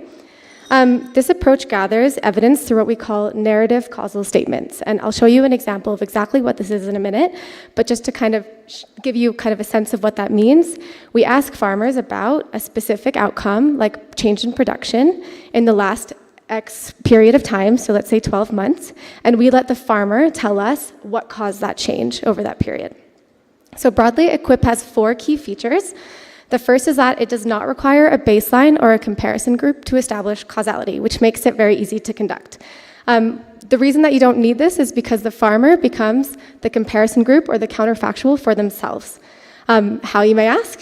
It's because we use open-ended and exploratory interviews that are structured around outcomes. So we ask farmers if they saw a change in an outcome in a defined period of time, and then we let the farmer connect the dots between an intervention and that outcome. So it's very kind of conversational. A lot of the time, there might be concern about biasing a response if you're letting farmers draw their own conclusions. So in order to combat that, we use blindfolding. So that means both the researcher and the respondent is not aware of the actual intervention being asked about. Sometimes you can unblind the enumerator, but at a minimum, the farmer should never know about the intervention that's being interviewed about. And then the final thing is QIPs can rely on small sample sizes, again, making them very easy to administer. So usually the minimum threshold that's defined by the University of Bath, who established this, is a sample size of 24, which I don't know, I'm sure there's a lot of statisticians in the room that are like 24 is way too small, but I'll explain why. There is flexibility around like if you can increase or that sample size, so that's what we've done with 60 decibels, but the kind of minimum threshold is 24. Okay, let's talk about what we did. So the way that 60 decibels established a kind of leaner approach to the QIP is that we cut down the interview time by a third. So the interviews took about 20 to 25 minutes as opposed to over an hour. We used more targeted questions, and we conducted these interviews over the phone instead of in person. So from these experiments, we learned that leaner QIPs are most useful when you're showing that your theory of change is correct, which is kind of standard for a QIP, and that's why it can rely on a smaller sample size, because the goal is not to quantify your impact. The goal is to tell you how your impact has happened. I'll show you what this means in a minute. The second is that if you're using the leaner approach, pathways. And what we mean by this is that when you're conducting a kind of quick interview over the phone, it's easier to do this when the distance between the intervention and the outcome is short. So it's less kind of mental gymnastics that a farmer would have to do to draw a conclusion to a particular outcome. So the example I'm going to use is credit. That's kind of open source. You can get it for anything. So you take out credit, you use that credit to purchase seeds. You do all of these other things throughout the season, and at the end of the season, you have higher production. It's difficult for the farmer to reflect on, oh, I took out credit and I purchased seeds, and that's why, which makes it a little bit more complicated when you're doing the leaner QIP. The third thing is that it's best when the kind of behavior change is specific and it's tied to an outcome. So I don't know if DigiCow is here. I don't know if Panita is here. No. Anyway, I'm going to talk about DigiCow in a minute, but I'm sure if you were in the kind of advisory session this morning, you heard about them. But DigiCow is a company that gives training to farmers, and a part of that training is improving their feed, which very directly links to productivity of their cattle. So that is a good example of a kind of direct, to-the-point behavior change that is easy to do with a QIP. Again, the credit example, I'm not discounting credit. You can definitely do it with credit, but I'm just going to use it as an example here, is that when you take out a loan, again, that's like open for anything that you want. The outcomes can be endless if you are purchasing it to get seeds, a solar pump, et cetera, et cetera. So it makes it a little bit harder when you're trying to draw that conclusion in a short phone interview. And the last thing is that it's best when it's kind of implemented at the end of an agricultural season. So QIPs only require one round of data collection, which again makes them easier to implement. And it's best to do that when all of the kind of impact from the season has already been realized. So it's best but this was kind of the main question that we asked. I think the slides will be sent out if anyone's curious in the future about reading these. So I'll skip ahead. Okay. So the questions that we asked resulted in responses like this. So what you see in red is exactly what we did with the data. We coded every response to see what key themes emerged, so it made it easier for us to analyze. So this is an example of what we mean by a narrative causal statement. So the enumerator asked about a change in earnings in the last 5 months, and this is how the farmer responded. Again, this farmer did not know that we were asking them about DigiCow, and neither did the enumerator. So this was completely the story that they told on their own. If everyone's had a chance to read it, I'm going to skip ahead. I'm not going to read it out. So this is actually the most common causal pathway that we saw with the farmers that worked with DigiCow that led to a change in earnings. So it just shows you kind of the story that they identified for themselves and how each step builds on each other. And it's really interesting to see that this theme was common across on the majority or a high proportion of the farmers that we spoke to. They told you the exact same pathway without any kind of prompting. So this kind of illustrated that DigiCow's theory of change, which is what we set out to prove, is accurate. So I'm just going to quickly actually walk you through it. So the first thing is that the farmer receives a DigiCow advisory. They say that from the advisory, they introduce mineral salts or dairy meals and supplements to the cattle's diet. This improved the health and nutrition of their cattle, which then led to better milk quality and production, which overall increased their earnings. This is a narrative that farmers set on their own. Okay, we also understand that sometimes it's easier to consume information in numbers. So this is another way to visualize the data, although it's not typically standard for a QIP. But there is an important distinction here that I wanted to point out for you, is that there's a difference between direct and indirect attribution. So when we were first kind of introducing this methodology to the sector, a lot of companies told us, well, farmers don't know the name of our company, so how are you going to do this? And so the way that we did it is that there's a distinction between direct attribution, which is where a farmer said that a particular outcome happened because of DigiCow, or another name that farmers know for DigiCow. And indirect attribution is where the farmer implemented the specific advice, so we know exactly what training each farmer got offered to them in that period of time. And they didn't mention DigiCow by name, but the assumption is that because they received that training, they implemented that practice that led to that specific outcome. I know this is a little bit more convoluted, so if you have questions about this in the end, please ask me. I just wanted to show you the difference between the two. So to wrap this up, we wanted to illustrate the benefit of conducting a lean QIP for organizations. So we've talked about how it provides validation of a theory of change, it demonstrates causal attribution, and it introduces farmer voice. But to add to that, we actually spoke to DigiCow, and again, if you were in the session this morning, you would have heard this from them as well. But we wanted to understand, over the past year, how have they actually used these insights? And so what DigiCow told us was that the insights have been really helpful internally for their team to kind of boost confidence and morale, because they know that what they've set out to do, they've achieved.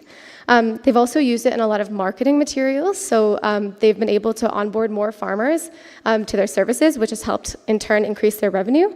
And then they've also used it to secure more grant funding so they can expand the actual services that they're offering to farmers, all of which is amazing and wonderful. So that is all I have for the QIP. I'm going to leave questions for the end, but I'm just going to jump into another methodology. This one is a little bit more complex, so I'm going to really try to simplify it. So if you have any questions at the end, please let me know. So the lean evaluation. So we're not actually done piloting all the different methods under the lean evaluation, so hopefully next year I will see you all again and we'll be able to introduce some of these insights.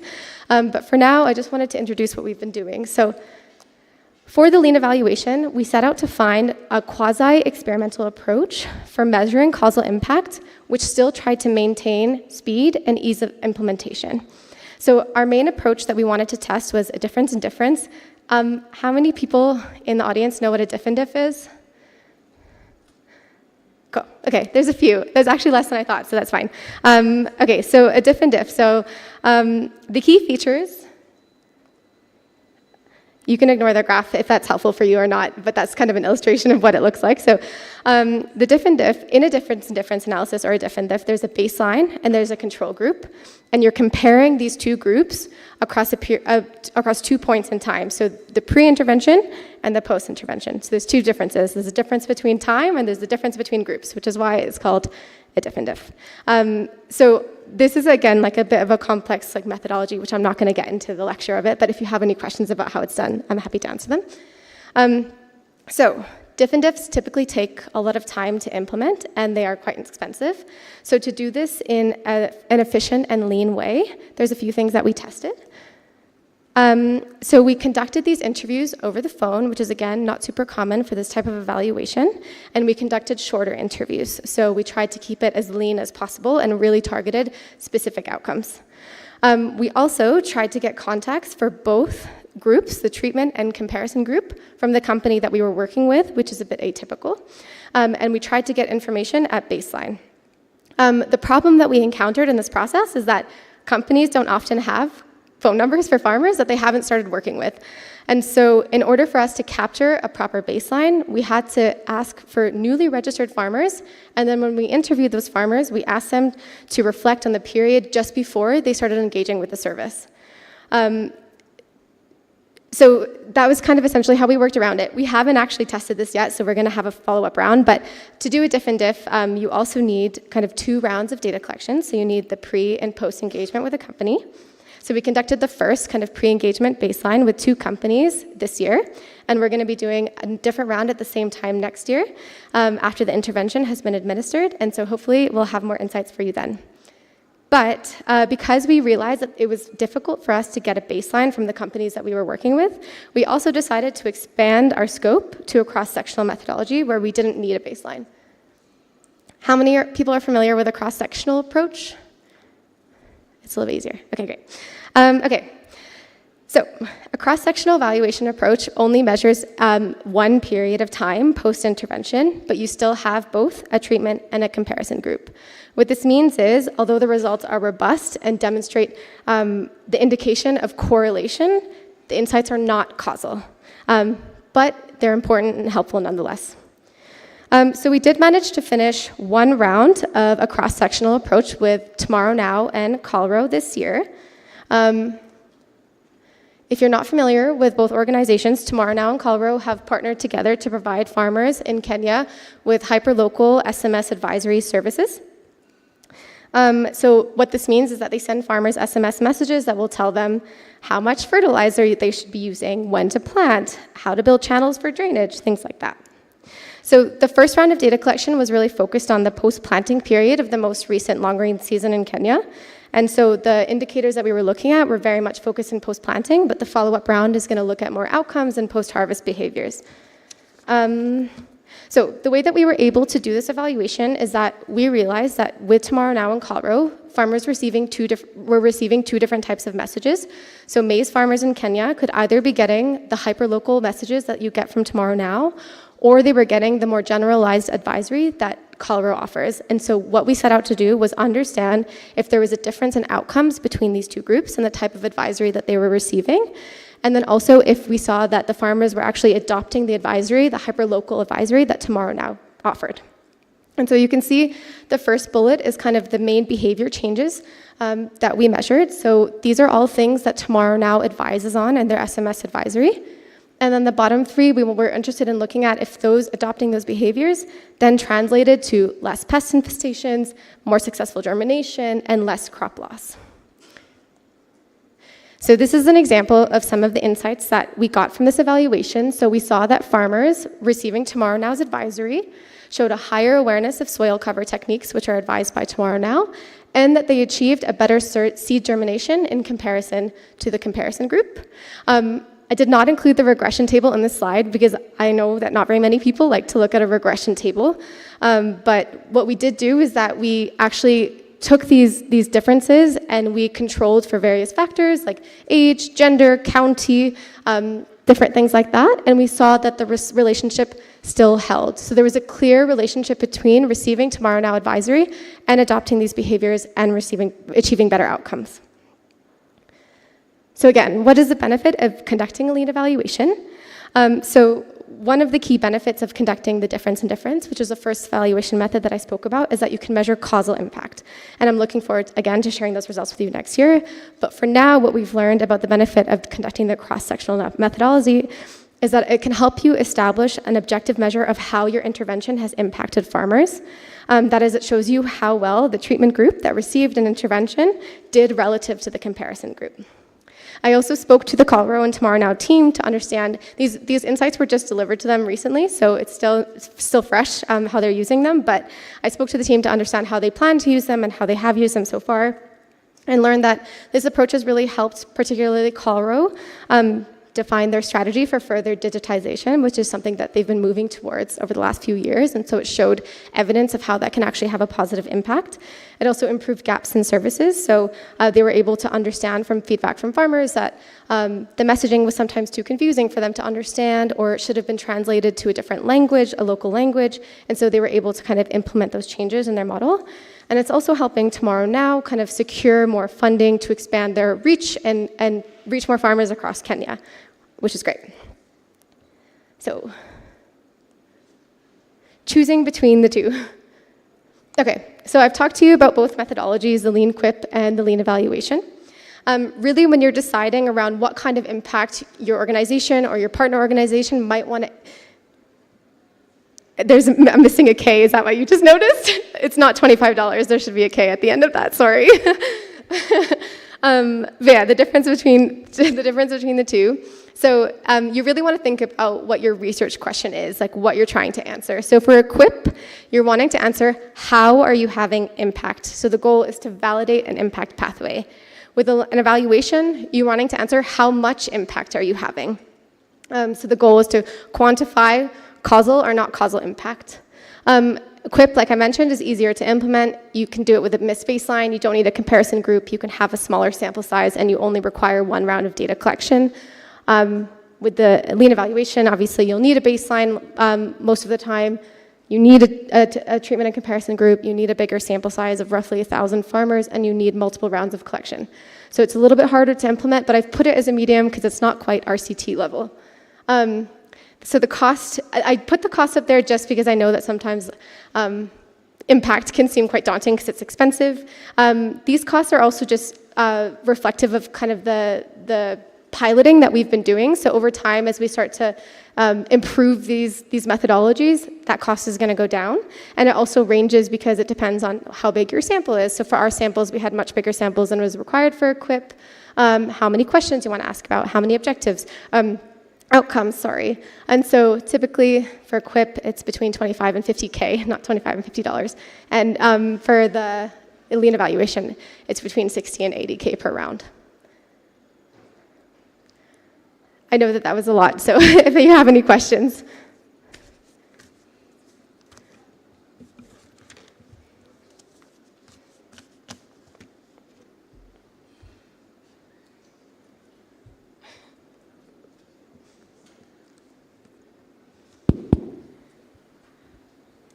Thank you so much for this insightful presentation.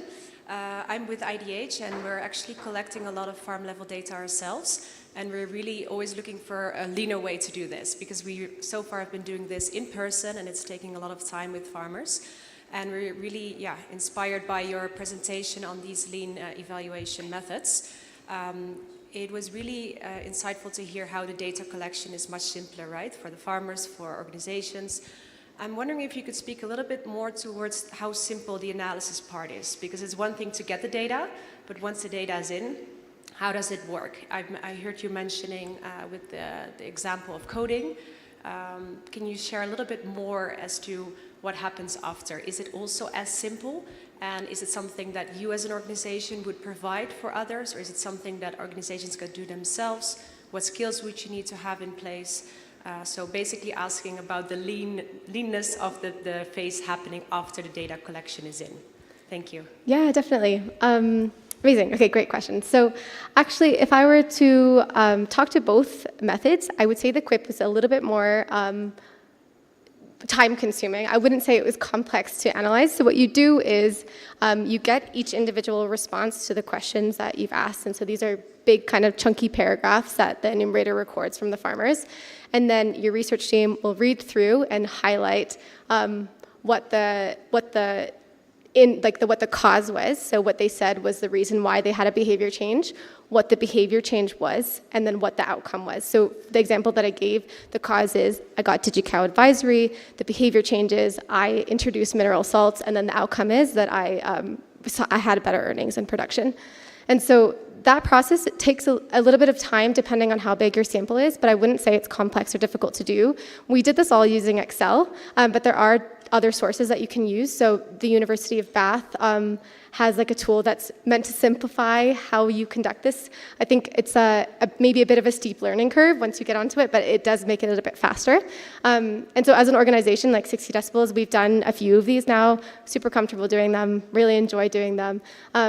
But I wouldn't say that the actual analysis piece is super difficult to conduct, especially when you're looking at smaller samples.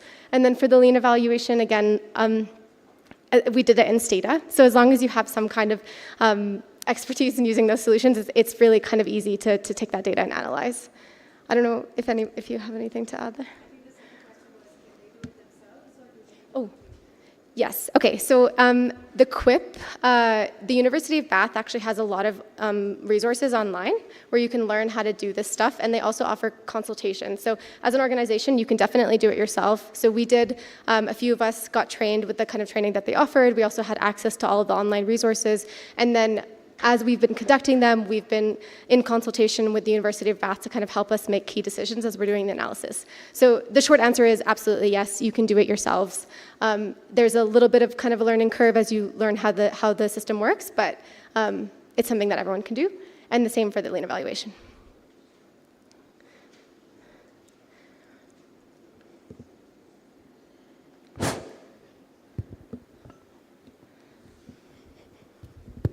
this is good. My name is Paul from Quad T. I just want to thank you for the presentation.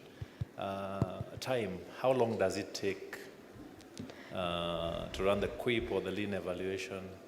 It's typically like what you did with DigiCow and... Yeah, okay, so DigiCow, I think we started collecting data in September, and we were able... Over? Last question, okay. We started collecting data in September, and then we were able to collect all the data, analyze the data, and deliver a final report by mid-November. So the QUIP is pretty easy to conduct, and it's very fast depending on... And with DigiCow, we had a sample of 114 farmers, so it was a little bit bigger than a standard QUIP, but we were able to turn it around fairly quickly. The lean evaluation takes a little bit more time. So if you're looking at the difference where you require 2 rounds, you need 1 whole agricultural season to implement it because you need to ask baseline and follow-up at the same time in the season in 1 year and then the next year. So it is a little bit longer. But if you're wanting to do, for example, the tomorrow now evaluation, so just 1 period cross-sectional approach, we started collecting data in I believe May, and we were able to deliver by July. So it's a bit of a shorter turnaround as well if you're looking at 1 round, which is the real benefit of doing phone interviews, is that you can do this really quickly.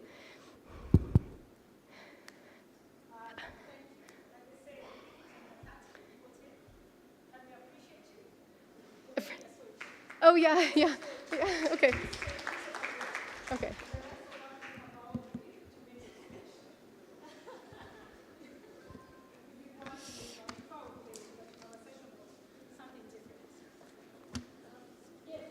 Yeah, once you're done with the second session, you're coming back because we need to have bulletins in terms of what has been since morning. So pavilion, we will be doing the learning, the second one. Look at, you don't have a program. Give me a moment. So pavilion is randomized evaluations. So if you want to learn more about RCTs, you can go to Pavilion. If you want to learn more about behavioral nudges and behavioral science, you can go to Bougainville, and then the people who are coming here, now they're going to learn more about linear evaluations. So depending on where your interest is, you can choose the 2. Can I repeat, or are we okay?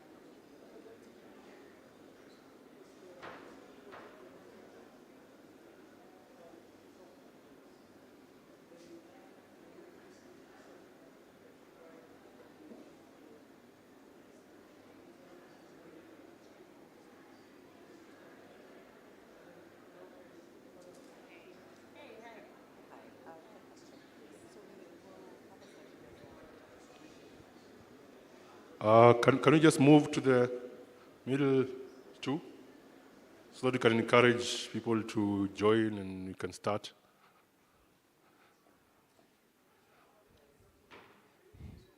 Yeah, even you move to the front. You can move to the front.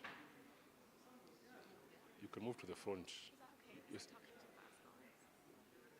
Yeah, but I think because it's the first one, I think the second one is going to be easier. Yeah, it is a lot of content though. It's so much. So much. I know. So much. I wish we just focus on like one evaluation. But One, or that's why only people focus on the last slide. yeah, yeah. That is the one that you have to make a decision on. Yeah, yeah. What is key? The context is great. Yeah. I would really skip the direct indirect piece. Okay. Yeah. Okay. Skip a bunch of stuff. The cross-sectional and which one? Just skip all of it. Yeah, I think they will go get the slides anyway. Okay. So you can just keep do that. And the last slide is also good. You need to know when can I get a quiz, when can I. Okay. Okay. Collins, is Lydia unwell? What's happening? Yeah, she had to get an operation. Oh no. So she's recovering. She's at home.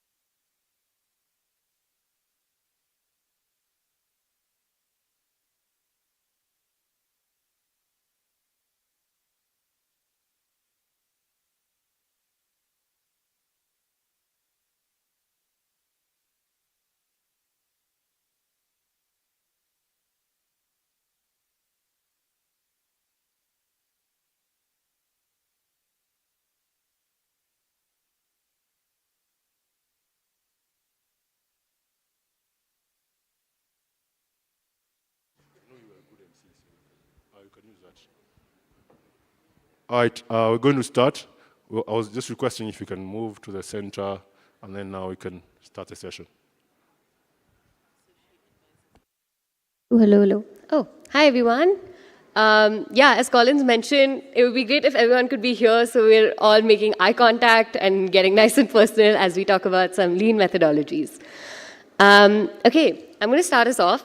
So my name's Ayushi. I'm a senior associate with 6 Decibels. I do a lot of our climate resilience work, and today I'm going to be sort of a supporting act for our main act, Hanadi, who is also senior associate and leads a lot of our digital agriculture work, and she will be walking you through what we've been doing lately, which is very exciting. So let's quickly go over the agenda. Oh, whoa, that's... Sorry, give us a minute, some technical difficulties. Yeah. Okay, as we wait, let's get through the icebreaker. How many of you have heard of 60 decibels and know what we do? Anyone? Oh, a couple of friends. Okay, nice to have you all here. For those of you who don't know us, we'll get acquainted really shortly once I have a slide up. Okay. So this is the agenda for today. We're going to be walking through 2 lean evaluations. So there's the QUIP methodology and then there's the lean evaluation methodology. These are both ways in which you can measure causal impact of your company, which means, I'm sure you all are familiar with causal impact, but it's basically saying that something has actually caused it, and that's cause and effect. For those of you who we are getting acquainted with, 60 Decibels is an impact measurement company. Very simply put, we make it easy for you to listen to the people who matter the most to you in your company. So this can be in agriculture, it can be farmers, it can be agripreneurs, it can be agents. We talk to them, we understand the impact your company is having on them and their experience working with your company. And that's how we do impact measurement. And we do this via phone-based surveys. And these are really short conversational pieces and they take very little time. And we deliver results fairly quickly. And that's sort of the approach we've taken, even with the digital grant that we have collaborated with Busara and Gates. So the grant has 3 main features, which are on the slide. Today we'll be focusing on the third one, which is how you measure the impact of outcomes, which can include, in a farmer context, it can include productivity, production, income, and so on and so forth. So let's chat about what we did and what we kept. So 60 Decibels does a really good job of doing things lean, which means we keep things quick, we keep them cost efficient, and that's what we wanted to do with lean evaluations as well. If you're familiar with causal impact, you know that RCTs take a lot of time and they can be really expensive. And what we wanted to do was a really rapid way of delivering causal results, so like rigorous results in a shorter time, which also was cost effective. And that's what we've done with the 2 methodologies. I'm going to call on Hanadi to actually walk us through the first one, which is qualitative impact protocol. So, hey everyone. Okay, so just to add to Ayushi's intro, so the digital grant that funded this work, a big kind of piece in the grant is not just to show impact and show evidence of impact of digital services, but it's really a learning grant. So we wanted to test different ways of doing like quick and repeatable impact, robust impact measurement under the grant. So all of this was quite experimental over the last year.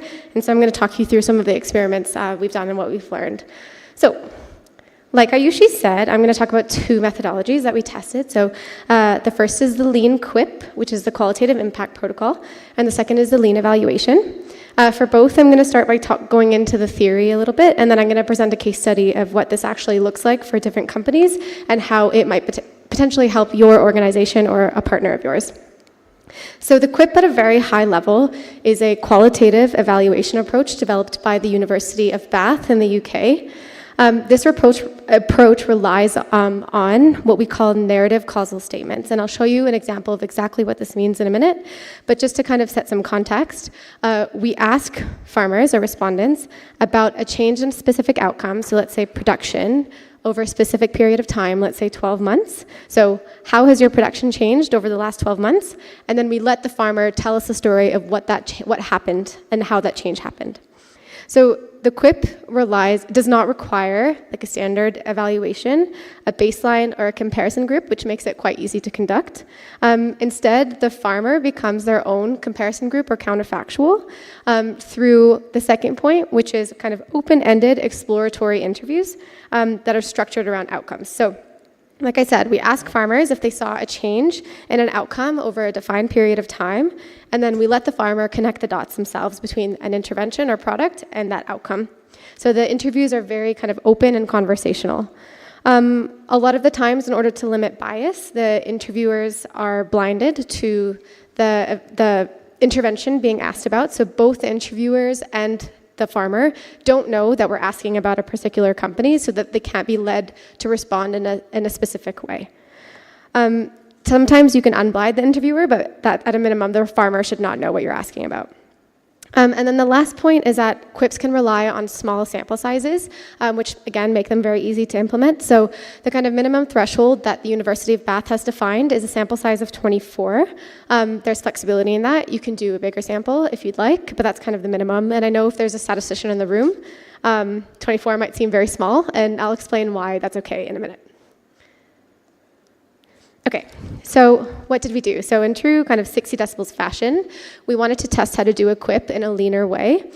So what we did was we conducted a lean quip, which is we were able to kind of cut down the interview time from over an hour to around 20 to 25 minutes. We used more targeted questions, and we conducted all the interviews over the phone. From these experiments, we learned that specifically in lean quip is most useful when you're validating a causal pathway or proving that your theory of change is working.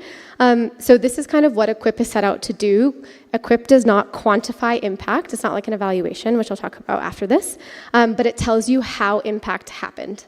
The second thing is that it's best for measuring shorter causal pathways. So what we mean by this is when you're conducting a quick phone interview, it's easier to do this when the distance between the intervention and the outcome is short. So there's not too much like mental gymnastics that a farmer would have to do to draw the line between the intervention and the outcome. So a good example of what might not work very well using the lean quip method is credits in some cases. So if you're a credit provider and you provide credit for anything under the sun, when a farmer borrows from you and they purchase seeds with that, and then they do a lot of other things throughout the season, at the end of the season, they increase production.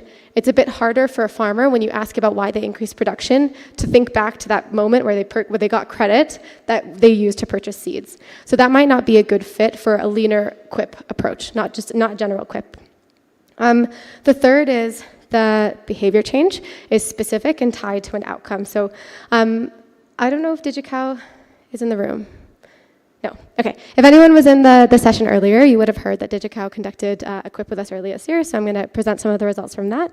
But for example, DigiCow is a really good company for a quip because it provides training to farmers on how to improve their feed for cattle, which very directly links to productivity of their cattle. On the other hand, I'm going to bring up credit again, although I'm sure there's cases where credit might be a good fit for this. So if you're taking out a loan for kind of anything under the sun, then there's multiple causal pathways that might lead to multiple different outcomes. So it's more difficult to really draw that relationship in one quick 25-minute interview. So it might not be the best fit for a leaner quip. The final thing is that it's best implemented at the end of the agricultural season. So again, to kind of add to the ease of implementation, a quip only requires one round of data collection. And it's best when this is at the end of the agricultural season after all of the impact from the intervention has been realized for the farmer. So enough theory. I'll talk about what we actually did. So in October 2022, we conducted a lean quip with DigiCow. And if you're not familiar with DigiCow, DigiCow is a digital service provider that offers Kenyan dairy farmers training on cattle management services. They do this either through an app or through a digitized extension agent. And so what we did is we asked farmers about changes to their feeding, breeding, and health management practices in the period of the last 5 months. So we specifically asked, as you can see on the slide, we specifically asked farmers to reflect on since the last Easter holiday, because it's much easier to anchor yourself in a specific holiday when you're reflecting on a time period than to just say the last 5 months. And then we also asked about any changes in their production and their earnings. So I've added the questions here just so you can get a sense of what we asked, but what's missing here is that there were also a series of prompting questions that we armed our enumerators with so that it could help the flow of the conversation and helped kind of get to the right outcomes that we're targeting. But this was the main thing that we asked. These questions resulted in responses like this. So I wanted to include an example of that. So what you see in red is exactly what we did with the data. So we coded every response to see what key themes emerged in our data in order for us to be able to analyze it. So I'm not going to read it out to you, but I'll give you a minute to read. But this is an example of what I meant by a narrative causal statement. So the enumerator, who again doesn't know that we're asking about DigiCow, and the farmer, who doesn't know that we're asking about DigiCow, was asked if they experienced a change in their earnings over the last 5 months from their dairy farm, and why, if they had. And so stories like this would emerge. And so this farmer was able to draw the conclusion themselves of, I received training from DigiCow, I introduced new feed, I improved the feed for my cattle, and that in turn increased the quality of my produce and the quality in my profits. So it's shown as like a causal pathway, which is kind of the main way of demonstrating data from a quip. So this is the most common causal pathway that farmers said led to a change in earnings when we talked to them. Obviously, there's a lot of other things that farmers mentioned, like changes in the market, which were also tracked, but this was the most common theme that we saw. So you can see that kind of each step builds on each other, and it's a bit of a story that the farmer tells that we then code and present. I also know that sometimes it's easier to consume information in numbers. So it's not the main way that usually QIP data is illustrated, but it's helpful to visualize. And I know that kind of this question came up a lot, so it's important to address is that if in the sector, I know if you're an ag tech, a lot of the time farmers don't know the name of the company that they're working with, and so it might make this more complicated. And so what we did is we have a distinction between direct and indirect attribution. So direct attribution is when a farmer said, DigiCow led to X, or another name that they know for DigiCow led to X. Or indirect attribution is when a farmer implemented the specific advice offered to them without mentioning DigiCow by name. So we know exactly what training the farmer received in the last five months that we were able to reflect on. And I know that I just wanted to have this up because I know that that's a common question, but if you have any more questions about this, please let me know in the Q&A. So, to wrap it up, we wanted to illustrate the benefit of conducting a lean QIP for organizations. And so we've talked about how it provides a validation of a theory of change, it demonstrates causal attribution, and it introduces farmer voice. But to add to that, and so the way that we worked around this is that we asked companies to give us contacts for newly registered farmers who are yet to really use their services, and then we asked those farmers to reflect on the period just before their engagement with the company. So to do a diff and diff, you can also see that you need 2 rounds of data collection, again, pre and post intervention or pre and post engagement with a company. So we've conducted the first round this year with 2 companies, and then the next round we're going to be conducting next year after the intervention has been administered. And so hopefully I'll see you all again next year to present on the insights that we had from the difference and difference analysis. But because this is a learning grant, and we learned that there's a lot of difficulties in actually getting a comparison group or getting data at baseline, we expanded our definition of a lean evaluation to also include a cross-sectional methodology where we don't actually need a baseline. So this approach just measures the difference between 2 groups at one point in time, post-intervention or after engagement with a company. This means that the results are robust and they're a very good indication of correlation, but the insights are not causal, which is important to say. Regardless, the insights are still really helpful to organizations and important nonetheless. We did manage to finish 1 round of lean evaluation this year. So we worked with Tomorrow Now and Calro. I don't know if there's any reps from these organizations in the room, but Tomorrow Now and Calro have partnered together to provide farmers with hyperlocal SMS weather advisory in Kenya. And so these are things like how much fertilizer do you need to use, when do you need to plant, how do you build channels for drainage, things like that. And so I just wanted to share a snapshot of the results. It's important to say that this was the first round of 2 that we're conducting with Tomorrow Now. And so the first round was really kind of, because it was in the post-planting period of the main agricultural season, it was really focused on post-planting indicators and so and behaviors that are recommended by Tomorrow Now. And so the first bullet here gives you an indication of these are the recommendations that Tomorrow Now makes to farmers, and then the bottom 3 were other outcomes that we wanted to look at, like pest infestation, successful germination, and crop loss.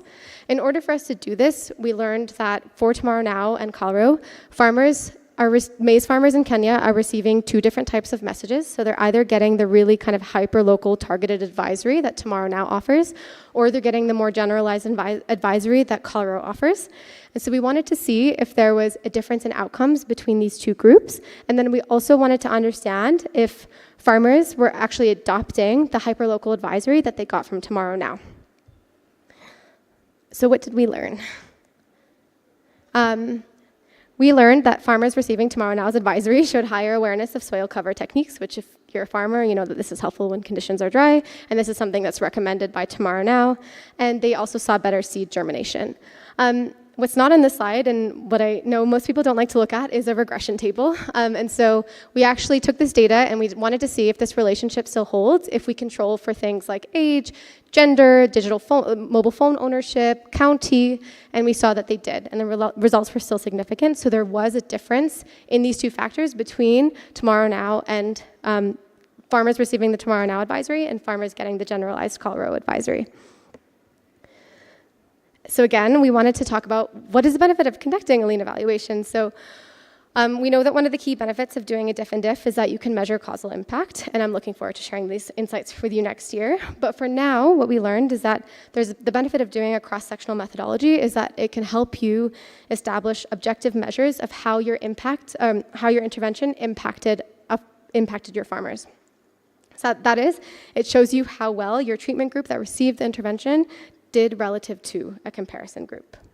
I also spoke with the Colorado and Tomorrow Now teams to understand, this is still a new evaluation, so they've just received these insights, but I wanted to understand how this approach has helped them and how they're planning on using the insights.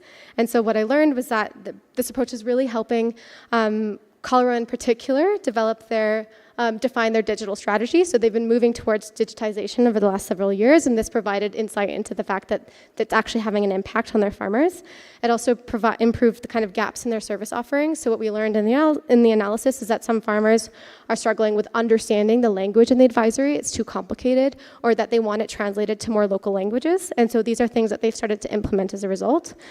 And then finally, Tomorrow Now is using these insights to secure further funding to expand their offering to reach more farmers across Kenya, all of which is excellent. Okay, so to wrap this all up nicely, I know that was a lot of information, but if you're an organization or you have a partner organization and you're trying to decide between these two different types of analyses, obviously there's so many different ways that you can measure impact. These are just two. But I think what you really have to go back to is, what is your research question? What are you trying to answer? Because these two methods are robust in different ways, but they answer different questions. So EQUIP is used to validate a causal pathway. So the main aim of EQUIP is to tell you how you are having impact, whereas a lean evaluation quantifies potentially causal impact. So the main question is, how much impact am I having? Two different questions. The QUIP is a bit easier to implement, so it doesn't require a baseline, it doesn't require a comparison group, it's a smaller sample size, one round of collection. It's also more cost effective. I'm missing a K on the side, it's not $25 to conduct, but if the range is wide because it really kind of varies on how big your sample is, how many indicators you want to look at, how long these interviews are going to be taking. And I know that in some cases it's a little bit on the higher side, but this is because we're still experimenting with this methodology, so hopefully over time we'll be able to reduce costs because we have more standardization and expertise around it. But this is kind of the range, 25 to 50K per round for EQUIP. And then again, lean evaluation is a bit more complex. It requires a baseline, a treatment and comparison group, a larger sample size, and at least 2 rounds of collection. So the ease of implementation I've put as medium because it's not as complex as conducting an evaluation generally or an RCT, and it's not as expensive. So again, the range is between 60 to 80K per round, but ideally this would vary depending on how big your sample is and how many questions you're asking, and the more that we do this, if we can reduce those costs. So that's it. I'll go back to the slides so that everyone can look at that, but do we have any questions? I know it's the end of the day, so it's very fair if you don't have any questions.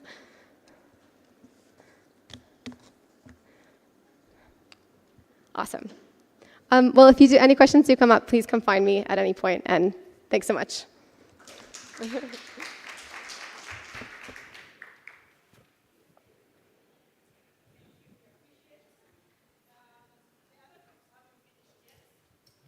So we'll give them a few minutes. If that's okay, you can take an opportunity to stretch right outset, then we'll come back. We'll make an announcement to come back. We wait for the other 2 teams to conclude. If it's okay, you can also stay in and wait for them. Thank you. But don't go have tea. I didn't say that. I said you can stretch or stay in and we wait. Thank you.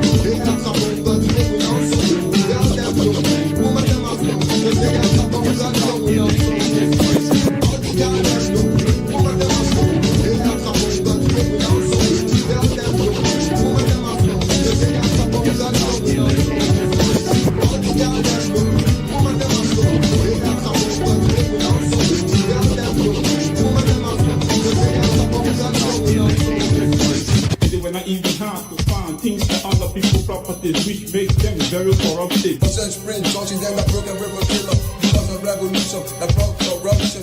were not even half the farm things other people properties, which makes them very corrupted. They were not even half the farm things other people properties, which makes them very corrupted.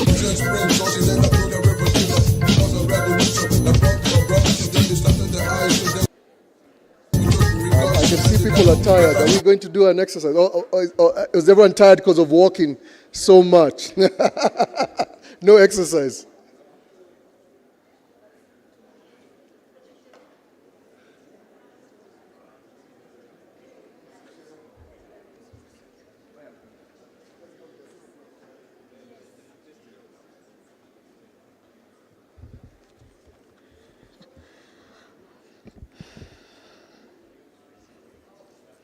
So good evening.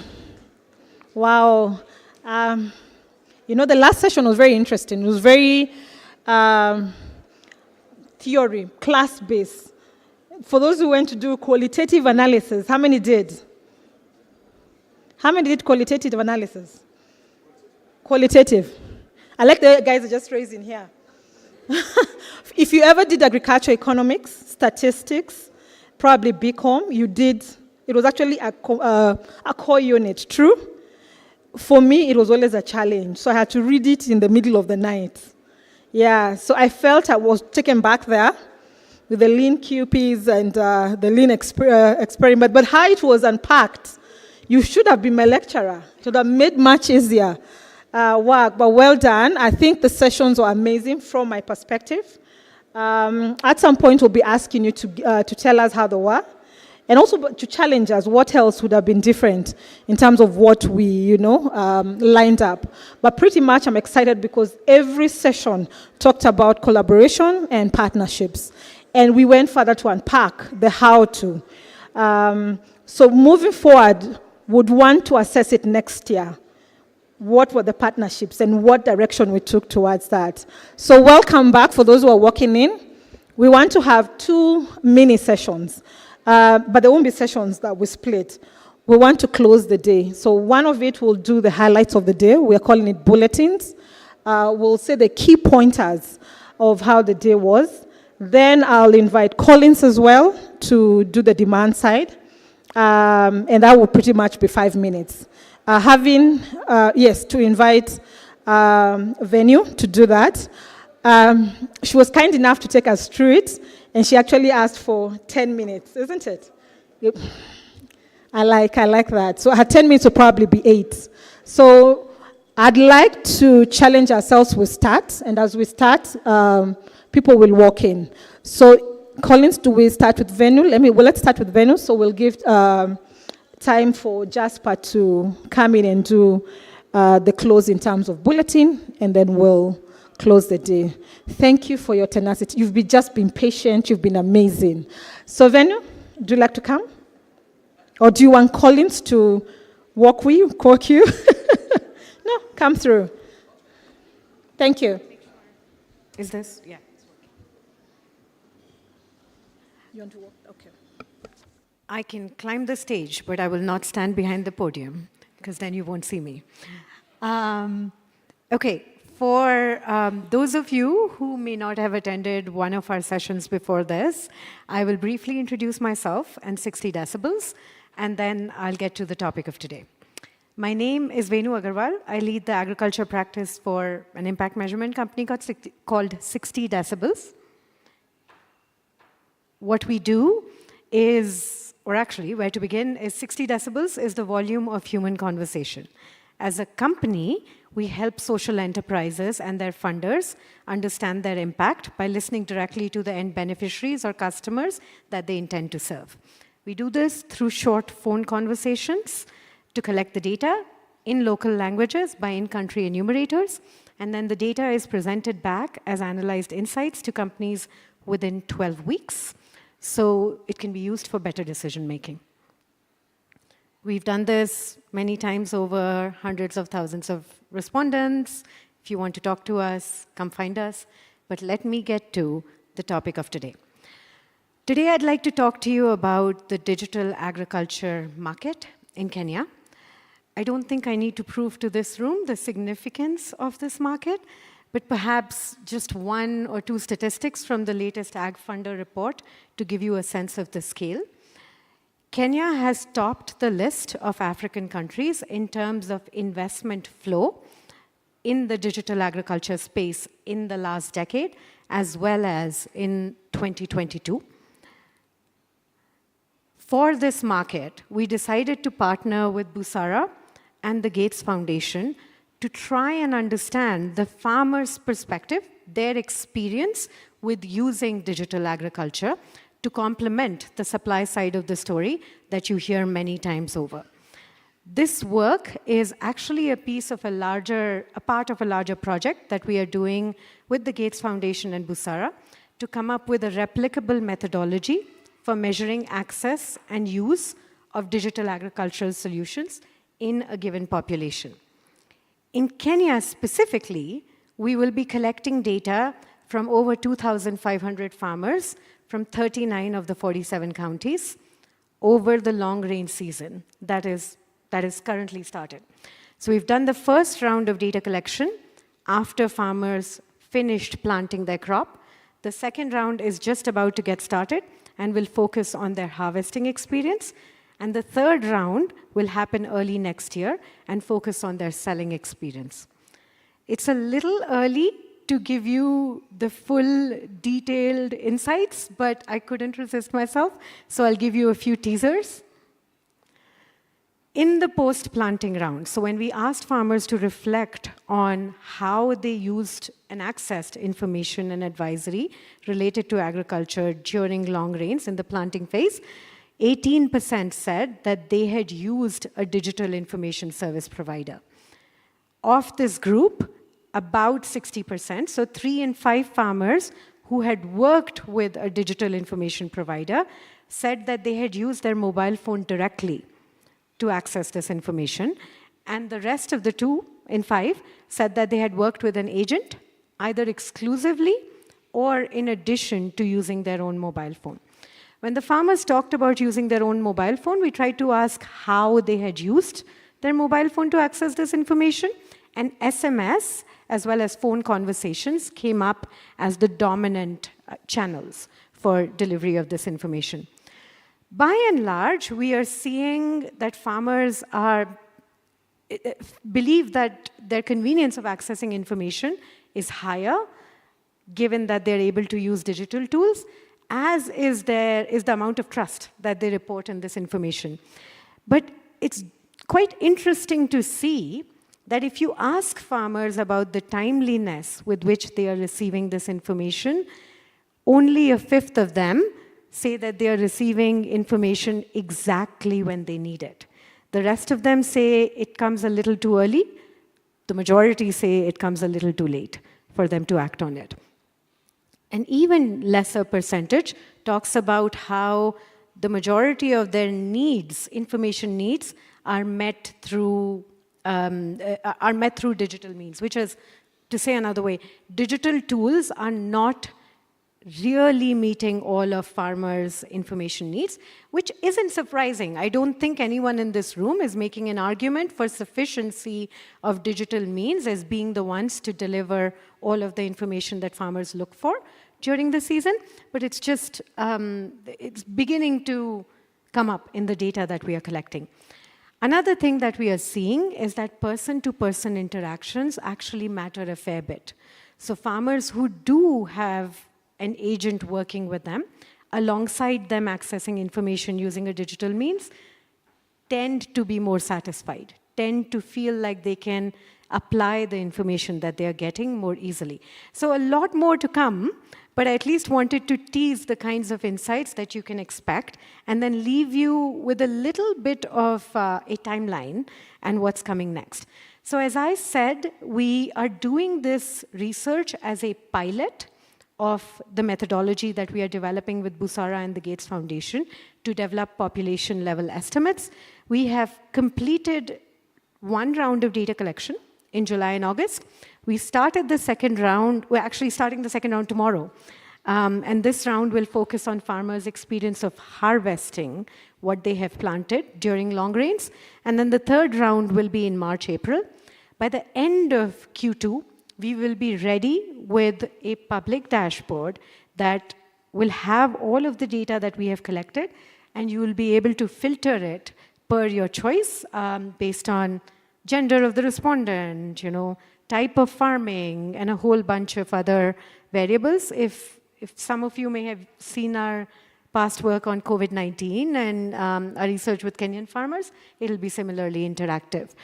We will also make the anonymized data sets, the survey instruments, as well as the methodology, and any research briefs or reports we produce available on this microsite, with the hope that, of course, whatever we learned is possibly only a beginning.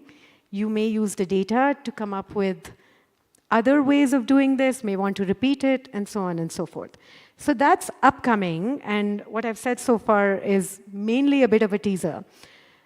Where I would love to work with you guys is, we obviously cannot do this ourselves. We are coming up with a methodology to measure something that hasn't really been measured before. People tend to rely on active use, registered users, and so to figure out how to get a farmer to reflect on whether or not they have used a digital service and do that accurately is not easy. As a part of this effort, we are looking for up to 24 digital farmer service providers to partner with us. We will work with each of you to do a fully funded farmer insights research, which will of course involve questions of the kind that you have seen here. In the process, we hope that we can refine our methodology to make it more predictive. But as a participant, you will receive information from almost 300 of your farmers who will be surveyed by 60 decibels enumerators. You'll get a report, the anonymized data set, and you become a partner in this effort. In terms of qualification, we are looking for organizations who are providing agricultural products or services to farmers digitally. What that means is, and there's a slight caveat to it, we are only focusing on farmers' own mobile phones as the first delivery channel, and the second delivery channel is a digitized agent. We couldn't do the full gamut of digitization and innovations that all of you work on, at least in the first phase. But if you're an organization that uses either of those methods, you can scan this QR code, you can find my colleague Irene, Hanadi, Ayushi, or me, and talk to us. We have to focus on 4 geographies, at least to begin with. So these 24 companies, our first hypotheses are likely to come from Kenya, Nigeria, Ethiopia, and India. If there's opportunity to expand, we absolutely will, but right now we might have to limit ourselves. And then, because 60 decibels collects data using phone conversations, we need you to have at least 750 phone numbers of your customers, farmers, who are using the digital means. So that's sort of where I would like to work with you to grow this initiative. If you have any questions, I can take them now or direct them to the right person. Alternatively, you can reach out to us on this email address, scan the QR code, and directly sign up. Okay, that's it for me.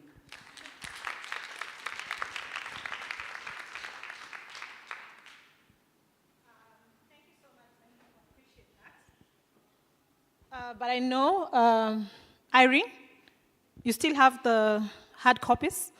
You could be able to distribute for purposes of those who will not be able to scan at the moment. Jared, are you here? Jasper, Jared, you could have both names. Welcome. Looking forward to hear the bullets for today. Thank you so much. Good evening, everyone. I do hope that the food that you've eaten is stimulating some mitochondria for you to get energy, and I hope you can smile back to me again. Good evening. Here is me with the local evening news for you to take home. So I'm going to walk through some of those key takeaways that have come from the discussions today, and allow me to be very succinct in terms of what we've had. So we had 3 breakout sessions in the morning. The first one focused on finding effective partnerships and increasing financial access. So we had three distinct conversations. The first one focused on the warehouse receipt system.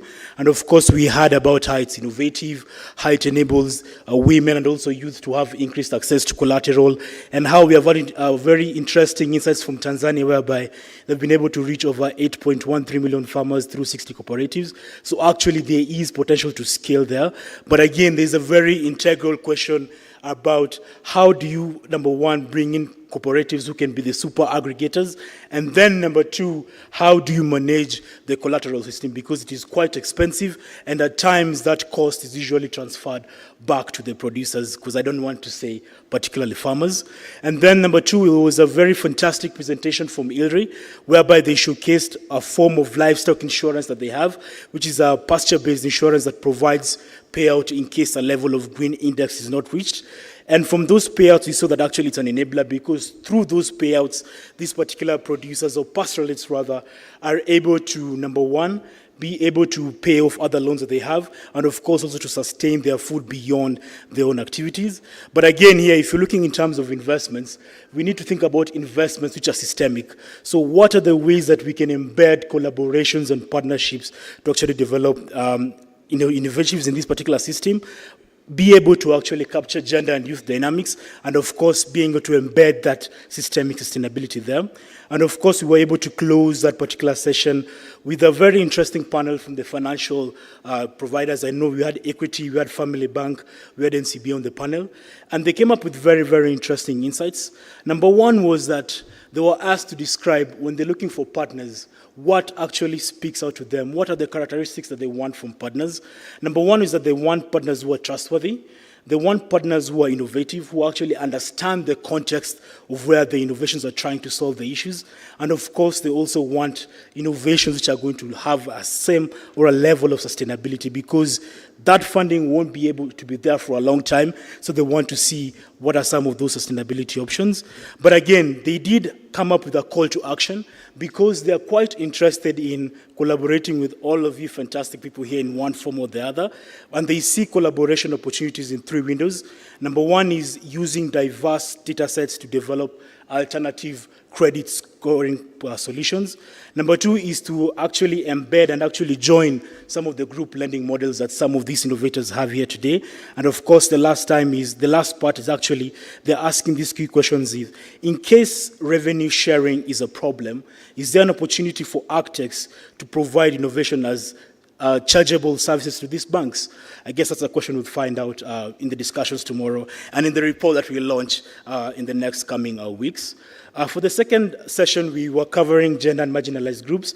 And here we had three distinct panels, but allow me just to cover one that focused mostly on the gender. And we were seeing that actually there are service providers like BRAC and KTDA, which are actually in the forefront of promoting gender inclusion using differentiation in their products. We saw KTDA showcasing us how they increase in terms of bushels to women, how they're doing capacity building. But of course, we'll cover that more in detail. But despite all these innovations, we have to be true to ourselves, because there are some systemic challenges that are still impacting gender equity. Those form around social and cultural norms, land ownership, and of course, high entry requirements. But again, the key takeaway from that particular session, and I guess it's the theme for this particular event, is that we need to identify successful partnerships, and partnerships which have a singularity of purpose, partnerships which we actually want to scale the solutions that are actually very, very pertinent to the issues that face women and also youth in terms of getting better adoption of agtech solutions. And of course, we had the last session, which we've covered advisory, which was led by a fantastic team from Sprout. I can see Elias is smiling as I'm about to read his particular key takeaways. And here we saw that actually through Sprout, there's been increased collaboration in the system, whereby partners are coming in with data, being processed in-house with Sprout and being disseminated through producer-facing channels. And also, we also learned that actually farmers adopt or use multiple channels to actually access this information and even disseminate across those common interest groups, as we do call them. And of course, through these increased advisory services, we have been seeing that actually there are two key outcomes which are quite sustainable in one form or the other. Number one is that because of these advisory services, we see that producers are shifting towards much more financially attractive crops and value chains. And number two, we're also seeing that because of this availability of advisory services, that actually there's a sense of confidence being built in the ecosystem whereby banks are now much more willing to engage these producers with microloans. But of course, despite this fantastic picture, there's some challenges that do persist. Number one is that as much as there are these services, there's an issue to do with packaging, because farmers and producers mentioned that actually there's a lot of volume of information coming in, but sometimes that volume is not coming in a way that's actually much more effective for them to actually use them and adopt them in their services. So that's a key area. But even as we think about the future, there's a question about bundling of services. But even as we think about bundling of services, two things need to come out clear. Number one, that business model has to be articulated, because producers are willing and able to pay for those services, but they first need to understand what are some of the benefits they'll gain. But beyond all of that, there's that issue of collaboration, because with collaboration, we can extend our reach, and even as we extend our reach, we can deepen our impact. And I guess that's one of the key areas that we are focusing from this particular discussion. I know I've ran through all of that just because I had 4 minutes and 47 seconds to deliver this particular bulletin, but I do hope that in my bulletin there's something that you've taken in your head that will make you smile as you sleep tonight. Thank you so much.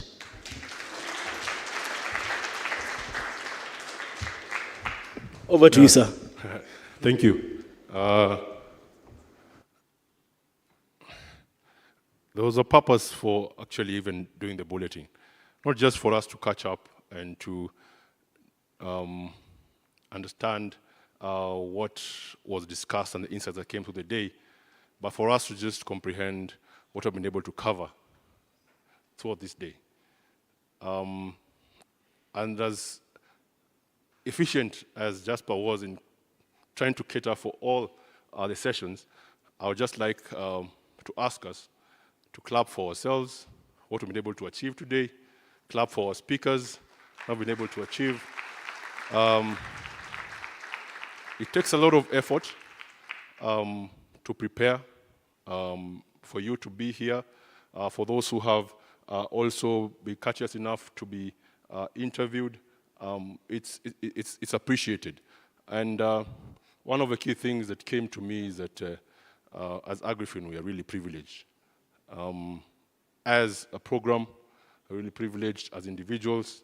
We're privileged to be hosting you. We're privileged to have shared information I've shared with you today.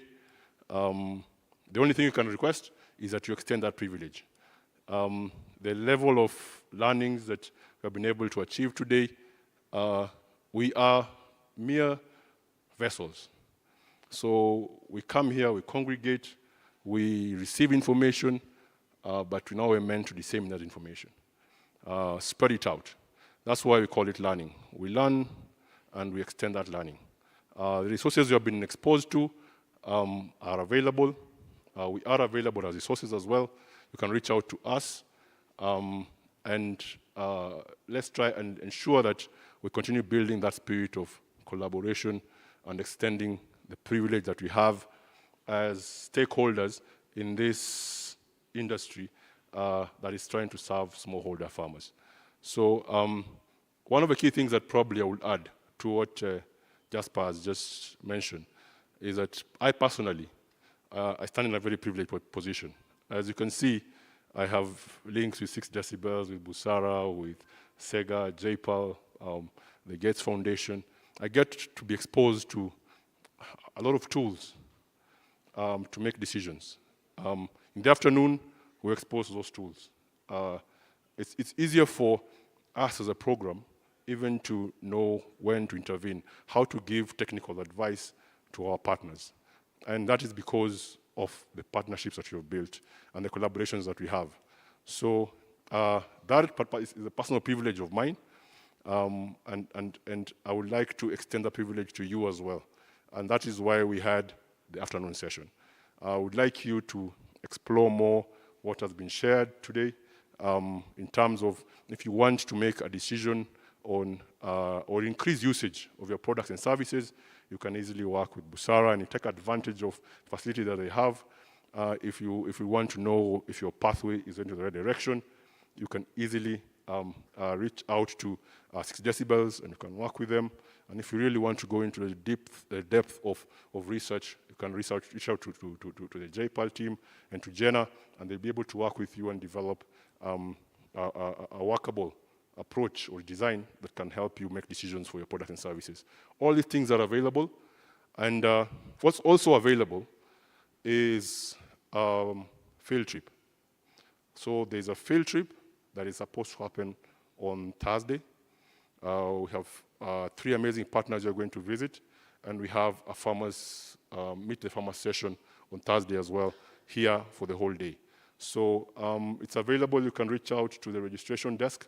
You'll be able to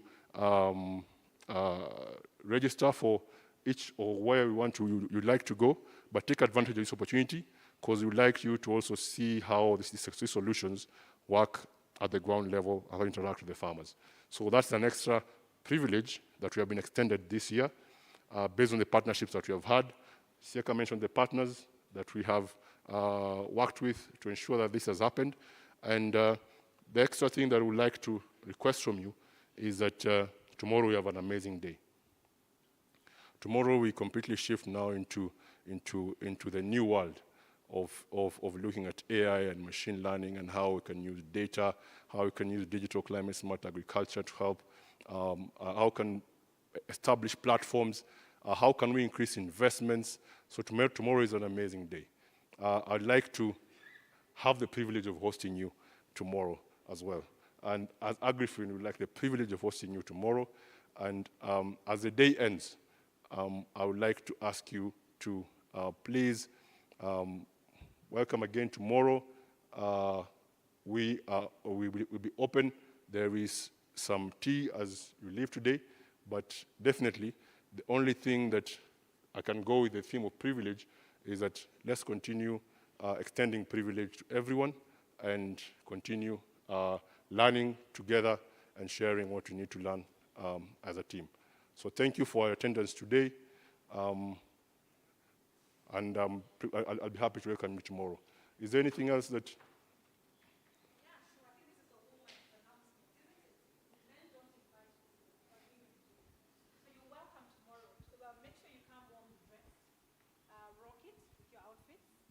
Because we'll be doing a bit of dancing in the evening, isn't it? So the men have provided the meal, but the woman will be serving it tomorrow. So plan to come a whole day, but also come knowing we have an extra evening, isn't it? Will you come? By show of hands. If you're coming for the 8 to 5, isn't it? For the 5 to midnight? So see you tomorrow. Remember, alone, you're only a drop of water, isn't it? But collectively, we are what? An ocean. See you tomorrow. Thank you.